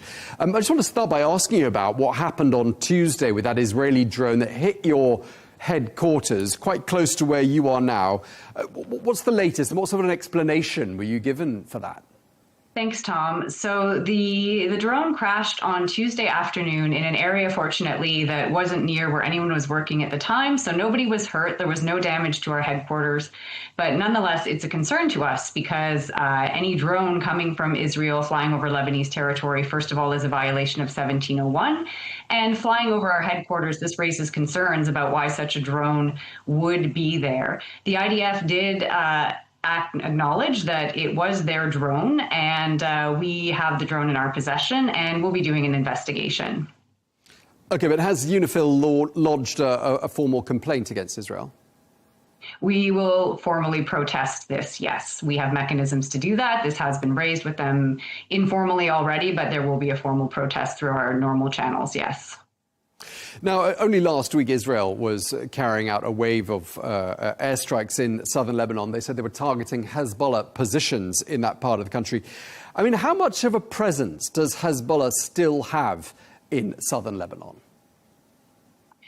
For us, what we're seeing on the ground is we're not seeing a lot of activity per se. What peacekeepers are finding are weapons caches, ammunition, infrastructure that's been left behind from the conflict. We're not seeing any evidence of new establishments or anything like this happening on the ground. The violations that we are seeing are, in fact, mainly coming from the Israeli side, as we're seeing drone strikes, airstrikes, and the presence of Israeli soldiers north of the Blue Line, which we reiterate is a violation of Resolution 1701. Right, so it sounds like you're on the same page as the Lebanese President, Joseph Aoun, who, when he addressed the UN General Assembly on Tuesday, talked about what he called the persistent instabilities along the southern border. Sounds like he's saying, and you're saying, those persistent instabilities are the result of Israeli actions, not Hezbollah actions. The presence of the Israeli forces in Lebanese territory is definitely contributing to the instability, some of the instability that we're seeing here. The Lebanese army is deploying to the south following the cessation of hostilities arrangement that was set back in November, but their full deployment has been delayed due to the presence of these Israeli forces in the 5 positions and 2 buffer zones that they continue to maintain, which doesn't allow the Lebanese army to take full control over the security situation in the south. So we continue to maintain that the presence of Israeli military and the activities of Israel in southern Lebanon continues to raise tensions. As I said, peacekeepers do continue to monitor the situation, to patrol and to find weapons caches that we notify the Lebanese armed forces of, and they will take care of those caches that we find. That also contributes to stability as well, to ensure that the area in South Lebanon, in our area of operations, is free of armed groups and unauthorized weapons. Now, UNIFIL works in close coordination with the Lebanese army. Just wanted to ask you before I ask my next question, how is that work going? How is that coordination going? What's the dynamic of that relationship between UNIFIL and the Lebanese army? We have a really strong relationship with the Lebanese army, and we always have. We've worked very closely with them on not just operational issues like patrols, and these kinds of operational activities, but also in activities to support the local population, in training with the Lebanese Armed Forces peacekeepers and Lebanese soldiers trained together to build their capacity together. And also things like this week, last week we've provided the Lebanese Armed Forces with some equipment to support them in their work to secure stability in South Lebanon. But our relationship has always been very strong. We work very well together. Peacekeepers have a very strong relationship with the Lebanese Armed Forces. We're helping them redeploy to the south, to their positions, and this has been going very well. They're doing a great job despite all of the challenges that they've faced in recent years. So this is what the president of Lebanon is talking about when he says that together you're imposing peace and stability in that part of Lebanon. And of course, the Lebanese government wants the army to have a state monopoly on arms in the entire country, in particular in that part of the country. Is there any evidence that Hezbollah is trying to re-establish itself in that part of Lebanon? From what we've seen, as I said, we have not seen activities by armed groups happening in our area of operations. We can't be everywhere, we can't see everything, but nonetheless, with our presence on the ground, we see a lot, and we have not seen the active presence of armed groups in South Lebanon. As I said, we continue to monitor and patrol the territory. We do find weapons caches, ammunition, infrastructure, but these appear to be legacy violations, things left over from the conflict that are dealt with by the Lebanese army. OK, and clearly the peacekeepers face daily challenges. It's sometimes dangerous work. But they are doing this thankless task of bringing peace and stability to southern Lebanon. What's morale like amongst the ranks of UNIFIL peacekeepers? Morale is actually pretty good. Peacekeepers are dedicated to what they're doing here. We have almost 50 countries who send troops to South Lebanon because they're committed to security and stability in this region. And many of the peacekeepers who come here have been here multiple times. They've been on different missions over the years, and they live in these communities, and they come to respect and care about the communities in which they live and work. Peacekeepers understand that they have an important role to play here now. It's a really difficult time. It's been really difficult in the past 2 years with the conflict and especially the war in 2024. But we're seeing progress in the last year since the cessation of hostilities arrangement. While the situation remains tense, it remains volatile, we're definitely seeing improvements from where we were a year ago. And this is motivating peacekeepers to continue doing the job, to continue working towards security and stability and supporting the Lebanese army in accomplishing their tasks under Resolution 1701. Nevertheless, I mean, a lot of damage was inflicted on that part of the country. The World Bank says around $11 billion worth of damage was done in these recent Israel-Hezbollah hostilities. 4,000 people lost their lives. But I just want to ask you what daily life sort of looks like now in that part of Lebanon. Are things returning to normal? And just give us a sense of the humanitarian situation there as well. For the civilians living near the blue line or who used to live near the blue line, life is very different. Most of the villages close to the blue line have been completely destroyed. I mean, I've seen entire neighborhoods in rubble, and it's completely devastating for the people who lived there, who want to come back, who want to rebuild, but they're not able to due to the tense security situation that is at play right now in South Lebanon, due to the unclear situation and the inability of the Lebanese army to fully deploy. People cannot return to their homes, and this is obviously very frustrating and very heartbreaking for them. So people who come from the villages near the blue line have a very difficult time. Some of them, most of them, are still living in other places with family members and elsewhere, hoping to rebuild, but not being able to do so. In other parts of the area of operations, things are better. There's still some damage, but not to the extent that we see along the blue line. But I think people are hopeful, if maybe not necessarily completely optimistic, but hopeful that we don't see a return to the conflict that destroyed so much of South Lebanon in the past 2 years. And this is why peacekeepers are continuing to work through all of the tools that we have, our operational activities and patrolling, our liaison and coordination mechanisms, which means talking to the different parties, to help ensure that this does not happen again.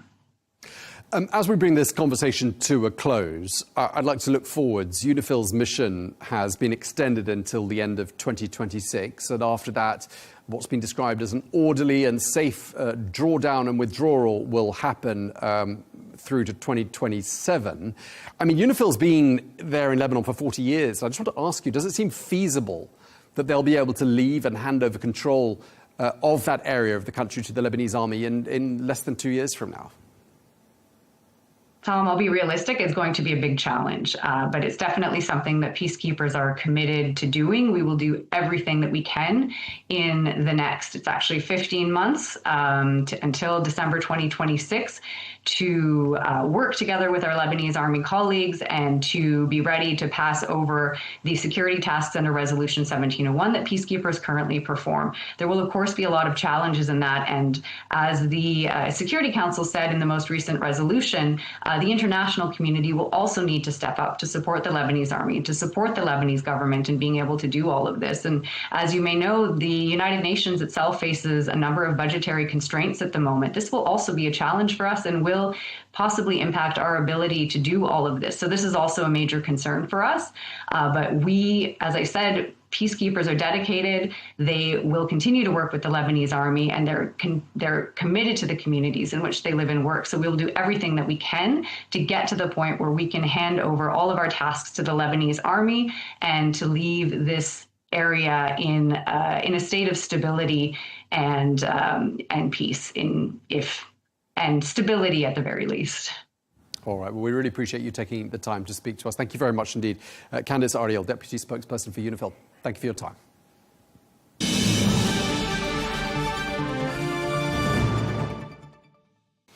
Now, in other news, are nuclear talks between Iran and the EU heading for a deadlock? Well, speaking at the UN General Assembly, the Iranian President Masoud Pezeshkian told world leaders that his country has never sought and will never seek to build a nuclear weapon.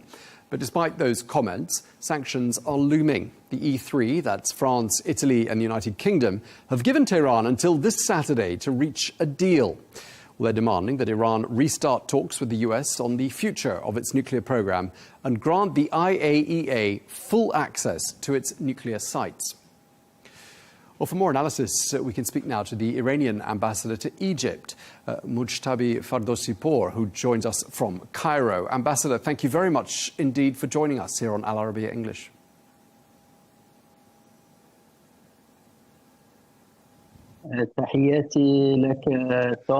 Thank you for having me, Tom, and good evening to you and to the viewers. Ambassador, we are just 2 days away from the United Kingdom, France and Italy reimposing UN sanctions. Those countries accuse Iran of failing to adhere to the terms of the nuclear deal. Are we any closer to progress? Is any progress being made in averting a scenario in which sanctions are reimposed? Yes, that's right. Next Saturday will be a reactivation of the snapback.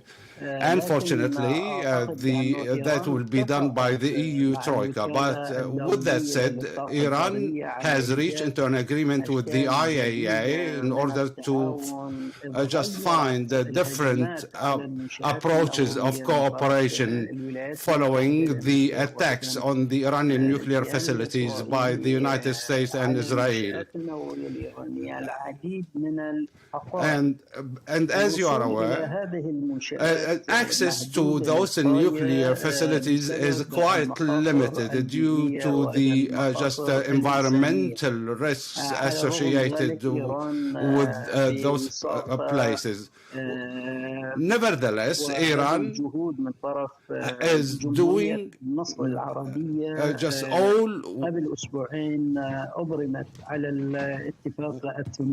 necessary with the coordination of many countries, including Egypt, in order to have a close cooperation with the IAEA.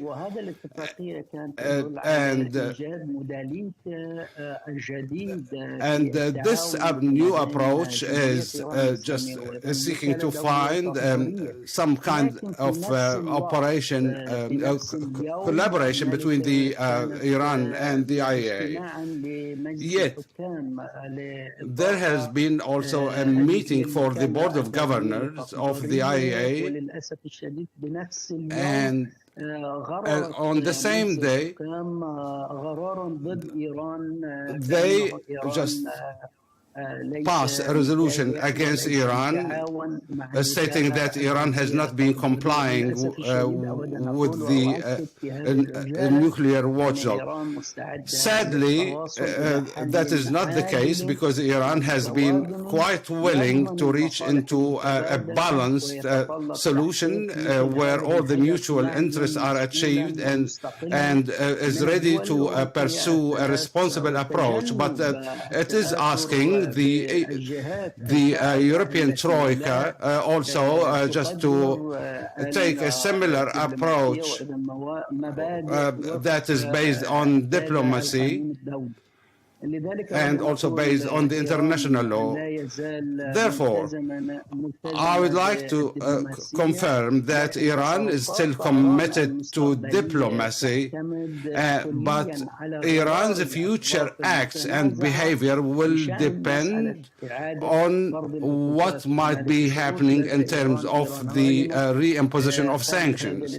Iran stated before this deal that have been done with the efforts, with the great efforts of Egypt in Cairo. Iran has stated publicly then that Iran will be signing the deal of collaboration, and it will be working hand in gloves with the IAEA, so that and hope that we can avert the reimposition of the snapback. As an expert in this area, I believe that the EU country stance is different from what has been the case back in 2018, and namely the Trump's first term in office and the withdrawal of the US that happened 2015. And Of course, the U.S. and the Israeli attacks have worsened the situation, and therefore we know that from the very outset, Iran has complied with the deal signed with the P5 and okay. But Europe has failed to honor its commitments, and in terms of just complying with the international law. And therefore, Europe has lost its power, it has become toothless in the face of the United States, and it's only wanted just to benefit from the snapback, just to do a favor for the United States. Okay, you've made lots of important points there. In terms of assessing the progress of diplomacy, it's being reported that the UN nuclear inspectors are on their way to Iran, or they've even arrived in Iran in the last few hours. Can we see that as being perhaps a sign of progress? Yes, I think, yes, this progress has been there. It's not something new. And even at the time of signing the Cairo deal, the inspectors of the IAEA were there. And they were able just to visit Iran. This is not something new.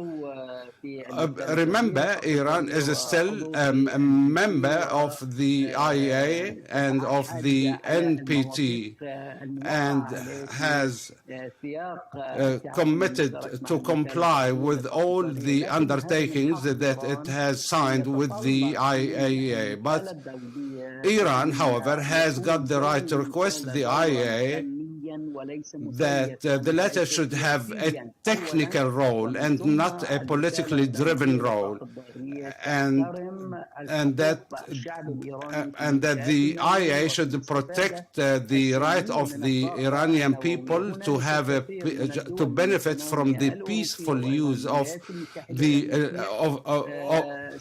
nuclear power. We know that this will be just a win-win, especially given the recent trend of many countries embarking on nuclear power. And now there are just different deals that Iran might hammer for setting those nuclear deals. Why other countries are benefiting from this energy, renewable energy, such as the just neighboring countries, and why Iran does not have the right just to come on board and benefit from this nuclear power, even though that we have been complying with the requirements of the IAEA. Okay. And there has been an agreement that each state could really just take advantage of the peaceful use of the nuclear power. I mean, some people will be asking, why is the leadership in Iran refusing to compromise on the issue of nuclear enrichment? Why not compromise, renounce enrichment, and allow Iran's economy to flourish? What's your answer? We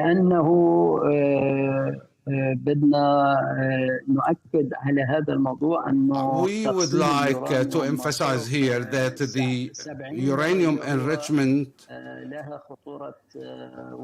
up to 70% could be quite serious, but Iran, and from its experience,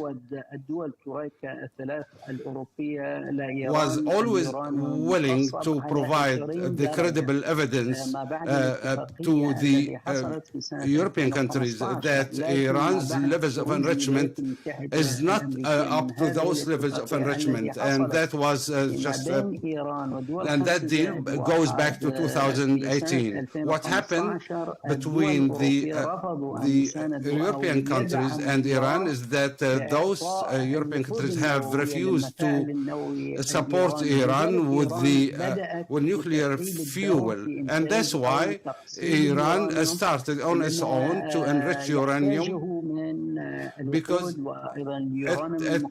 it needed the enriched uranium in different areas, such as in agriculture and also in manufacturing and generation of power, and that was quite essential.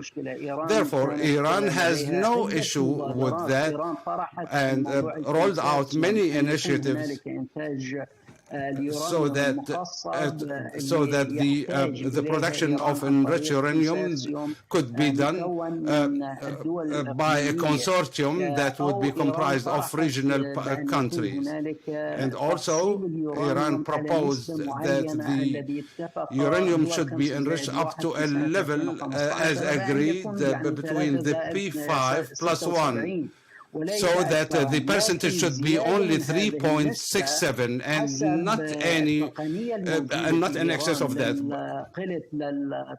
And as I said, that could be quite helpful for just for multi-uses for the medical sector or also for the production of energy in Tehran. That's why it is imperative to have just this set of uranium enrichment. Okay. And this is something permissible, I think, to have the uranium enriched for those purposes. With that said, Iran has got also a fatwa that has been passed by the supreme leader and also by some other religious clerics that it will be prohibited for Iran to acquire a nuclear weapon. And allow me to say here that in spite of those events that have been happening and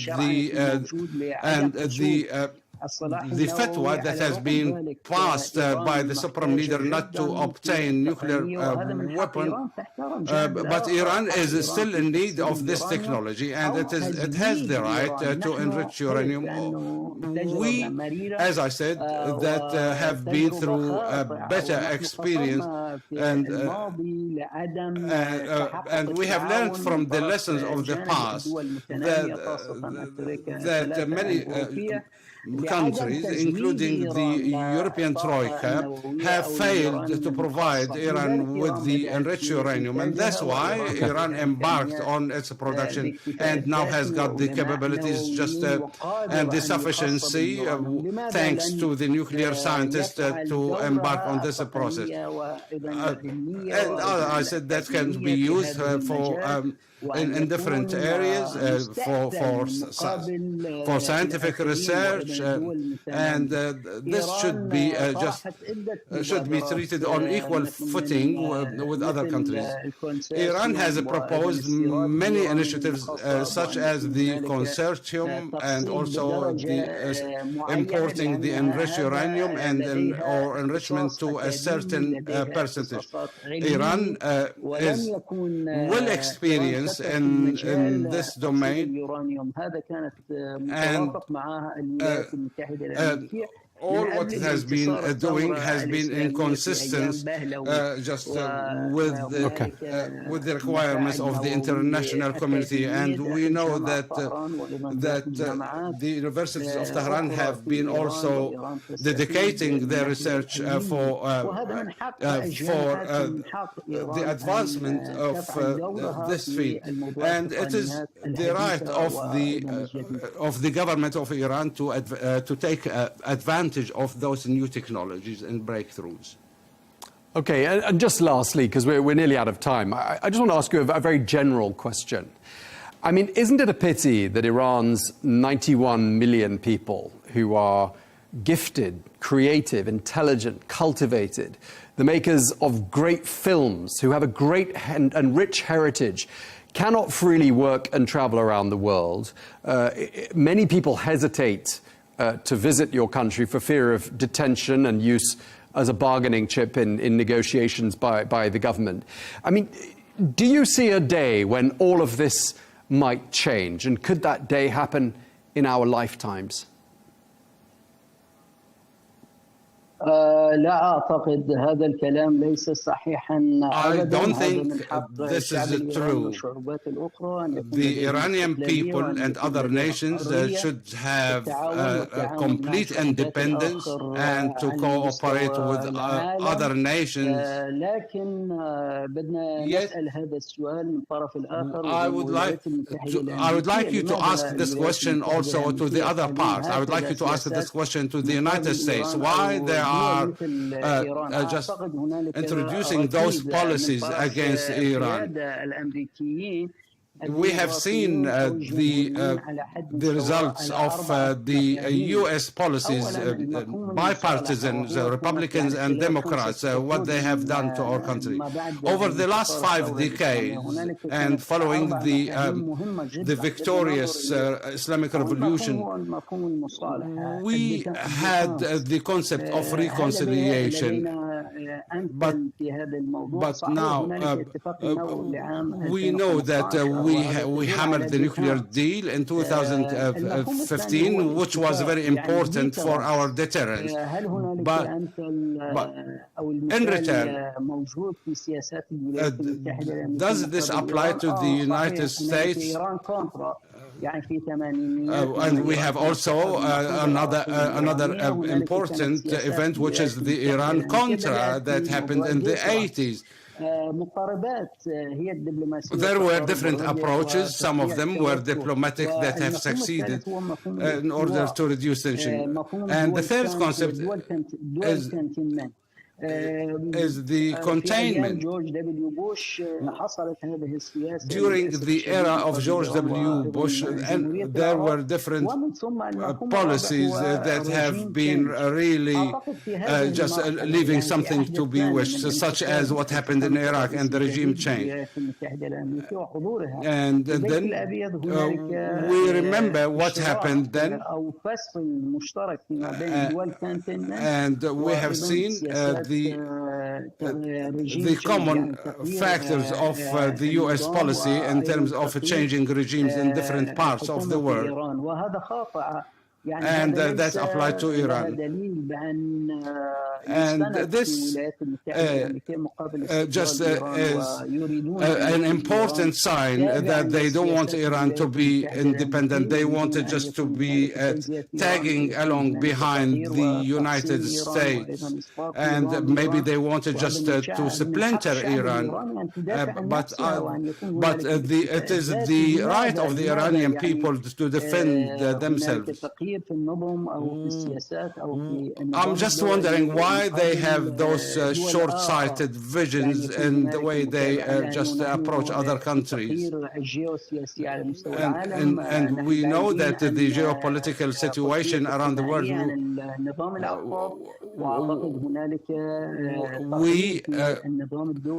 we can see how the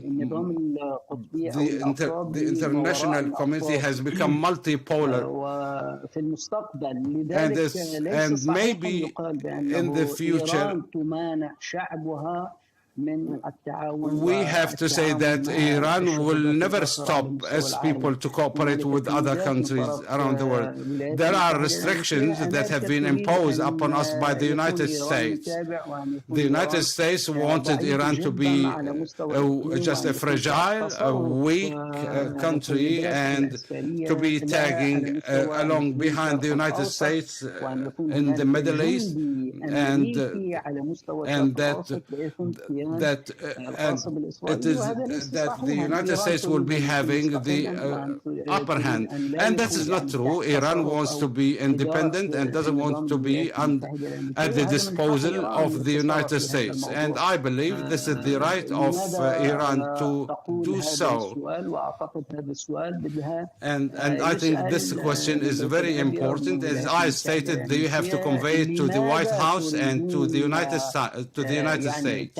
Why do you want to take control of other regimes in other countries, and especially in the Islamic Republic? Why do you want Iran to be submissive and following the dictates and order of the United States? Iran wishes to be an independent state, living with dignity, achieving development, having collaboration with its neighbors. Apart from that, we have Israel, and that has also been responsible for the recent events. We don't mind to have balanced and quite positive approach and relationships with many countries in the world, including the US. Okay, well, we're going to have to leave it there because we're out of time. Thank you very much indeed for speaking to us, the Iranian ambassador to Egypt, Mujtabi Fardowsi Bor. Thank you very much indeed for your time, sir.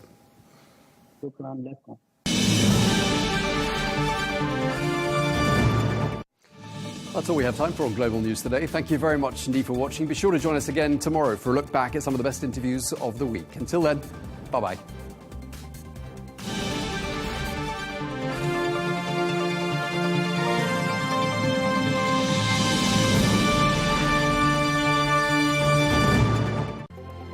An irrelevant gesture or a diplomatic turning point. An increasing number of traditional Israeli allies are publicly recognising Palestinian sovereignty.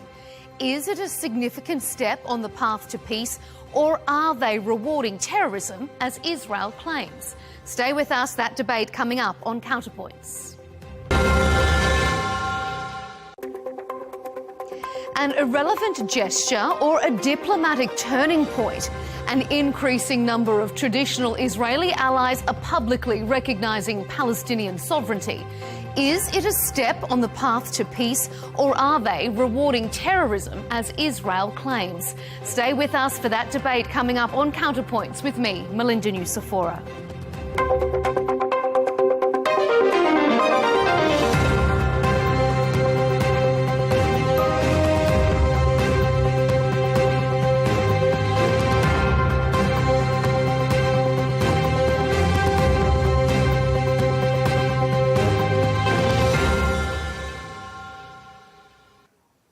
The UN General Assembly has been, as promised, a platform for more world leaders to formally recognise Palestine.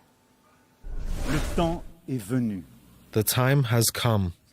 I declare that France today recognises the state of Palestine. That the United Kingdom formally recognises the state of Palestine. The Commonwealth of Australia recognises the state of Palestine. Those leaders argue recognition is a necessary tool to pressure both sides to reach a ceasefire and eventually a lasting peace. Currently, about 80% of UN member states recognise Palestine, and yet that's had little to no impact on the ground. So is it an empty gesture? And could it, in fact, make the situation worse? Hardline Israeli ministers are calling on the Prime Minister to annex the West Bank in retaliation. You are giving a huge reward to terrorism. The response to the latest attempt to impose a terrorist state in the heart of our land will be given after my return from the United States. Wait for it. Coming up on the show, we'll ask, is recognition by Western powers a significant move, or just lip service to appease voters? Is Israel becoming diplomatically isolated? And what would a Palestinian state actually look like?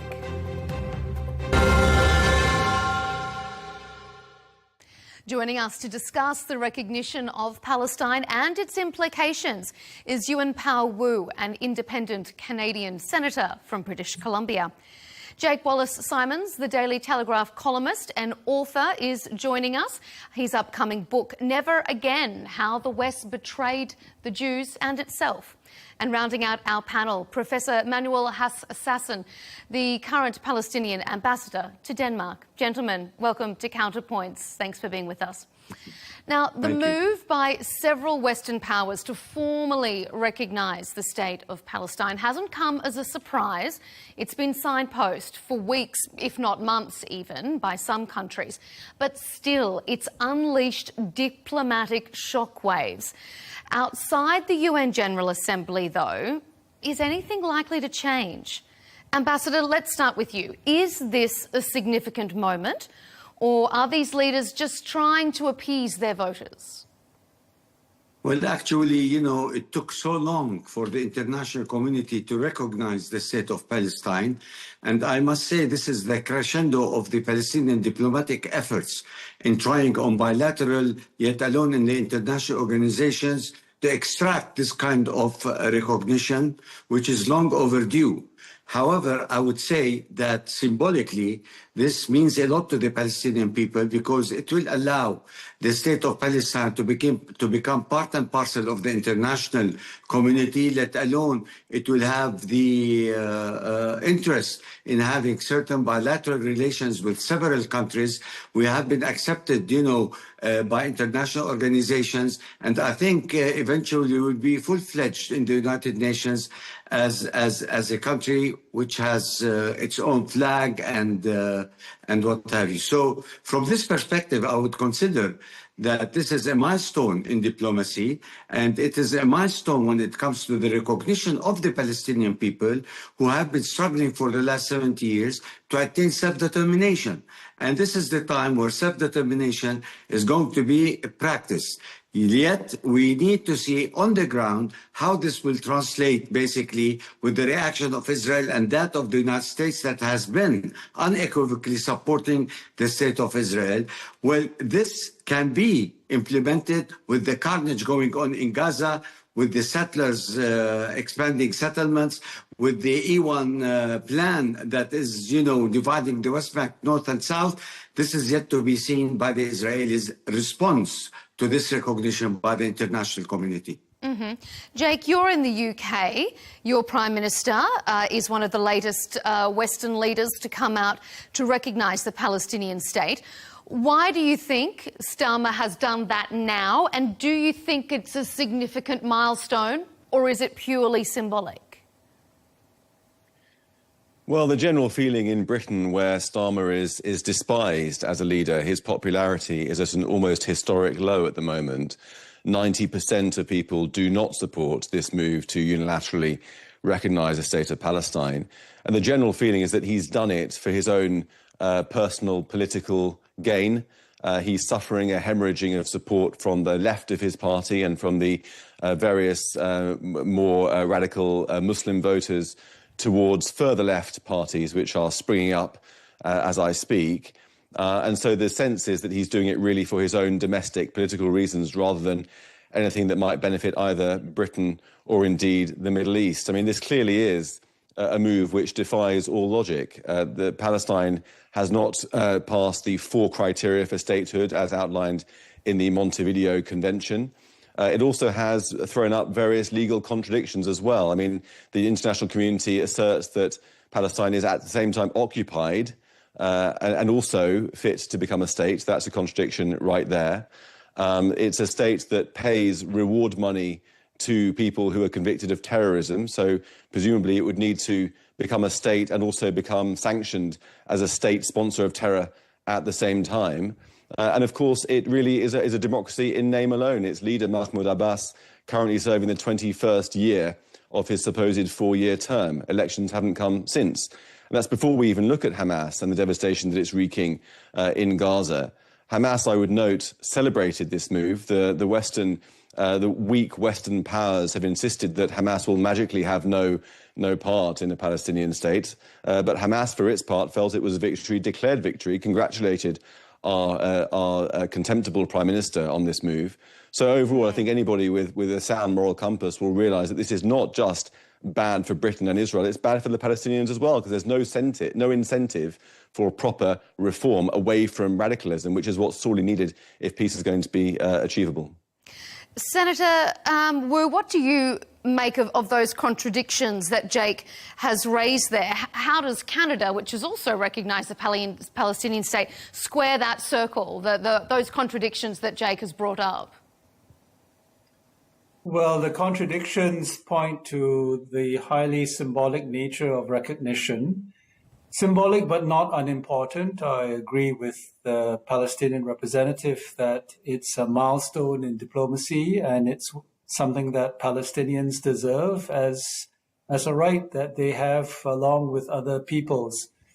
Canada has recognized Palestine in part to, I think, balance interests domestically. There is popular support for the recognition of Palestine in this country, but this government is doing it, I think, somewhat cynically, partly to absolve itself from the horror that we are witnessing in Gaza at this very moment. And we all know that the recognition of Palestine, without any concrete action to stop the slaughter of innocents in Gaza, as well as the expansion of illegal settlements in the West Bank, is not very helpful at all. And so on the one hand, I celebrate that Canada has made this historic step, but I'm watching to see how Canada and France and Britain and other Western countries that have finally, by the way, come on board with most of the rest of the world, how they intend to handle and to respond to the existential issue that faces Palestine today, which is the genocide that is going on. We're going to come a little bit later in our debate to what a Palestinian state would actually look like. But before we get to how it's implemented, I want to come back to you, Ambassador Hassassian, with a question picking up also from what Jake has raised with regards to this criticism that's coming across all sides of Israeli politics, not just from the Prime Minister, but opposition parties as well, that say this is a reward for terrorism. How do you respond to that? Well, if I want to respond to that, and if he means that terrorism is Hamas, I want to just tell him very simply, the UN resolutions that came out after the 1967 war were all in favor of having a Palestinian state and in stopping the occupation, in ending occupation. There was no Hamas there. We have been entitled for this since 1948 through the General Assembly, UN General Assembly, when they voted and accepted us to become a state. At that time, the conditions were not right for the Palestinians to accept, on a small piece of land, the state of Palestine. So I'm trying to basically to remind him that Hamas is only a player for the last 20 years. But the international organizations and UN resolutions have always, voted for the Palestinians to have their own independent state. So it's not a reward to Hamas. The Palestinian people have paid a heavy price through the carnage, through the killings that is going on, the genocide in Gaza. Let us not forget that 4 wars have been waged against Gaza. Let us not forget that the West Bank have been, dissected into what we call Swiss cheese today, with the grabbing of land and building settlements, expanding these settlements, which they call Judea and Samaria. And that in itself, if it reflects something, that this country is a colonial settler state that is stealing our land, our water, our right to self-determination by claiming that this is Eretz Israel, this is Judea, Samaria. It was given to them by the biblical prophecy. I mean, that rhetoric is becoming absurd. It's not being accepted by the international community. And that's why, countries like Britain, France, Canada, Spain, and what have you, they came forward because they understand that the misery of the Palestinians cannot go longer with the negation of the Israelis for the presence of almost 7 million Palestinians in the occupied territories, and to claim that this is their own, and going with ethnic cleansing and displacement and what have you as a legitimate, action taken by this Israeli government that is so extreme to the point that they don't see Palestinians to be living, side by side by the Israelis. Jake, I see you shaking your head there. What's your reaction? Well, frankly, I'm not really sure where to start. I mean, he's right that the Palestinian Arabs rejected an offer of a state for the first time in 1947, 1948. That was not the only time, however, that they turned down the offer of a two-state solution, as it were. Of course, the Oslo Accords were well on the way to offering them a state, but that collapsed because of the second Intifada, 140 suicide bombs launched by Hamas on Israeli cities, turning them into a butcher's shop. Then Ariel Sharon tried to give them a state by withdrawing from Gaza. That, of course, was rewarded only with October the 7th. But there have been other times as well. Camp David in 2000, President Clinton, Bill Clinton, said just last year that he looked back at 25 years ago at Camp David and couldn't believe that the Palestinians walked away from a state, and said that they can't complain 25 years later when that offer is no longer there. Ehud Olmert in 2008 offered them 100% of their demands. Again, they snubbed that offer. So it seems very odd now that the Palestinians are saying that they have been deprived a state when they've been offered it on many occasions and have turned it down because they don't simply want to have a state alongside Israel. They wish to have a state instead of Israel. And as for Hamas, I mean, of course, Hamas is deplorable. The international community pays lip service to wanting it not to form a part of the future Palestinian state. But we return to the fact that Hamas has been celebrating this move of international recognition for a state of Palestine. The reason it's been celebrating is because it advances its agenda. Its agenda is not a two-state solution. Its agenda is to take over Israel. Israel faces some very, very serious security risks, not just from Gaza, but also from the West Bank, where terrorism is glorified. And we have no concern coming from the other side for Israeli security at all. Senator Wu, I'm going to bring you in just a moment, but Ambassador, I'll give you a chance to respond to that. I could see you vehemently shaking your head there. Yes. First of all, I want to remind your guest that in 1988, the Palestinian National Council made a historic decision, which I consider to be a painful concession, in accepting the state of Israel on 78% of historic Palestine, and in accepting Israel as a state next to the Palestinians.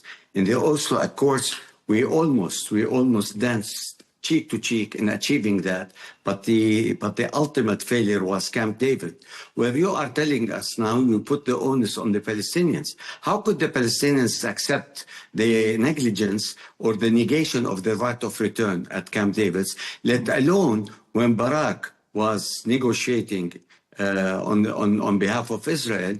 He wanted to have total sovereignty over Jerusalem with the control over Haram al-Sharif. So Arafat had no choice but to decline that.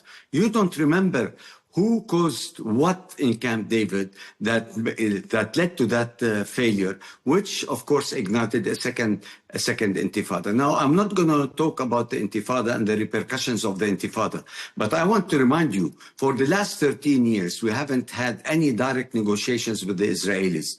With the ultimate presence of Netanyahu, he had made every kind of effort to kill the Oslo Agreement, which supposedly in 1999 would have offered the Palestinian a state with almost 98% of the West Bank, Gaza, and East Jerusalem. I'm trying to remind you that don't put always the onus on the Palestinians. And Hamas is a late player in this game. And you're telling me that Hamas is very happy for having the recognition of the state of Palestine?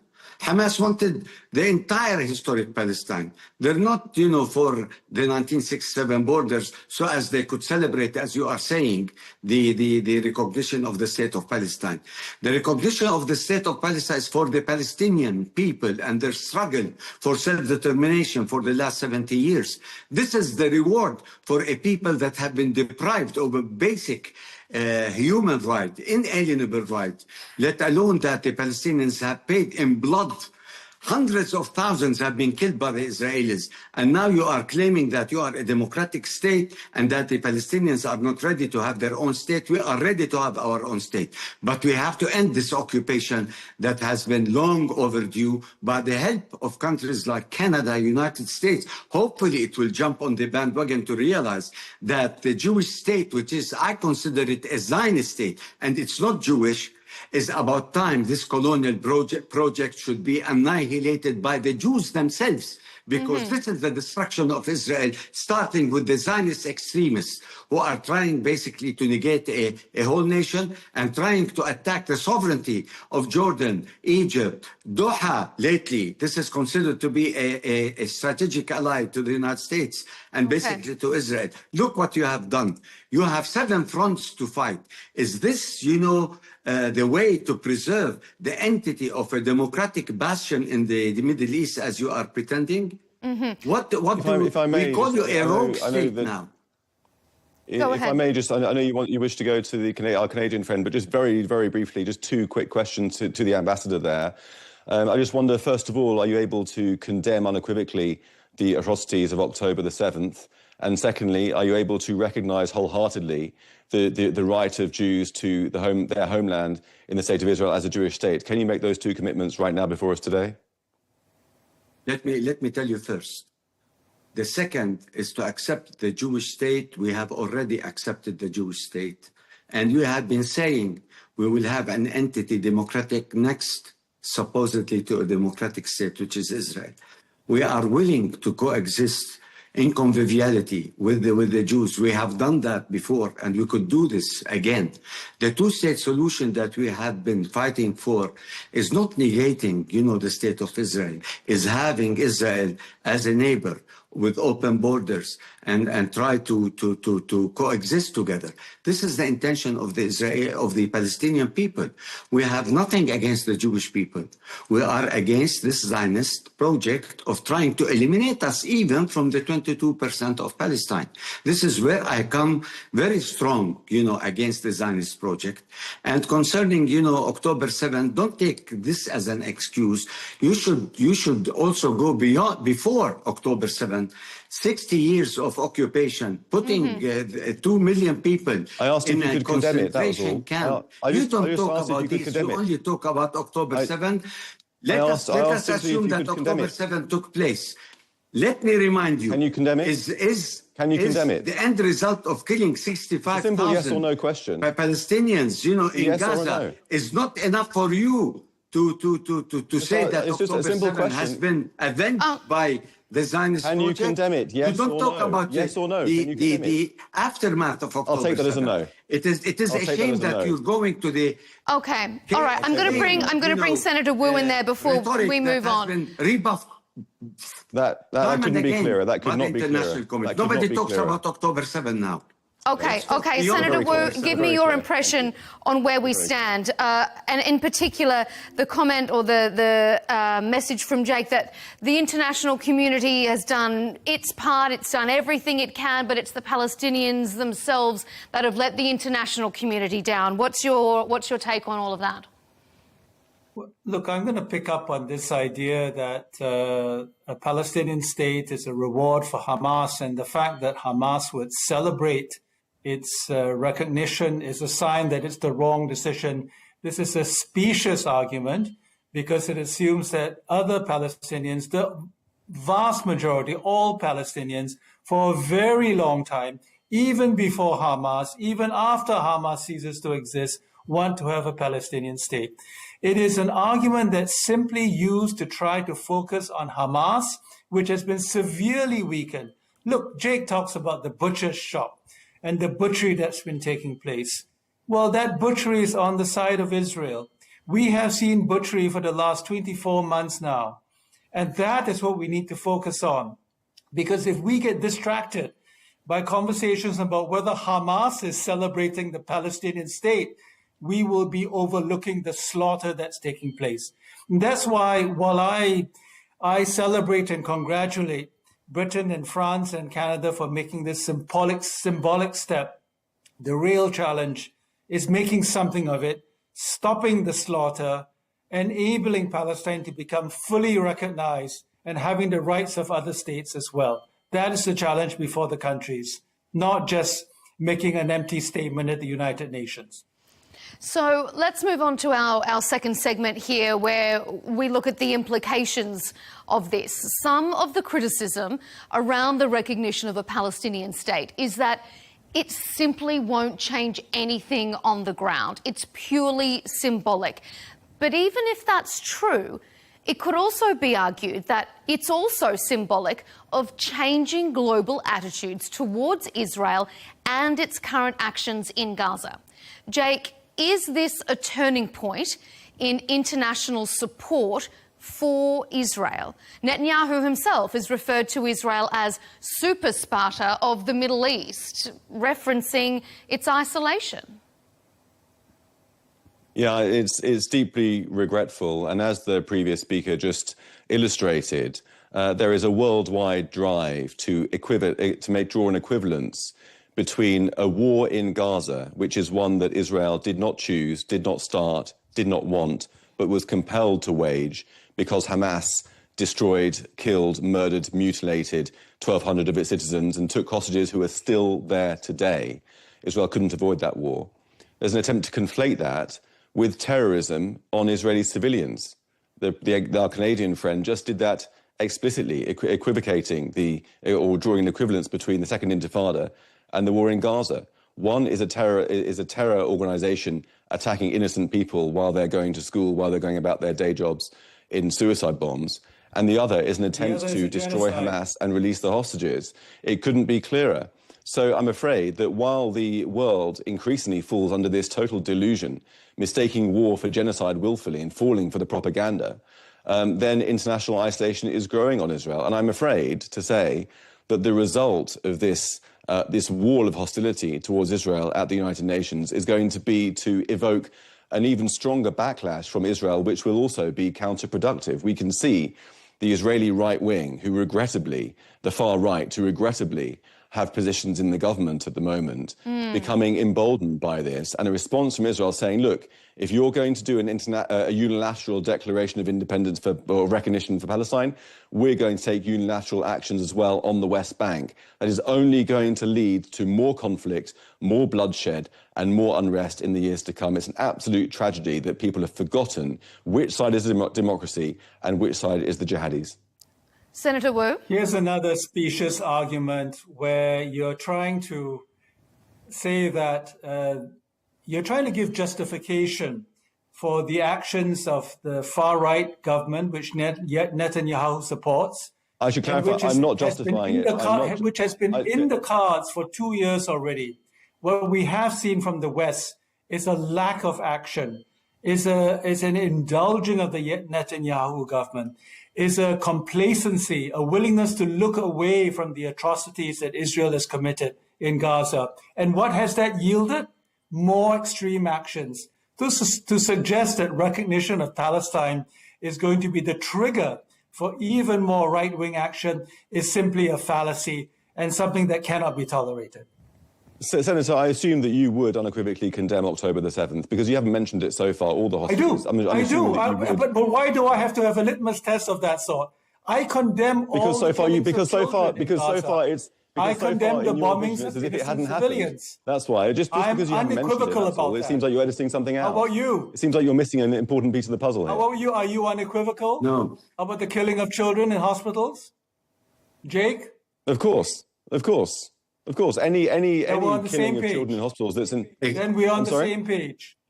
We're not on the same page because you, I'm afraid, are mistaking a war for a genocide and mistaking a democracy for a fascist state. And you're on the side of a non-democracy at best and a jihadi state at worst. How could Israel be a democracy and an occupier at the same time? Let me ask you, I'm afraid you have lost your moral. Let me ask you one question.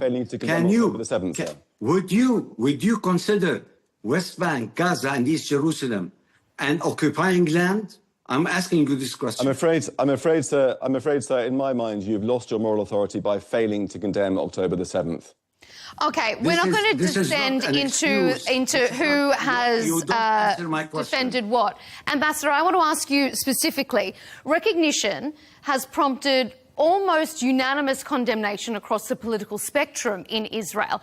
And after a period of so much internal division, could this move not backfire? Instead of pressuring Israel, could Netanyahu use this to galvanise his grip on power? Could things just turn out worse? Well, that's Jake's argument, isn't it? But look, what has been the record of the last 24 months?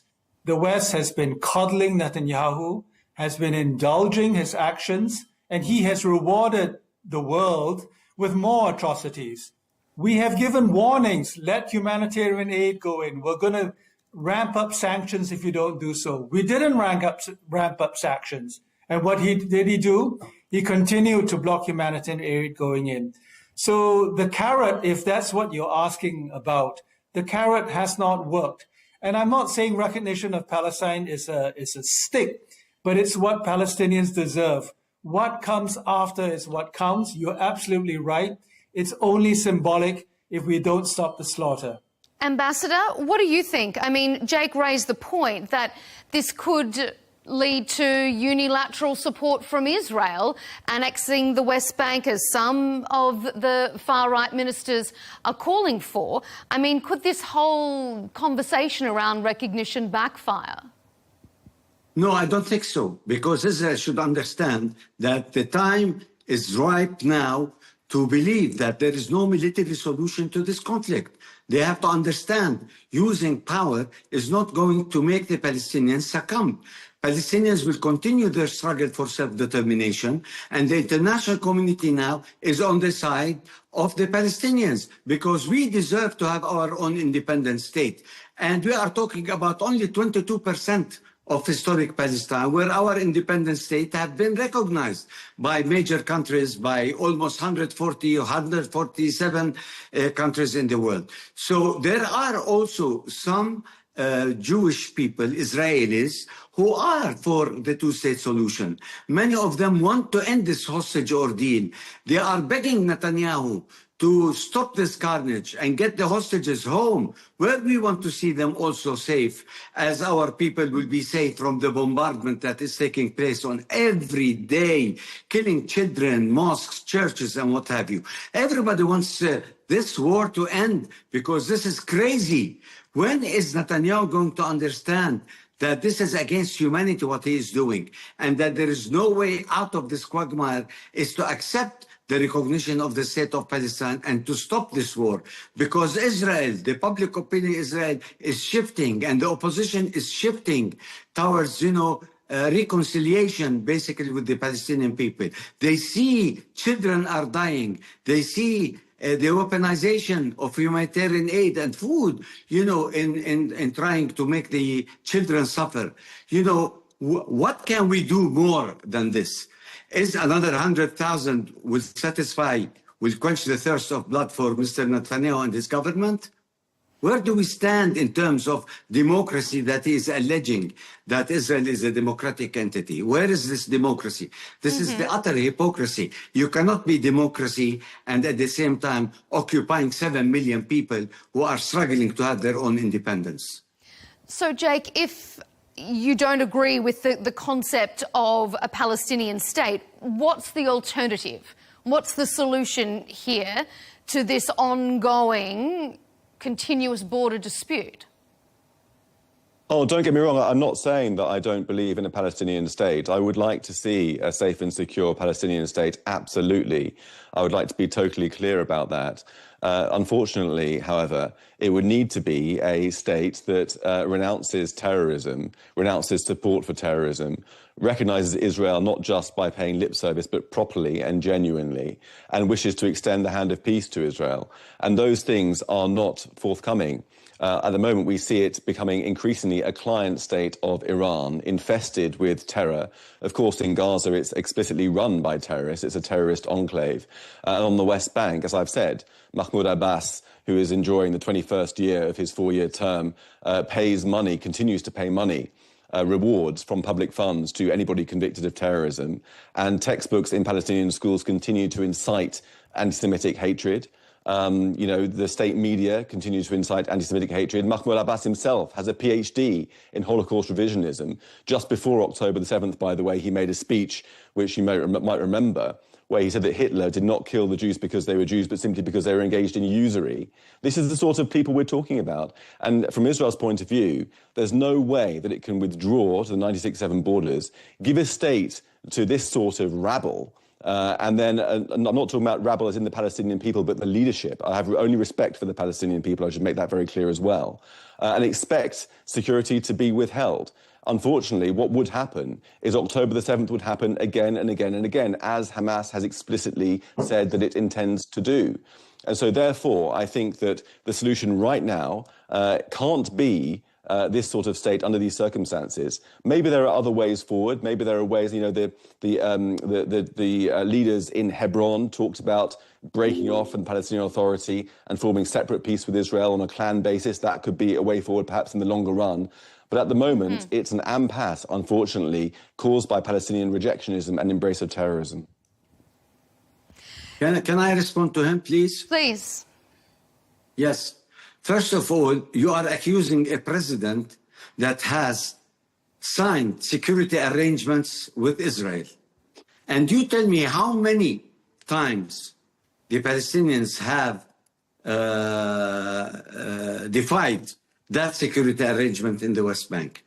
You're talking about a pragmatic president who have been choosing between the constraints that Israel has been putting upon. You're talking about a president who have been trying not to unleash the West Bank, with the resistance against, and he's talking about peaceful resistance, never armed resistance. You're talking about a president who has accepted the two-state solution through the Oslo Agreement and said that both peoples could live side by side. You're talking about a president who believed in democracy. We're trying to hold elections in the occupied territories. Israel has been circumventing that because they don't want our people in Jerusalem, to go and vote. We're talking about reforms. We have done the reforms in our books. We have been funded by the Europeans because they checked our books and they have seen that there are no incitements there, and still you are using the old rhetoric of incitements, terrorism, and what have you. What do we have with Iran? How dare you consider, the West Bank, being a puppet to Iran and what have you? We are Sunni Muslims. We have nothing to do with Iran. Iran has its own agenda in the Middle East. President Abbas has never, ever accepted to be part and parcel of what is going on in southern Lebanon. So don't try to smear the image of our president as being he has extended his hand so many times to Netanyahu and to others. We almost had an arrangement in 2008, with Olmert at that time, when he was prime minister. So you negate all these activities. And now you dub even President Abbas and the leadership in the West Bank as terrorists while we are controlling all kinds of security arrangements so as to make sure the soldiers that are lost in the West Bank, we take them and give them to the Israelis. We don't take them hostages, as you are claiming that we are terrorists. I mean, this rhetoric is absurd and rubbish, sir. I don't respect what you talk about my president, neither about, the Palestinian people in general. And don't be a hypocrite by saying that, yes, you want a state of Palestine. No, people like you want Eretz Israel, that will extend beyond the West Bank, go to Jordan, Saudi Arabia, Egypt, Syria, and Lebanon. This is the actual Zionist project, and don't be shy from this because everybody knows this. That's why the international community has been saying enough is enough for Israel. And I hope that they will start sanctioning Israel, boycotting them, no trade relations. And this is when I believe that the concretization of an independent Palestinian state will come through. We're sort of opening up onto what we want to talk about in our third and final segment, which is how does this actually be implemented? How does it look? Who governs a Palestinian state? How do we make it from words to reality? Simply saying that a country recognises Palestine is one thing, but to put those words into action is something entirely different. Because for many countries, there are caveats included in their recognition, and that also includes the removal of Hamas from Gaza and potentially the installation, in some cases, of peacekeeping forces, two things that Hamas has previously said it would not accept. So, Senator Wu, let's bring you in on this, because I know there are caveats to Canada's recognition as well. Can a Palestinian state be implemented without Hamas agreeing to disarm and move out of Gaza? Well, that's not the condition under which Canada, anyway, has recognized Palestine. Canada has imposed a condition that Hamas not be part of the leadership, that it disarm entirely, and that the Palestinian Authority have some sort of a governance reform and elections. But if Hamas is saying it's not willing to relinquish its control, how do you see a Palestinian state going forward? Well, to work with the Palestinian Authority, I mean, that is the only way that can be done. And this is why I say the approach that the Canadian government and the British and the French are taking seem very unrealistic to me. And I would rather see them take action to stop the slaughter immediately. But recognition of the Palestinian state, I think, adds ammunition for more concrete actions, such as the sort the ambassador has talked about. Full sanctions, for example, embargoes on trade, sanctions on cabinet ministers, all of the cabinet, rather than just the extremists. These are the new tools, I think, that recognition of the Palestinian state has given to Canada, at least, maybe not for Britain and France. Ambassador, I mean, Jake has raised some concerns about the legitimacy of the Palestinian government at this current point in time. I mean, if Hamas says it will continue to have a presence in Gaza, the PA doesn't want it to. I mean, how does this actually go from words in the UN General Assembly to actual reality on the ground? First of all, the international community and the United States should empower the Palestinian leadership in the occupied territories, which means that they should empower President Abbas to come forward and give him the opportunity to come to Gaza and try basically to start from there after the dust settles. Now, we have conditions for Hamas to be part and parcel of this political system. The quartet has conditions. First of all, the recognition of the state of Israel. If Hamas meets the four conditions and that there should be no military kind of action, violence should be stopped aside. These are conditions that even the Palestinian leadership has adopted when they became part and parcel, of the global recognition of the PLO. So we are putting the same conditions on Hamas. If Hamas does not want to recognize the state of Israel as a faction, that's fine. But if they want to be part and parcel of a future government, a democratic government based on elections, they should accept the four conditions. They should accept that the Palestinian state should be on the borders of 1967. So we have put also our conditions on Hamas. And if Hamas does not want to deal with that, then we will see what the outcome will be. But first of all, our interest is to stop this war. And then politics come later, negotiations come later, concessions come later, reconciliation comes later. But we don't just take an excuse of what Hamas believes or doesn't believe. Even if Hamas gives up its arms, Hamas is not going to be obliterated, because Hamas is an ideology. It says Islamic fundamentalism.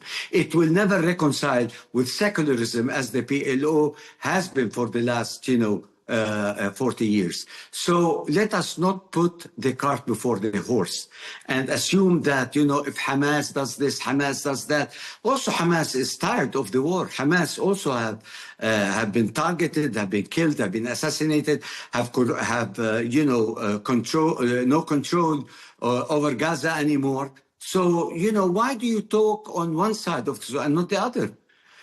Who has the power to stop the war? Hamas or the state terrorism of Israel? I will ask this question. Jake? Well, I'll answer it if you like. Hamas has the power to end the war by releasing the hostages. Do you have any other questions? No. No. I note it's interesting that you're equally unable to. Let me tell you what Hamas will do. Although I'm not Hamas, I don't speak on part of Hamas. Hamas has nothing to do with me. I'm a secular Palestinian nationalist who believe in the national rights of the Palestinian people. Let me tell you this.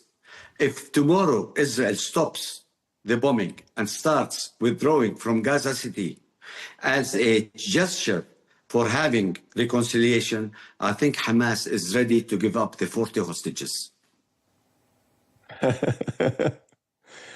Okay, all right. Well, good. We'll see. Good. We'll see. Good. I mean, it's interesting. It's interesting that you're equally unable to condemn your corrupt, brutal, authoritarian anti-Semite of a president as you are to condemn October the 7th. Both of those I condemn. I don't condemn. I don't condemn my president. No, and we exactly. are not terrorists. Your settlers are terrorists. Your settlers are terrorists, not the Palestinian people. We are not infringing on their rights. They are infringing on our rights, grabbing land, killing people, acting like gun home mentality. And you're talking about my president who have been collaborating with Israel in terms of security, and you tell me that he's a terrorist? Come on, man. None of it justifies the killing of hundreds of thousands of civilians. Let's give Jake a right of reply. Jake, None go of it ahead. justifies. Yeah, I mean, I'm being. Well, I was saying that. Ranting from. Please, after you, sir. None of it justifies the killing of hundreds of thousands of Palestinians. Whatever you may say about corruption and advocacy of acts that you don't condone, Israel has gone well beyond its right of self-defense, and that's what we need to focus our attention. That has to be put to an end. Can I just respond with one sentence? Very quickly, Ambassador. I want to give Jake the right of reply.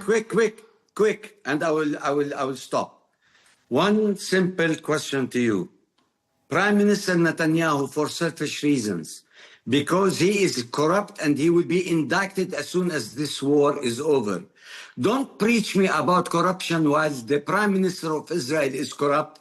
Hundreds of thousands of people are being maimed and killed because of his selfish motive of prolonging this war in order to avoid being indicted once this war is over. The Jews, I respect them, and I respect the Israelis, that they don't let corrupt people like Netanyahu and others to get off the hook. And this is my answer to you. So don't dare to talk about my president being corrupt. The Prime Minister of Israel is corrupt. Okay, Jake, I'm going to give you a chance to respond to all those comments. I also want to ask you a question. Before he left to have his time at the UN General Assembly, Prime Minister Benjamin Netanyahu said in a statement, a Palestinian state will not be established west of the Jordan River. He was very adamant that under his watch there would be no Palestinian state.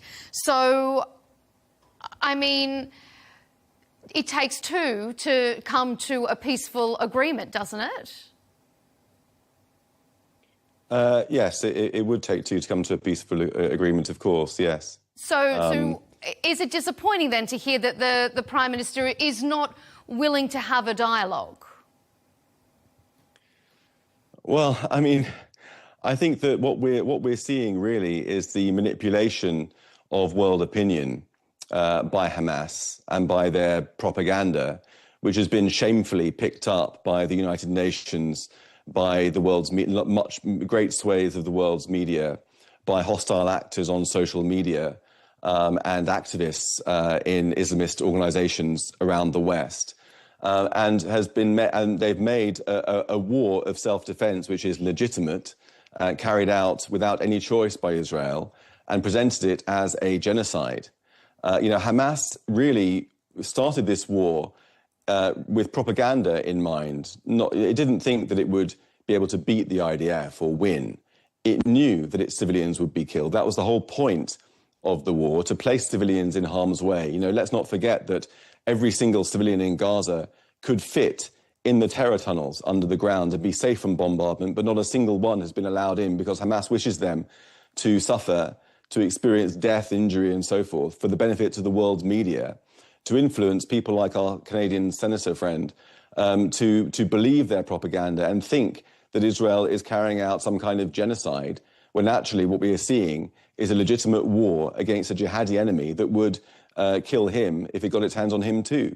The West has been persuaded, unfortunately, to side with its own enemies, to side with the forces of jihad, which would overcome its own interests if it could as well. And so this kind of moral inversion, where a liberal Western-style democracy in the Middle East, the only democracy in the Middle East, is being pilloried as genocidal and exterminatory and all the other things, slurs which have been around almost since the beginning of Israel's existence. And the side which launched the war, which still refuses to give up the hostages, which everyone seems to have conveniently forgotten about, is being lauded as some kind of resistance and rewarded with the state. It's been celebrating in the streets these past couple of days. It's deplorable, and I can't believe that I'm the only person making this argument here today. Can I respond very quickly, please? Very briefly, and then we'll wrap up, Ambassador. Yes. I want to ask Jake. Millions, hundreds of millions have been on the streets of Europe, America, Canada, Australia. Every single human being there have been raising the Palestinian flag and saying, "Free Palestine." Have you seen a green flag or any kind of chanting for the support of Hamas? Yes. Why do you just take Hamas and you are neglecting the entire Palestinian people that have been thirsty to have their own independence? Listen, as I said before, I'm completely a supporter of a Palestinian state, but under conditions which are reasonable for Israel's security. I'll give you a final word, Senator Wu, before we wrap up. Well, under those conditions and under the disingenuous arguments that Jake and his Israeli friends are putting forward, there will never be a Palestinian state. Let's be clear about it. So let's not be subject to false arguments about. Sorry, Senator. Hamas, you are a politician. You must choose corruption. You must choose your words. Excuse me. You must choose your words carefully. What leads you to describe what I've been saying in earnest and in sincerity as disingenuous? What evidence do you have that could possibly suggest you that you could reasonably back up that allegation? It seems like quite an ad hominem, shameful allegation to me. The idea that somehow, if Hamas were only a little different, if Hamas would only give up its hostages, if they would only accede to all of the requests that are being put on them by Israel, there would be peace and that a Palestinian state would emerge. I do not believe that to be true. I didn't make that argument. I do not believe that to be true at all. And while I accept that you believe in a Palestinian state, I think you're being unrealistic. And you're misleading. I did not make. You're putting words in. I did not make that argument, and I would like you to withdraw the allegation that I've been disingenuous, for which you have no evidence at all. I invite you to clarify, and I will be happy to listen to your clarification and to accept that. Please do.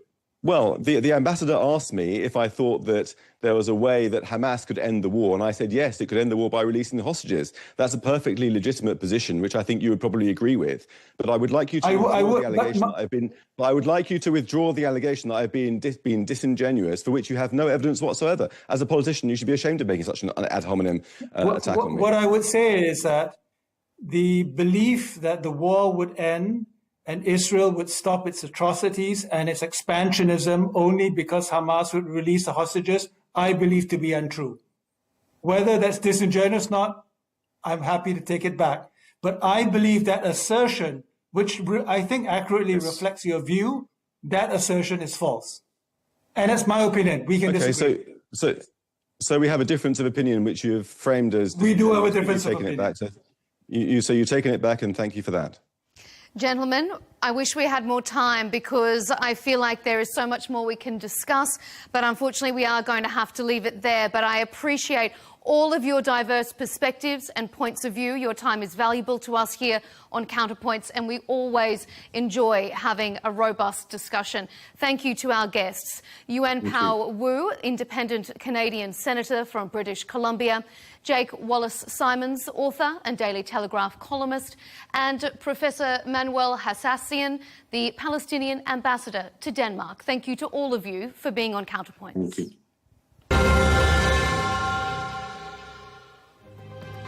And as always, thank you to you for tuning in to this episode of Counterpoints.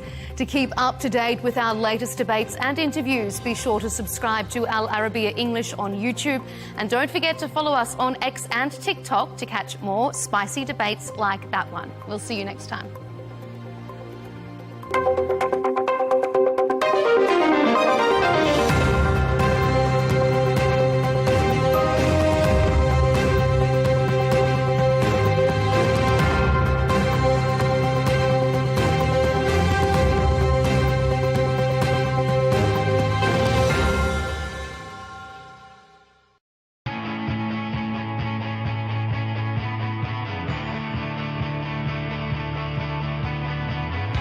Welcome to the metropolis, the big city. This is where tech, trends, and culture meet.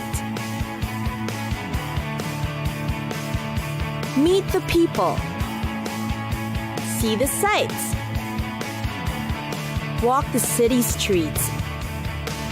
And experience the lifestyle.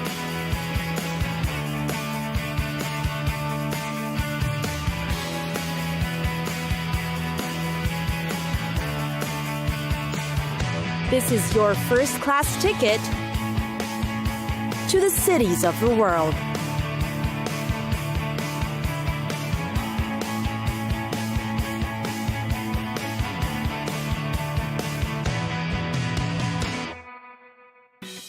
Dublin. The capital and largest city of Ireland, Dublin. It has become a historical and contemporary center for education and the arts, a fast-improving economic industry. And today, it's become one of the frequently visited cities in the world. Dublin's unique charms is its string of attractions that offers a bit of everything for everyone. The Guinness Storehouse is one, being one of Ireland's top visitor attractions. It is a massive 7-story building that once served as a Guinness fermentation plant. Now it has been remodeled into a shape of a giant pint of Guinness. The storehouse teaches guests how to make the world-famous beer. The gravity bar inside is a favorite, where they get to enjoy drinks while enjoying breathtaking 360-degree views of the city. The Dublin Zoo is a highlight too. See many rare and exotic animals in their natural habitats. There's a gaze of giraffes, zebras, scimitar oryx, and ostrich. There's also the Kaziranga Forest, where you'll see a herd of ancient elephants. One of the most innovative water parks in Europe is the National Aquatic Center. It's great for family fun and thrilling adventures with friends.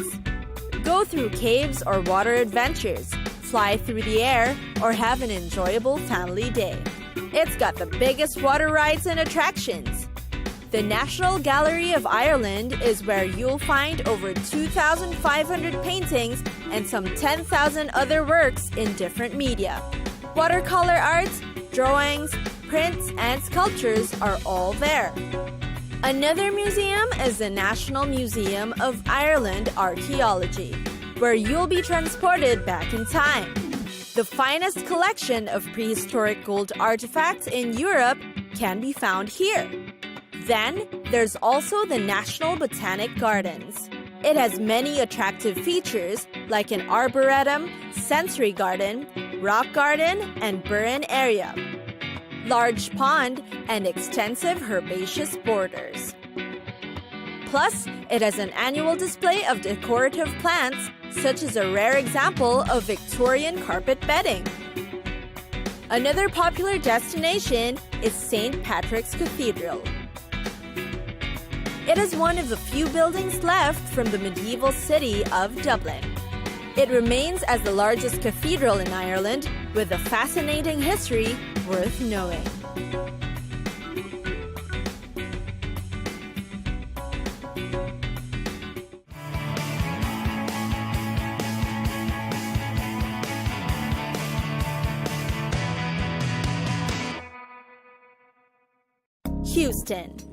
Houston, Texas counts as probably one of the most interesting, mysterious cities in the world. And this is perhaps mainly because of its space center, the place for NASA's astronaut training and flight control complex. Alongside its outer space and otherworldly curiosities, the city also includes the Theater District, the Houston Grand Opera, the Historic District, among others. The city is beautified with 19th century inspired architecture with trendy establishments. It's known for being one of the diverse places to live in Texas. Welcome to Houston. Here you'll find world-class attractions and events. Its dining, shopping, entertainment, and nightlife are commendable as well. Space and science is, of course, one of the things unique to the city. Houston was actually the first spoken word from the moon. You'll find NASA's Johnson Space Center here.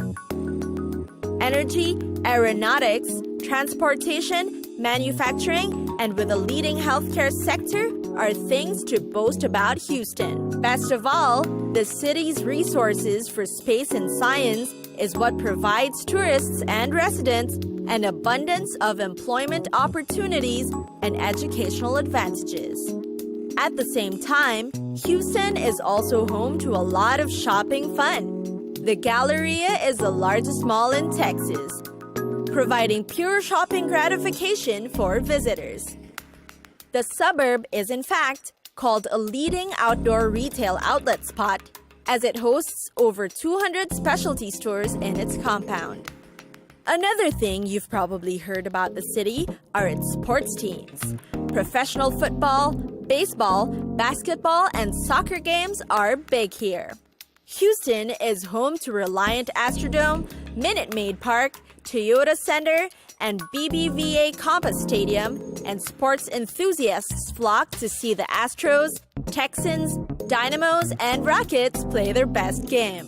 College sports are major here too. Houston has 5 prominent teams to follow.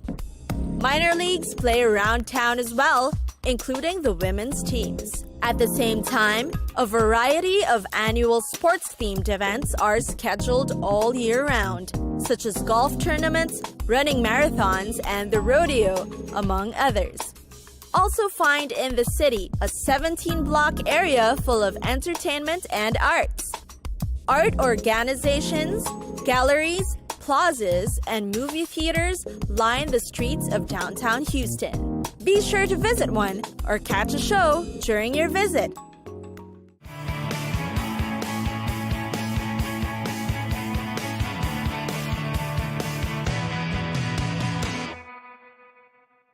Luxor, the famous city of Luxor, Egypt. On the outside, the city is admittedly not all that charming. So what is it that will make you visit the city, with its scorching hot weather and dust-choking streets? Dare to explore deeper into the sun and sand to find its hidden gems. Egyptian sites, monuments, tombs, and temples. Amid the ancient sites are modern attractions as well. First is the Temple of Karnak. It's a massive ancient site that has several different temples that are dedicated to specific gods. The hypostyle hall is a pinnacle part of this temple. The pillars, so grand, will make you feel like you're in the middle of a canyon with cliffs surrounding you. Visit this majestic place that will make you want to learn more about the ancient gods and their beliefs. Next is the Temple of Luxor, a rather easily accessible place right at the center of town. It was founded by Amenhotep III, but altered in later years by Tutankhamun, Horemheb, and Ramses II. The secret is to pay a visit at night, as you will see the illuminated yellow lights that paint nicely on the ruins and statues. It's a calm and curious place to sit by and hang out, or watch the people or little children playing. There's also the Luxor Museum, another breathtaking tourist spot. It houses some of the most important relics collected from temples and tombs around Luxor. The Valley of the Kings is also worth the trip. You can access it from across the Nile from Luxor. It's tucked beneath a barren mountain, and you will see its top like a triangular pyramid. The valley is hollowed out like an anthill. Buried beneath it are some of the most legendary pharaohs of ancient Egypt. It is considered a sacred place that secures and ensures eternal life. You will surely be amazed at the relics, reliefs, hieroglyphics, and spells plastered on the walls and carved into the stones. Nearby is the Valley of the Queens. The place has been hailed as the resting place of royal family members and relatives. It is where princes, royal children, and of course, queens are represented. And then there's Deir al-Bahri. It is the mortuary temple of Queen Hatshepsut, the only female pharaoh to rule Egypt. Its interiors are quite deteriorated, but the view of its facade, with its multiple terraces and colonnades, is impressive. Indeed, a visit to Luxor gives you a dose of heavy history and a culture you won't have in any other city.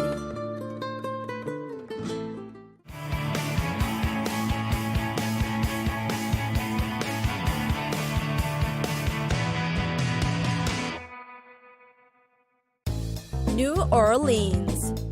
New Orleans, a city of jazz, Mardi Gras, and Cajun cuisine. It's alive and buzzing with activity for adults and youngsters too. The largest city in Louisiana is located along Mississippi River and has one of the largest inland ports in the United States. It is considered a melting pot of cultures, with French-speaking Cajuns, including Creoles, Italian, Irish, and German residents. As a result, the city's cultural diversity can be experienced through many things: its music, food, and its schedule of fun festivals you should definitely be part of. To some, it's called the Big Easy. For others, it's referred to as the Queen of the South. New Orleans is foremost known for its regular festivals, the most famous being the Mardi Gras. Come Carnival season, which begins in January, flocks of people visit the city, but that's not all. A host of other events take place throughout the year. The Jazz Fest, perhaps the next most popular, happens every April. It offers visitors an event with local musicians together with other big names in the industry. And of course, there's the food. What makes up the unique New Orleans flavor? It can be described as diverse, unique, and easily recognizable. The Central Grocery is perhaps the most famous place to sample their authentic dishes. Jambalaya, red beans and rice, Creole bread pudding, po' boy sandwiches, and practically anything that includes crawfish. These are certain must-tries. Next comes music. As you know, the city is regarded as the birthplace of jazz music. The city's history of jazz music, in fact, dates back to 1835, a time when slaves used to congregate in Congo Square for some singing and dancing. Over time, the jazz and brass bands formed and expanded throughout, and have even influenced each other. Now there are Creole contributions, ragtime, Dixieland, and soon blues and rock. And then, of course, there's shopping. It's got everything from old world antiques to the latest in fashion. Food lovers should visit the popular Crescent City Farmers Market, while the art enthusiasts should head over to the Bywater Art Market for healthy inspiration. Popular streets for women's wear are the Magazine Street and Canal Street. You'll also find music stores, shops for tourists, and yes, even voodoo shops. Time to explore!